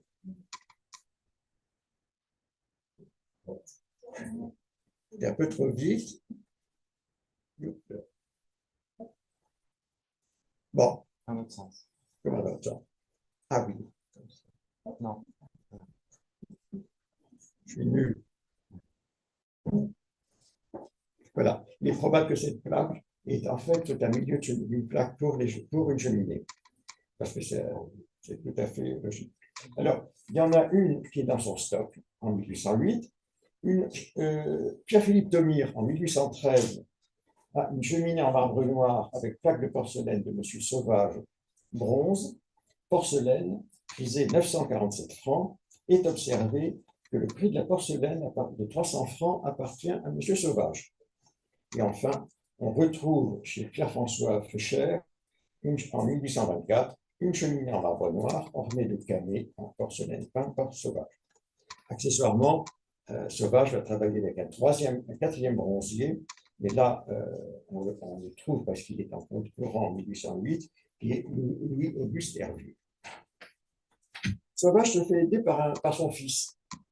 Ah oui, il avait un fils qui s'appelle Charles Guillaume, qui est né à Paris en 1780, qui est mort à Tournai en 1819, et qui, selon ses contemporains, excellait dans la science du trompe-l'œil, soutenant qu'il rendait vrai le modelé du marbre, du plâtre, du bronze, de l'agate et de l'albâtre. Le musée des Beaux-Arts de Tournai, je n'ai pas pu le voir ça, conserve un de ses tableaux. Charles Guillaume peignait aussi habilement les fleurs, ce dont témoigne un velin. Un velin, ce sont les peintures de fleurs sur velin qui sont conservées au Muséum d'histoire naturelle à Paris et qui sont reliées. Et le musée d'histoire naturelle de Paris conserve justement un velin de Charles Guillaume Sauvage, ce qui laisse à penser que, contrairement à ce qui est écrit, ce n'est pas Piet Sauvage qui fut l'élève de Van Cambank, et qui était contemporain 2 ans après, mais en fait le fils Charles Guillaume, qui fut à Paris l'élève du peintre de fleurs. Alors en 1808, Sauvage quitte Paris et il fait faire une vente de ses collections. C'est l'expert Alexandre-Joseph Paillet qui fait la préface. Monsieur Sauvage, que l'on peut dire avec vérité, avoir illustré son genre et porté l'illusion de ses bas-reliefs à l'imitation du bronze antique et de tout autre, au point de tromper les yeux les plus exercés, a voulu de tous les temps, pour atteindre à la perfection de son art, s'entourer des plus belles études des grands maîtres et de toutes les productions du goût et du génie qui aimaient et soutenir ses pensées. Bon, alors je n'arrive pas à la liste des tableaux, des dessins, des gravures, il y a 126 lots qui étaient importants. Et il donne l'explication officielle du départ de Sauvage pour Tournai, désirer Tournai, souhaiter qu'il revienne, sa ville natale, pour y occuper la place honorable de professeur de dessin et continuer d'exercer ses talents sous les yeux de ses compatriotes en exécutant une suite de tableaux dans son genre. Il s'agit en fait des 7 sacrements d'après Poussin, qui étaient destinés à la cœur de la cathédrale, qui, en enrichissant cette ville éclairée sur les arts, ajouteront à sa réputation pour un bonheur particulier. Tout ça, ça a disparu, mais on ne peut pas passer toutes ces choses. Voilà. Alors, on a un cas particulier qui est en fait à l'origine de ce que je voulais faire simplement. C'est la plaque représentant l'offrande à Minerve. Ici, Minerve qui reçoit de différents personnages, l'enfant, les conducteurs qui crapent, la musique. On vient lui offrir toute une série de cadeaux. Alors, d'une dimension rare, parce qu'elle fait quand même 77 de long, sur, on verra après, d'une dimension rare, son histoire n'est pas neutre. En fait, elle a été conçue par la manufacture Errol Manners pour rivaliser avec les grandes plaques que seule Seiberth était capable de produire en Europe, et notamment les grandes plaques garnies de fleurs destinées aux secrétaires à abattants, répétées par Adam Weisser. Alors, elle est très représentative de la collaboration entre Sauvage et Errol, et on peut dire que cette association est à l'origine de quelques-unes des plus belles réalisations peintes sur porcelaine dans les dernières années du XVIIIe siècle et dans les toutes premières années du suivant. Tant par sa taille que par les couleurs employées, qui sont quasiment de la dorure, que de leur fin, et sa date, l'an 6, c'est 1797-1798, elle est un des plus anciens connus des innovations techniques qui sont issues des recherches de Christophe Dill. Le 2 octobre 1797, 11 années en 6 accessoirement, Dill se présente devant la classe des sciences physiques et mathématiques de l'Institut national des arts et demande la formation d'une commission pour examiner du point de vue technique sa découverte de couleurs propres à prendre l'émail et qui ne s'altèrent pas à la cuisson. 14 octobre 1797, c'est-à-dire le lendemain, il sollicite de la classe de littérature et des beaux-arts du même institut afin qu'elle désigne également une commission pour faire l'examen de son procédé du point de vue artistique. À cette occasion, le procès-verbal de la séance précise qu'il présente lors de celle-ci un bas-relief peint par le citoyen Sauvage. 3 novembre 1797, cette dernière commission, celle des Beaux-Arts, composée des peintres Jean-Marie Vien, Jean-Baptiste Rognot, Gérard van Spandonck et Étoine Esprit-Filin, dépose un rapport très favorable mentionnant ce relief comme supérieurement exécuté. Le 16 novembre, la commission de la classe des sciences, formée de Jean d'Arcet, le célèbre chimiste qui a inventé des techniques pour empêcher que les doreurs s'empoisonnent avec les fumées, les odeurs, ce qui est dégagé par l'acide quand on fait de la dorure au mercure. Jean d'Arcet, Antoine-François de Fourcroy et Louis-Bernard Guiton de Morveau rend son rapport, publié en janvier 1798, et par Jean-Claude Delamétrie dans le journal de physique et d'histoire naturelle et des arts, qui est boulanger. Les savants et les peintres visitent ensemble la manufacture pour assister en personne à la mise en œuvre du procédé. Le rapport des savants note que la difficulté de peindre en couleur sur de la porcelaine, comme sur d'autres supports, tels que le cuivre, provient de ce que le peintre ne peut savoir que les couleurs faites de minéraux et de verre pulvérisés et pigmentés vont devenir après cuisson. De plus, en général, les peintres sur porcelaine doivent utiliser 2 palettes, une pour les couleurs dures, qui supportent les températures élevées, l'autre pour les couleurs tendres, aux tons plus délicats, qui ne supportent les températures moyennes ou basses. La formule de Dill permet de peindre sur de la porcelaine à pâte dure avec une peinture suffisamment stable pour supporter les hautes températures de cuisson sans changer de couleur et qui permet aux peintres d'immortaliser leur travail et de transmettre à la postérité sans altération les choses les plus intéressantes que l'histoire et la nature puissent offrir. Les savants sont laudatifs. Dill a en même temps présenté à la classe plusieurs tableaux sur porcelaine peints par Sauvage et Leguet, dont on a pu reconnaître la beauté, l'éclat et la richesse du coloris. Nous n'insisterons pas, disent les savants, sur la grandeur des morceaux déjà sortis de cette manufacture et sur celle de Dill. On pourrait à croire encore, quoique ce fait soit bien remarquable et annonce une grande habileté dans l'art de cuire. Ce qui fait que d'ailleurs, c'était tellement difficile à cuire que la manufacture n'a pas jeté cette plaque qui est très légèrement bombée. En fait, parce qu'on n'avait pas jeté quelque chose qui avait demandé autant d'efforts, donc Sauvage a peint là-dessus. La classe a vu, alors ils annoncent, la classe a vu de près un tableau de près d'1 mètre de large peint par Sauvage où il porte toute son habileté. Alors la mise en évidence par les savants du tour de force que constituait la confection et la cuisson des pièces explique pourquoi Sauvage utilisa celle ici qui est légèrement voilée.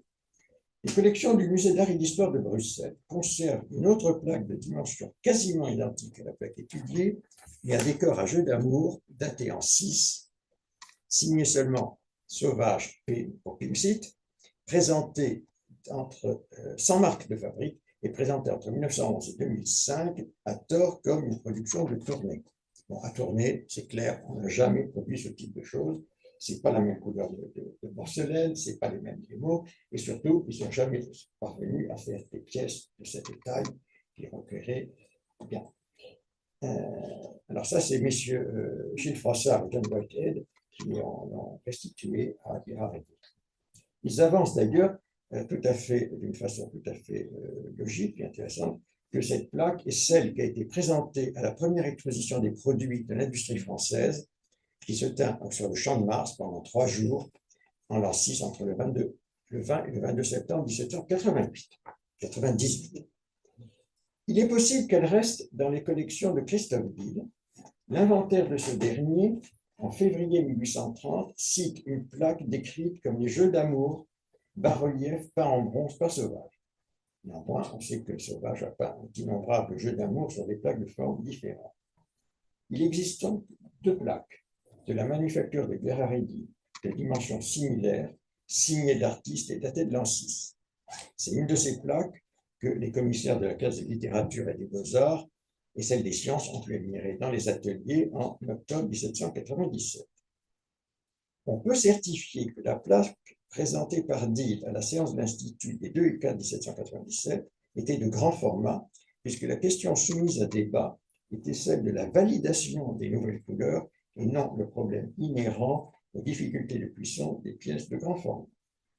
Nanti des éloges prodigués par les 2 classes, Deal organise la promotion en grand de la qualité de ses panneaux de porcelaine ainsi que de ses émaux. Pour ce faire, il commande à 5 peintres réputés dans différents genres, animaliers, paysagistes, portraits et trompe-l'œil des œuvres sur porcelaine.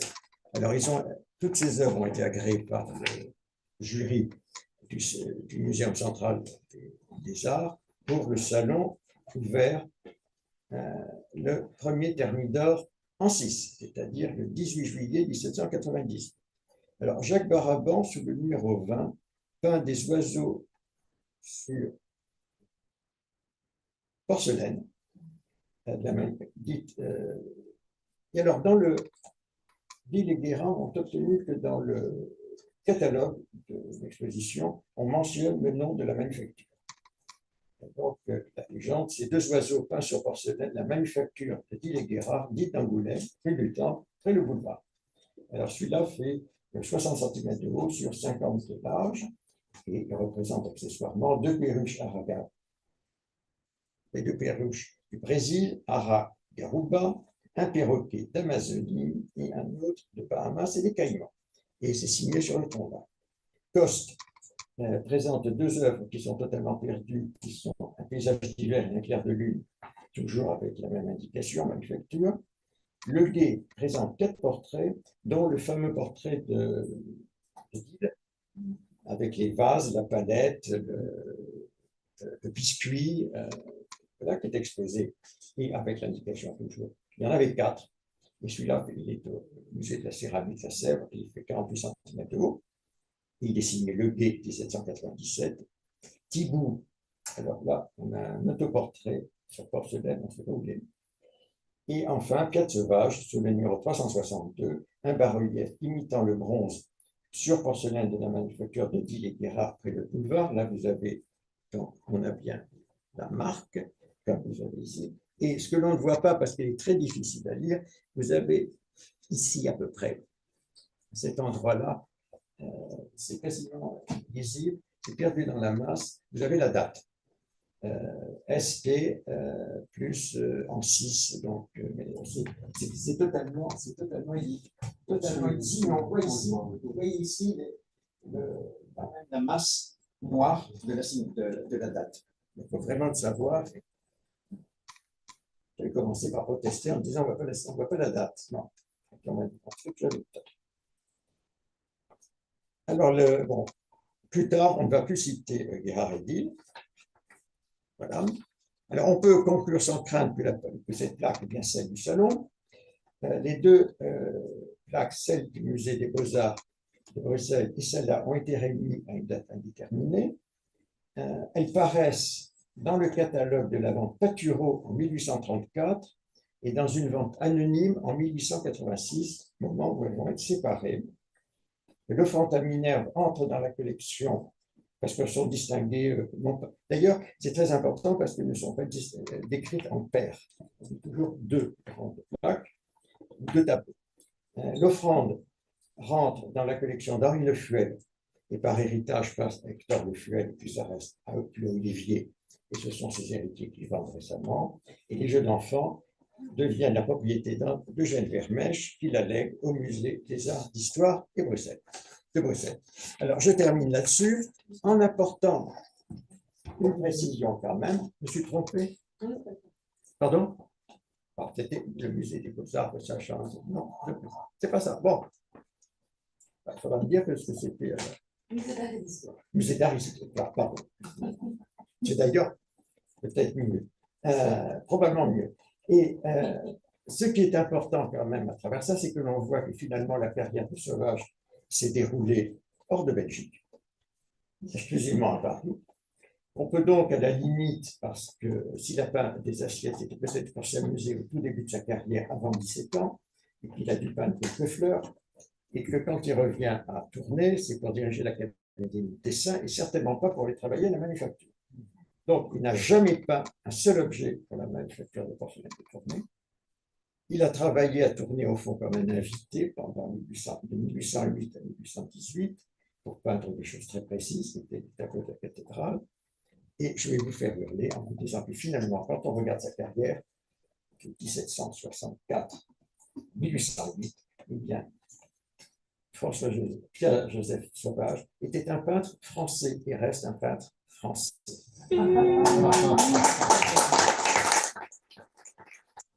So now we have Errol Manners, who's going to speak to us.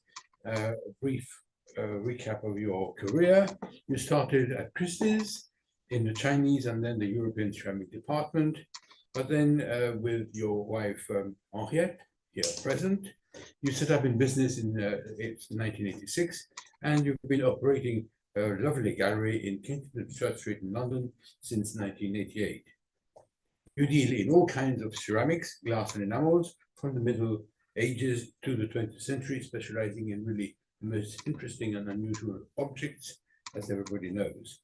You were joined in 2015 by your lovely son, Henry, who has proved to be extremely gifted too. So it's a family thing.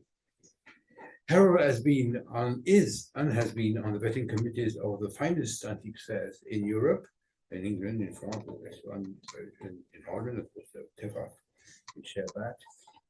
But Errol is also a keen and highly respected art historian, having published key papers and extensively lectured at museums and to societies around the world. He was chairman of the French Porcelain Society for a number of years and is a fellow of the Society of Antiquaries of London. And I now leave you to speak to us about Louis-Francois Roubiliac and Chelsea porcelain, a reassessment.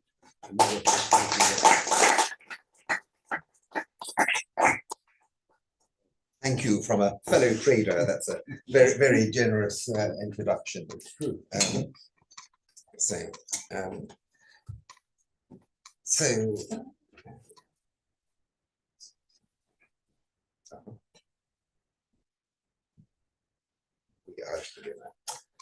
Right.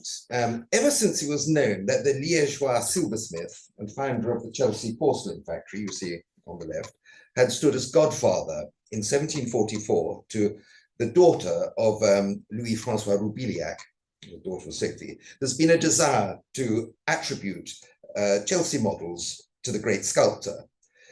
And everyone wanted their little shepherdesses to be Roubiliacs. And the scholarly reaction to this excessive enthusiasm was to reject most of these claims.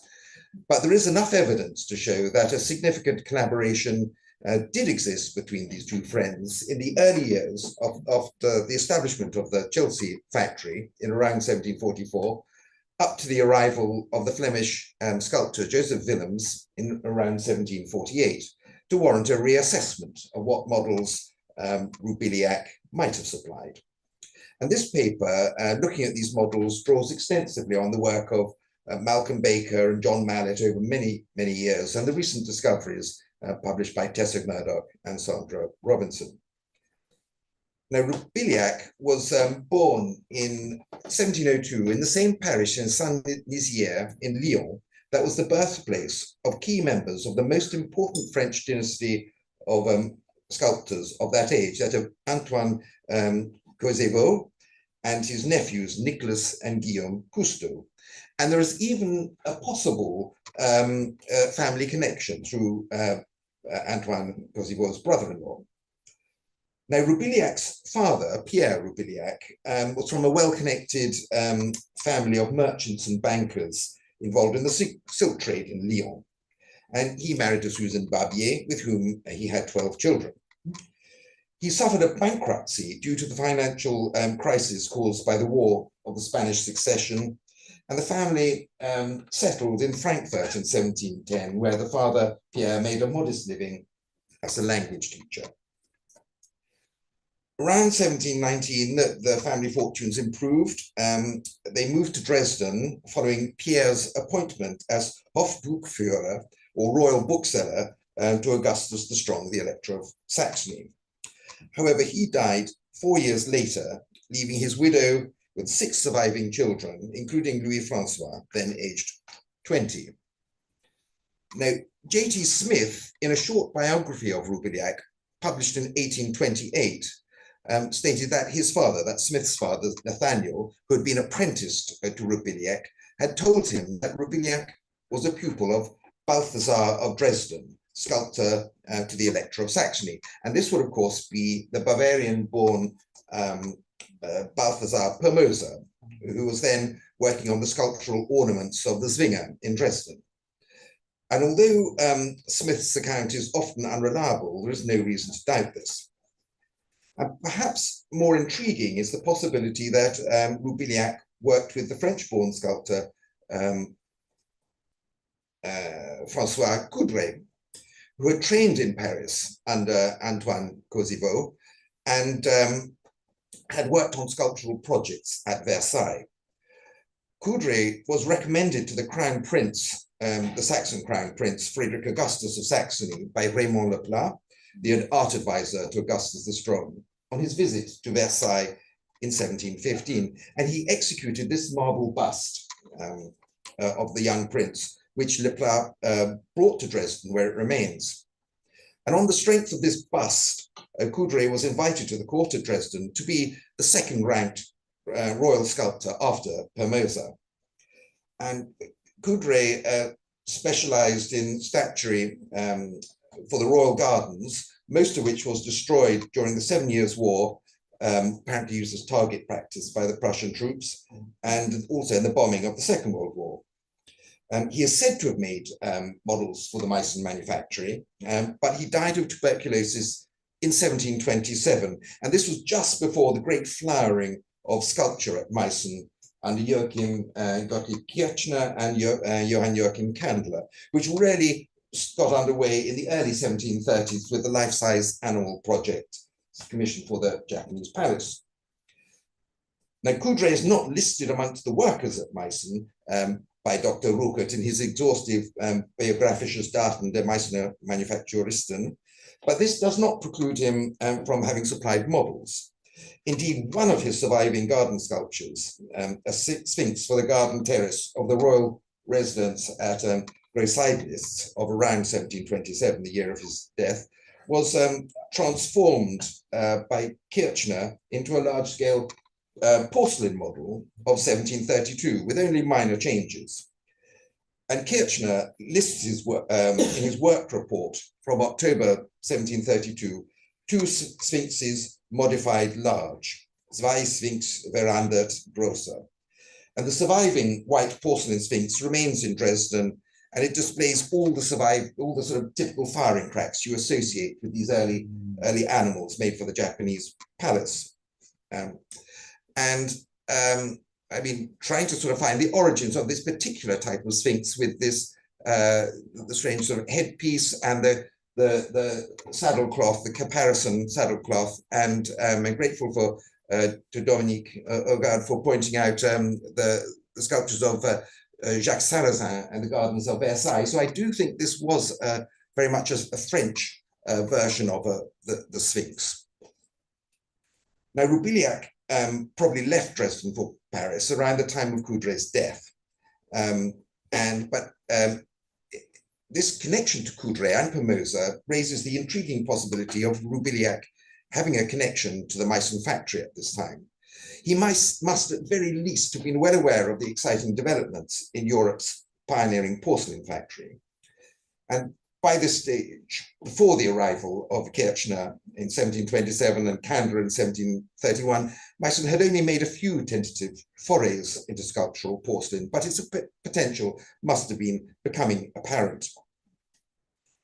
On his return to Paris, Roubiliac entered the Académie Royale when Nicolas Cousteau was rector.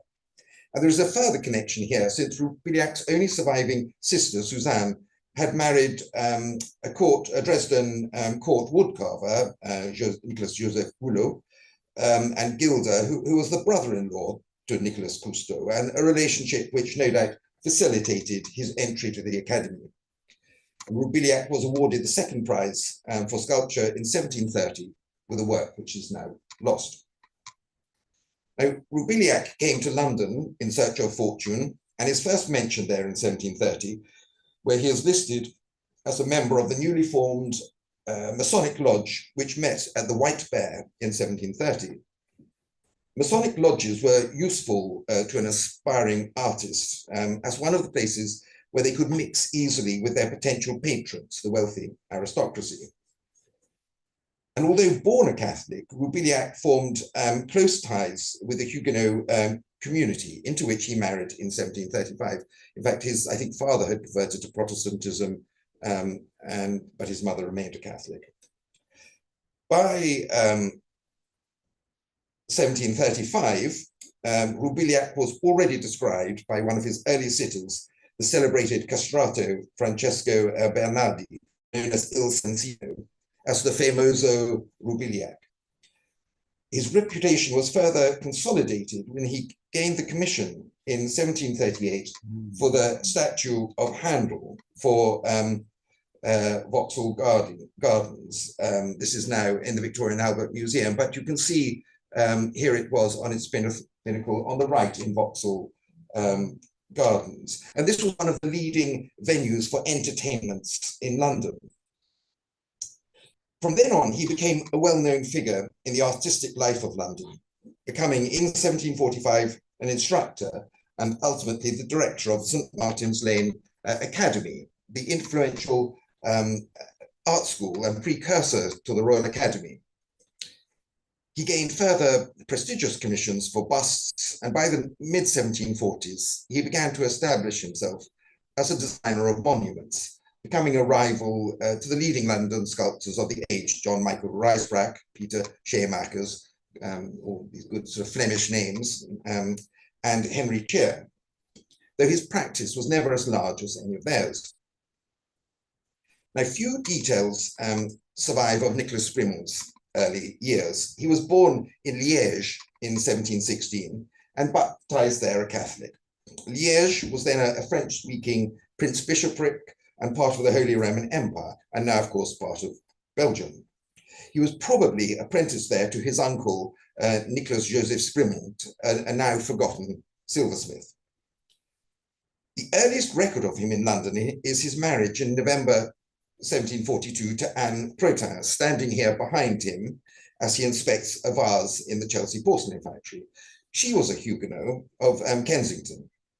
Like Roubiliac, Sprimont gravitated towards the Huguenot community and seems to have identified with that diaspora.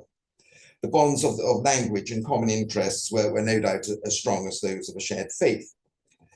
The girl holding the vase on the left is Susanna, Anna's and sister, Sprimont's sister-in-law.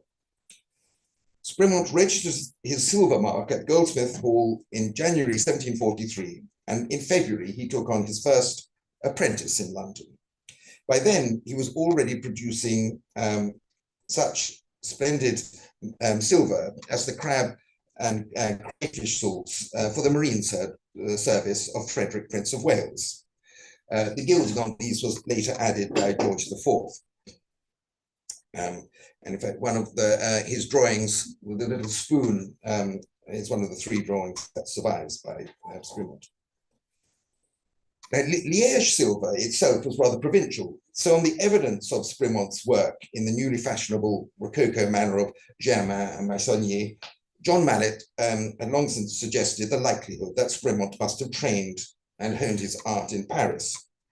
But it was only recently that we had actual proof that he had been there, with the delightful discovery by Sandra Robinson of his arrest and his imprisonment in Le Fort l'Évêque, a prison typically used for debtors and artists.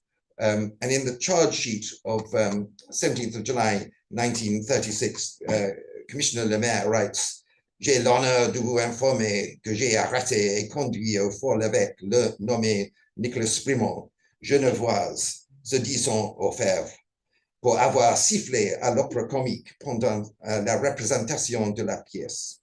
Ce jeune homme a déclaré fort ingénuement lorsqu'il a été arrêté qu'il soit dans l'habitude de siffler dans tous les spectacles, mais qu'il va avoir toujours ignoré qu'il y ait un pain attaché à un plaisir qu'il a jusqu'à présent regardé comme très innocent." So this charming snippet suggests that the 20-year-old Sprimont was not a man of such elevated status, nor had he the connections that would have protected him from arrest and imprisonment. And that he is described as a Genevoise is curious and perhaps a mistake. Yet Sprimont arrived in London just 4 or 5 years later, around the age of 24 or 25, as a fully fledged silversmith working in the most fashionable and up-to-date Parisian Rococo manner, and almost immediately achieved the patronage of the likes of the heir to the throne, Frederick, Prince of Wales, and even Elizabeth, Empress of Russia. And on top of that, he established England's most important porcelain factory, all by the age of 28. So some innate brilliance and passionate drive must have propelled him to these achievements in a matter of a few years. Now, we do not know when Roubiliac and Sprimont met, but it was inevitable that they would. They were both brilliant, newly arrived French-speaking artists who married into well-connected Huguenot families. Sprimont lived and worked as a silversmith in Compton Street in Soho, whilst Roubiliac was just 7 minutes walk away in St. Martin's Lane. And the relationship became close, as witnessed by the fact that Sprimont stood as godfather to Roubiliac's second daughter, Sophie, in September 1744. And Sprimont remained in contact with her when she moved back to France, testifying 20 years later on the date of her birth, before her marriage in Paris in 1764. So it comes as no surprise that they would collaborate. And I think it's important to understand a silversmith's workshop required many different skills, such as designing, raising, casting, forging, embossing, chasing, engraving, and polishing, which encouraged and necessitated collaboration between artists. Sprimont's more ambitious creations also required the skills of an excellent sculptor. And this was true of other silversmiths. The most famous Huguenot silversmith, Paul de Lamery, for instance, employed the services of the as yet unidentified Maynard master for his most sculptural works. The only evidence we have for Scrimont himself to have been a modeler comes from his widow in a legal disposition written after his death in 1776, who stated that by his superior skill and taste in the arts of drawing and modeling and painting, instructed and perfected several apprentices, workmen and servants therein, so that they were capable of executing porcelain in the highest perfection. And the three surviving pen and ink drawings by Scrimont for silver projects that do survive show him as a capable but not exceptional draftsman. And one might expect that he would call on the specialized skills of someone like Roubiliac for the more challenging sculptural elements of his work. As indeed, Roubiliac, when he needed a presentation of his sculptural work to show to a client, he would employ a graveler, another French artist, to do that. They had their strengths and they recognized the strengths of others. Now, Scrimont's earliest surviving works in any medium are the silver crayfish and the crab salt cellars, made, as I said, for the marine service created for Frederick, Prince of Wales. Now, these bypass the need for sculptural skills, since most of the elements were simply cast, like in Wenzel Jamnitzer and Bernard Palissy, were simply cast from actual specimens of shore crabs, whelks, and native freshwater crayfish. These were readily available from the River Thames or a local fishmonger.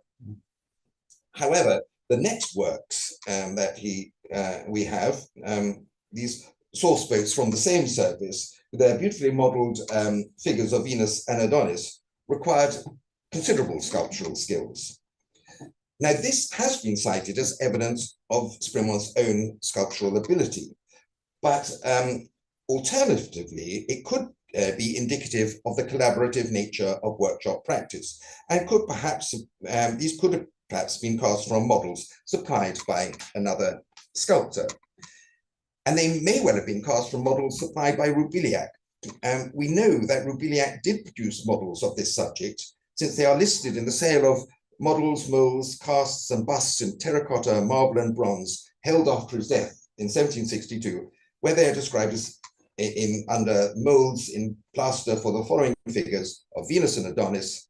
They're listed twice and twice further under designs for monuments, bas-reliefs, etc. The main purpose of this investigation is to consider which models in Chelsea porcelain might be attributable to Roubiliac. The factory was established around 1744, and the earliest dated pieces are from 1745. In the first 3 or 4 years, known as the Triangle period, after the mark often found incised in the paste of many of the wares, some of them are clearly from the hand of Scrimont himself. The crayfish sorts, for instance, copy his silver models precisely. But there was no factory modeler at Chelsea until the arrival of the Flemish sculptor Joseph Willems in around 1748. And from that point onwards at Chelsea, most of the figure modeling can be attributed to Willems's distinctive hand. So it's amongst these rather small number of models made in the early years between 1745, just the 3 years, and 48, that we must look for possible evidence of Roubiliac's involvement in models and in pieces that suggest the work of an original sculptor rather than a silversmith. Now, this was the first attempt in England to use porcelain as a medium for sculpture, and before Chelsea had access to much in the way of Meissen and other continental porcelain that was subsequently to dictate the direction of porcelain figure sculpture thereafter.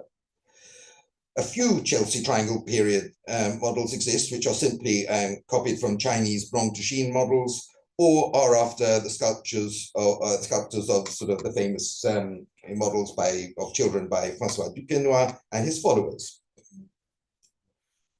There are various reasons that suggest Roubiliac would have been intrigued by the possibilities of porcelain. He was preoccupied in his sculpture with the carefully nuanced effects of the surface, which must have made the subtlety of porcelain very attractive to him. And we know that he was engaged in small-scale sculpture from the bronzes, both surviving works and what is recorded in the 1762 sale catalogue. He was much more engaged as a sculptor in making multiples of his busts in plaster or terracotta than his rivals, such as Rijsbrak. Roubiliac was making and marketing multiple versions and casts of his own busts of popular subjects in both terracotta and plaster from early in his career in London. He made, for instance, 8 versions of his bust of the poet Alexander Pope. And it's easy to imagine the financial possibilities of versions in porcelain would have appealed to Roubiliac in a period that he was trying to establish himself, and with the trauma of his father's bankruptcy, and no doubt a sort of painful memory and a spur to succeed. And we do have evidence of a direct engagement by Roubiliac with the Chelsea factory, thanks to a letter of the 7th of May, 1745, discovered by Malcolm Baker, concerning Roubiliac's first major commission, the funerary monument to Bishop Huff in Bishop Howe in Worcester Cathedral. The letter is from a certain Theophilus Biddulph in London to a correspondent in Staffordshire, who is probably John Birch, who commissioned the monument. So Theophilus writes that a plaque was to be set beneath the reclining figure of the bishop, so that this plaque here, it was to be set beneath the reclining figure of the bishop and depicting a notable episode in his life. That was his refusal to surrender the presidency of Magdalen College, Oxford, when he was brought before the King's Commissioners. The letter states that the intention was that the basso rilievo is to be in Chelsea, China.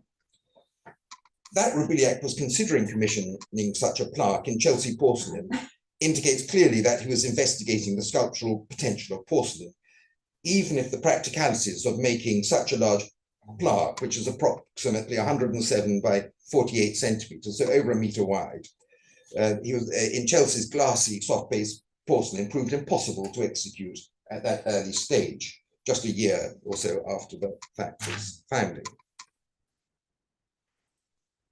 Now, John Mallet has established conclusively that the Chelsea model of a recumbent pug is after Roubiliac's lost terracotta of William Hogarth's beloved dog Trompe, which Roubiliac models along with the bust of Hogarth in the early 1740s.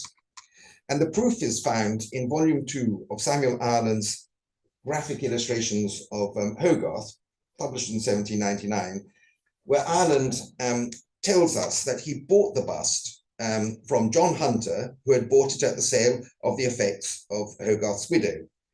And in fact, the dog was the next lot in the sale, so they obviously bought together. He goes on to say, this is Samuel Ireland, I have introduced beneath the bust the figure of Hogarth's dog, Trompe, modelled by the same artist. It has been jocularly observed by him that there was a close resemblance betwixt his own countenance and that of his favourite dog. Now, Chelsea versions of the model are known facing both left and right to allow for symmetrical pairs. Pugs are mentioned 3 times in the list of sundries in plaster in the posthumous sale of Roubiliac's effects in 1762, and the Chelsea model is presumed to be derived from such a plaster. Now, it's not clear where the model of the mirror image pair was created, whether it was by Roubiliac or a dealer in plasters, but Josiah Wedgwood, slightly later, also appears to have offered them in pairs. A Chelsea model whose authorship has been disputed, but is quite widely, but not universally accepted as being after a model of Roubiliac, is the striking head of a laughing child, which was popularly known as Sophie, but that's a sort of no basis for that, the goddaughter. It's known in 2 versions, this one acquired by the Victoria and Albert Museum in 2019, and a coloured version in the Ashmolean Museum, Oxford. In fact, the idea, of course, of busts of laughing and crying children goes back to the 17th century Flemish types by sculptors such as Duquesnoy and de Keyser, and the popular pairing of the laughing and weeping philosophers, Democritus and Heraclitus. Bronze versions of this head and its crying pendant are known, all of which have a British provenance and have been attributed to Roubiliac. Now, another model that seems to be, to me, very much the work of a sculptor rather than a silversmith is the early Chelsea group of Britannia. It is one of only two known examples, and the other in the British Museum. And the British Museum example has been published as Britannia mourning Frederick, Prince of Wales. However, there's actually no evidence for this, and the interpretation is wrong, in my opinion, and it seems to be based on the fact that Charles Gouin arrived of the rival St. James's factory and did produce a very different version of Britannia, which does lament the death of the prince, who died in 1751, because the shield bears his portrait, but this shield, there's no portrait on this shield, and the pasting construction suggests a date in the Triangle period, perhaps around 1746-48. And Britannia here is not necessarily lamenting the death, but could equally well be celebrating a hero. And perhaps this was a sort of prototype for a design that could be adapted to an individual death or celebration as need arose. The Chelsea figure of Britannia is certainly a model that could work on a monumental scale and can be compared to the figure of Minerva that flanks, along with eloquence, Roubiliac's great monument to John Campbell, the second Duke of Argyll, for Westminster Abbey, which was commissioned in 1745 and erected in 1749. And this is the terracotta model dated 1745. And in a detail, you can see it's not identical, but convincingly close. And here you see the final monument. And to me, it's very much the work of a sculptor rather than a silversmith. Now, this work is considered a turning point in the development of English tomb sculpture, which immediately put Roubiliac in the front rank of London sculptors. And George Vertue noted, but now having completed the grand monument to the late Duke of Argyll, erected in Westminster Abbey, therein Monsieur F.L. Roubiliac, sculptor, has shown the greatness of his genius in the invention, design, and execution in every part equal, if not superior to any others. This monument now outshines for nobleness and skill all those before done by the best sculptors this past 50 years. And Tessa Murdoch has drawn parallels between the Chelsea Britannia and the four small bronze figures that, particularly that of Europe, that Roubiliac supplied for the floor-standing musical clock by Charles Clay and George Pike, which is now in the Royal Collection in Kensington Palace. It was advertised in the London newspapers in August 1743 as the temple of the four grand monarchies of the world, for which Monsieur Roubiliac had supplied, I quote, a group of figures in bronze representing Hercules taking a celestial globe off the shoulders of Atlas, which you can see on the top, and the four figures on the trusses of the pedestal being emblems of the four monarchies.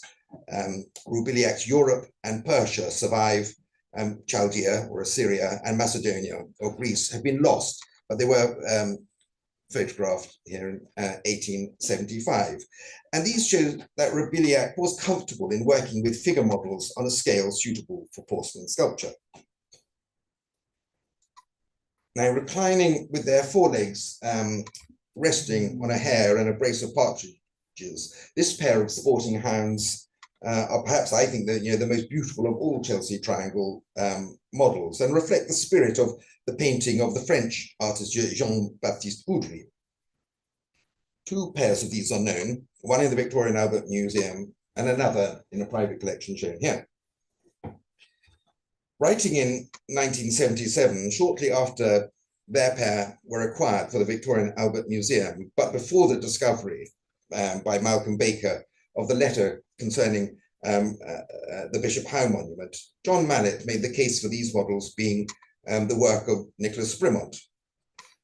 However, the anatomical perfection and the spontaneous elegance of the pose suggest to me a most talented sculptor.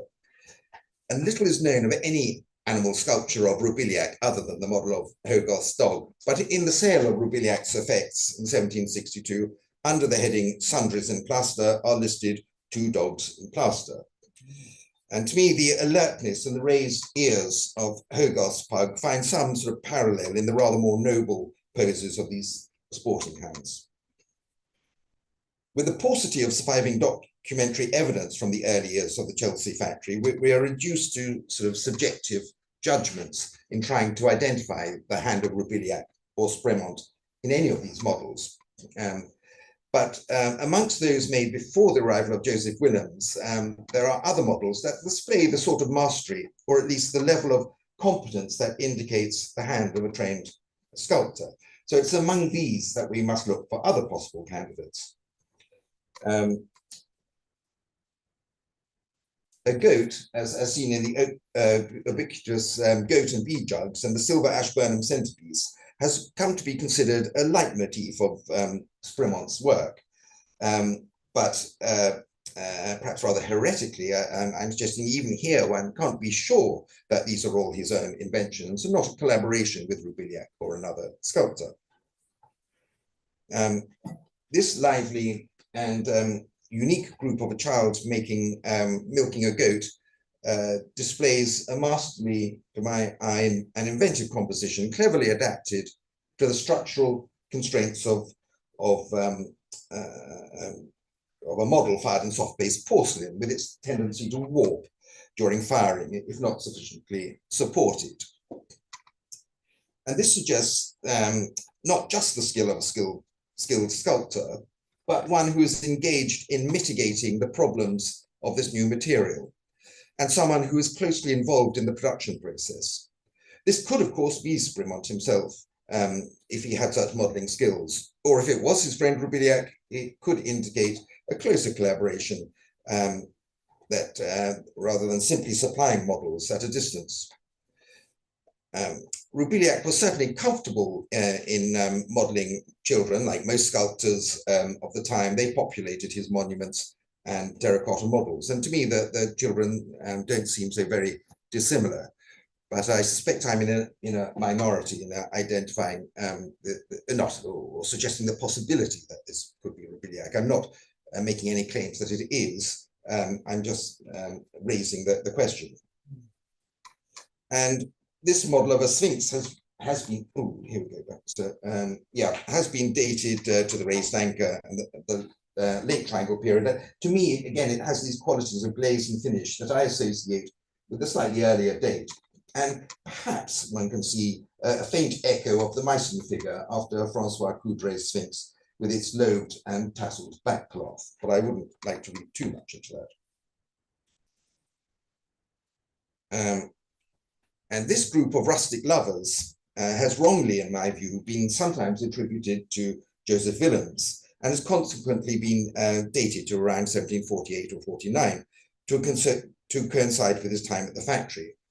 But the evidence of the paste would suggest an earlier date in the triangle period, and we have further evidence, which I'll come to, and the modelling differs from Willems's other very early works, which tend to be rather static single figures. And this model is very much in the sort of French pastoral genre of idealized lovers popularized by Boucher and his followers. Two unmarked examples are known here, which differ significantly. The one from the Katz collection in the Boston MFA is overtly erotic, with the hand of the gallant disappearing up the skirt of the girl. And perhaps because this was considered too racy, a more demure version was produced. Adapting this group so ably also suggests that a sculptor was operating within the factory rather than simply supplying models from afar. And whilst this group bears little obvious resemblance to any of Roubiliac's monumental work, it is tempting to associate it with an entry in the sale after his death of a gentleman surprising a lady on a couch amongst the moulds in plaster on the fourth day of Roubiliac's cell. Now, a third Chelsea example in the British Museum has the extremely rare crown and trident mark, which is thought to indicate that it was being retailed from the short-lived premises in Crown and Sceptre Court in St James's, London, and confirms that the model dates to the triangle period. And a slightly smaller version on the right was made, a rather more naively modeled was made at the St James factory, the rival factory of Charles Gouin, who was split from Sprimont, and he was sort of pirating some of the early triangle period works, but he had a modeler who was charming, but had not the sophistication of this modeler. And with the reception of his monument to the Duke of Argyll, erected in 1749, Roubiliac was on the point of breaking through to the top rank of his profession, after which his focus would naturally have turned to greater projects. But in the heady creative ferment of sort of London in the 1740s, one can well imagine Roubiliac, with the seed planted in his mind of the potential for porcelain as a medium for sculpture from his time in Dresden, being enthralled by the prospect of collaborating with his close friend Nicholas Sprimont, and likewise Sprimont, who remarkably abandoned his glittering career as a silversmith to become a porcelain entrepreneur, would have been thrilled to have access to the sculptural skills of one of the giants of his day. Thank you.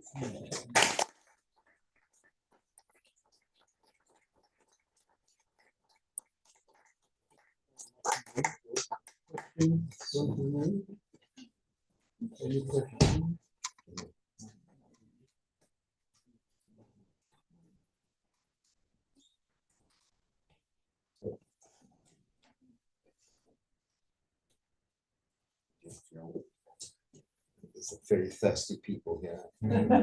So fatigué. They'll stay thirsty if I may. You've shown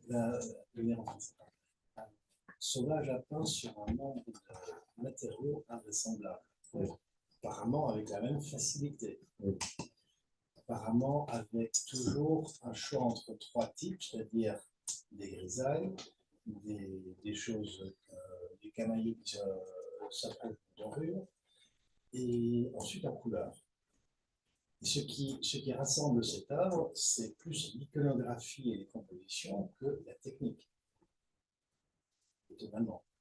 Parce qu'il aurait pu peindre des choses beaucoup plus grandes dans le style de n'importe quel autre peintre à Paris, mais il a choisi donc volontairement son créneau. Est-ce qu'il a choisi ça pour des raisons commerciales, pour des raisons de compétences, pour d'autres raisons encore? Pour l'instant, on ne le sait pas. Effectivement, il est peint sur différents matériaux.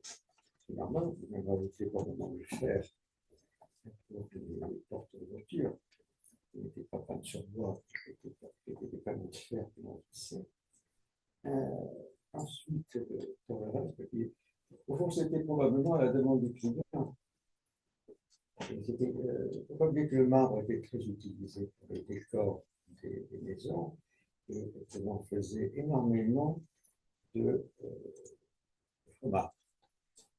Très réputé pour faire ce fromage. On a des demandes qui étaient faites. On n'était pas comme ça un trumeau sur fond métis sans publier du fromage. On a le détail de la grande salle de réception du prince de Soubise. On a le détail des couleurs qui soient des fromages. Donc, on est une période où on cultive le fromage dans les décors.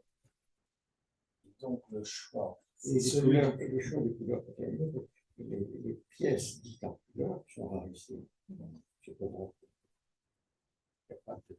Probablement, comme j'ai dit, c'est très probablement pour filmer.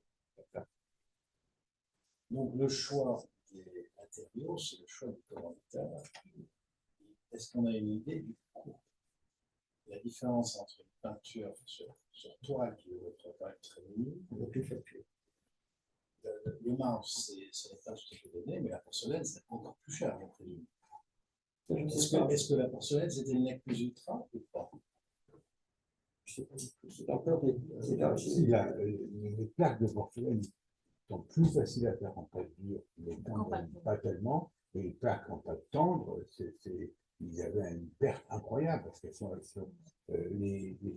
dans les carrés, d'après l'Antoine Davis, qui connaît bien la technique, il me dit ça voile pour avoir une plaque absolument plate, c'était très compliqué et ils avaient énormément de pertes.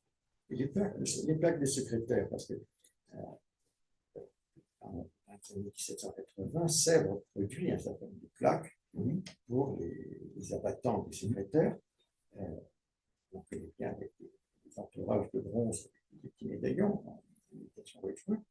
Il y a beaucoup de pertes sur ces plaques. Ah oui, les petites, c'est pas de problème. Mais dès qu'on est plus grand que ça, les secrétaires, ça très peu quand même.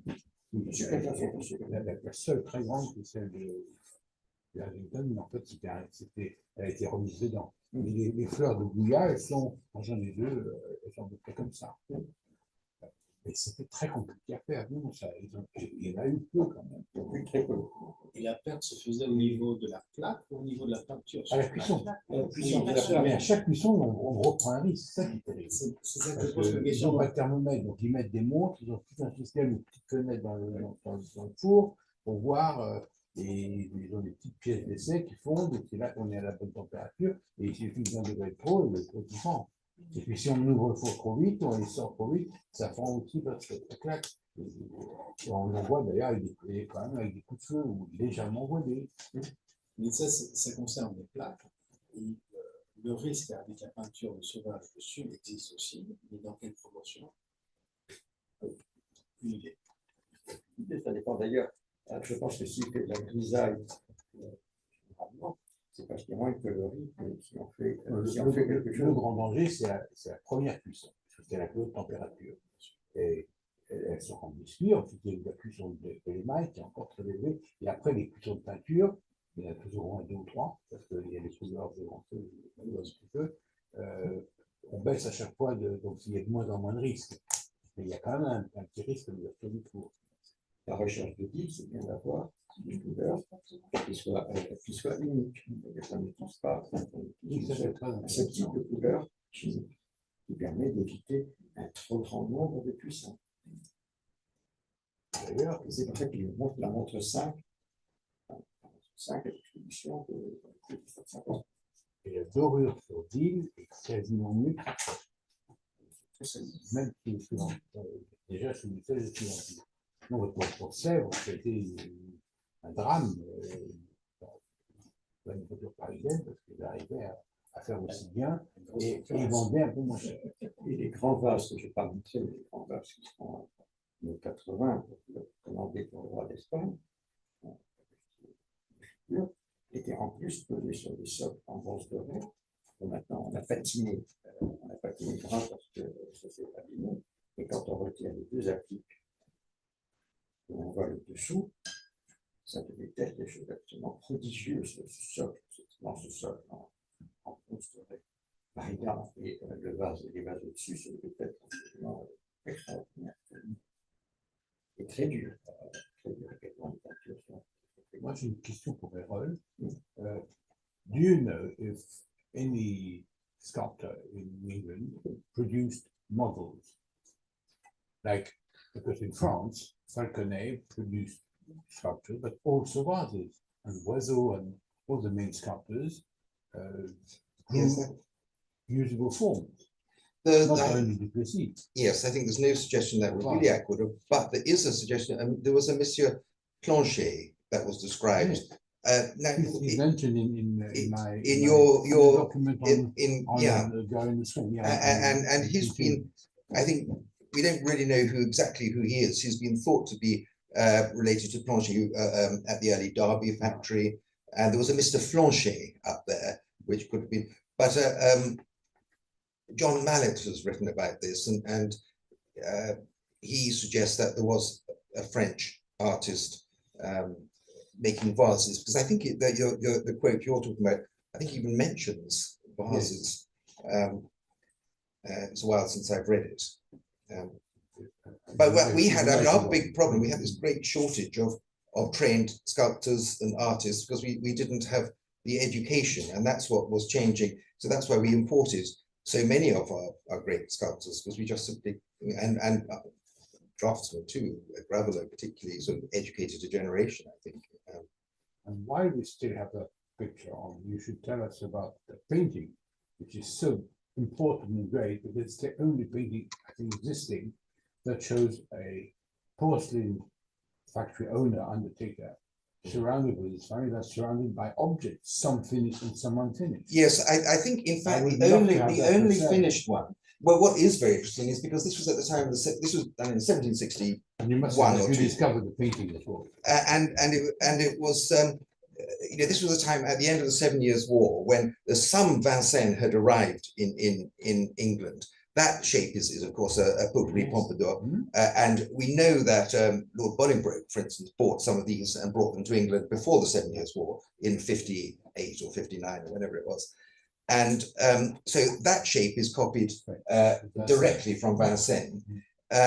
This shape is after Chinese, and this is Chinese. This is a sort of a mishmash. There's a blue vase here, which you can hardly see, but these are all undecorated. They have the ground color, or at least this one has a pea green ground color, which they advertised in. And the top right as well. Yeah, the top right has the bleu mazarin, what we call the bleu mazarin, the dark blue. The reserves are white. Yeah, and actually the one you can't see here is also blue. But the one that Susanna is holding is actually finished, and we know where that vase is actually, because there are only 6 of those vases known, mostly pairs. This is a single one, and all the others are ornamented in quite different ways. So this vase is green. It's green. It's what they call the pea green, which what was the big fashion in 1750, 59, 60. And so this is Susanna, and Susanna actually was his sister-in-law, but also managed the factory, particularly in his illness. You see Fremont's legs are perhaps slightly misshapen. He suffered from some debilitating disease, and he's holding some scales, perhaps to measure out the expensive gold, which was then the fashion. So she is proudly showing him the one finished vase. And that's now in the V&A. Thank you.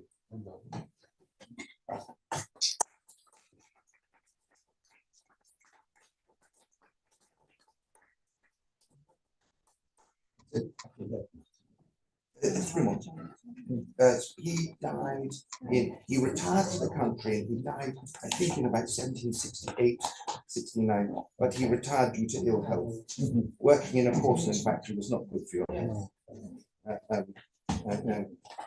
And so he died, and then but after he left, they produced very much for 5 or 6 years.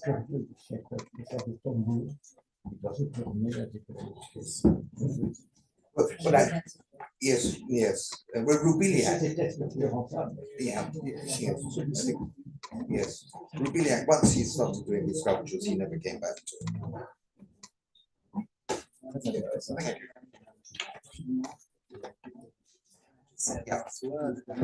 Thank you for following us today.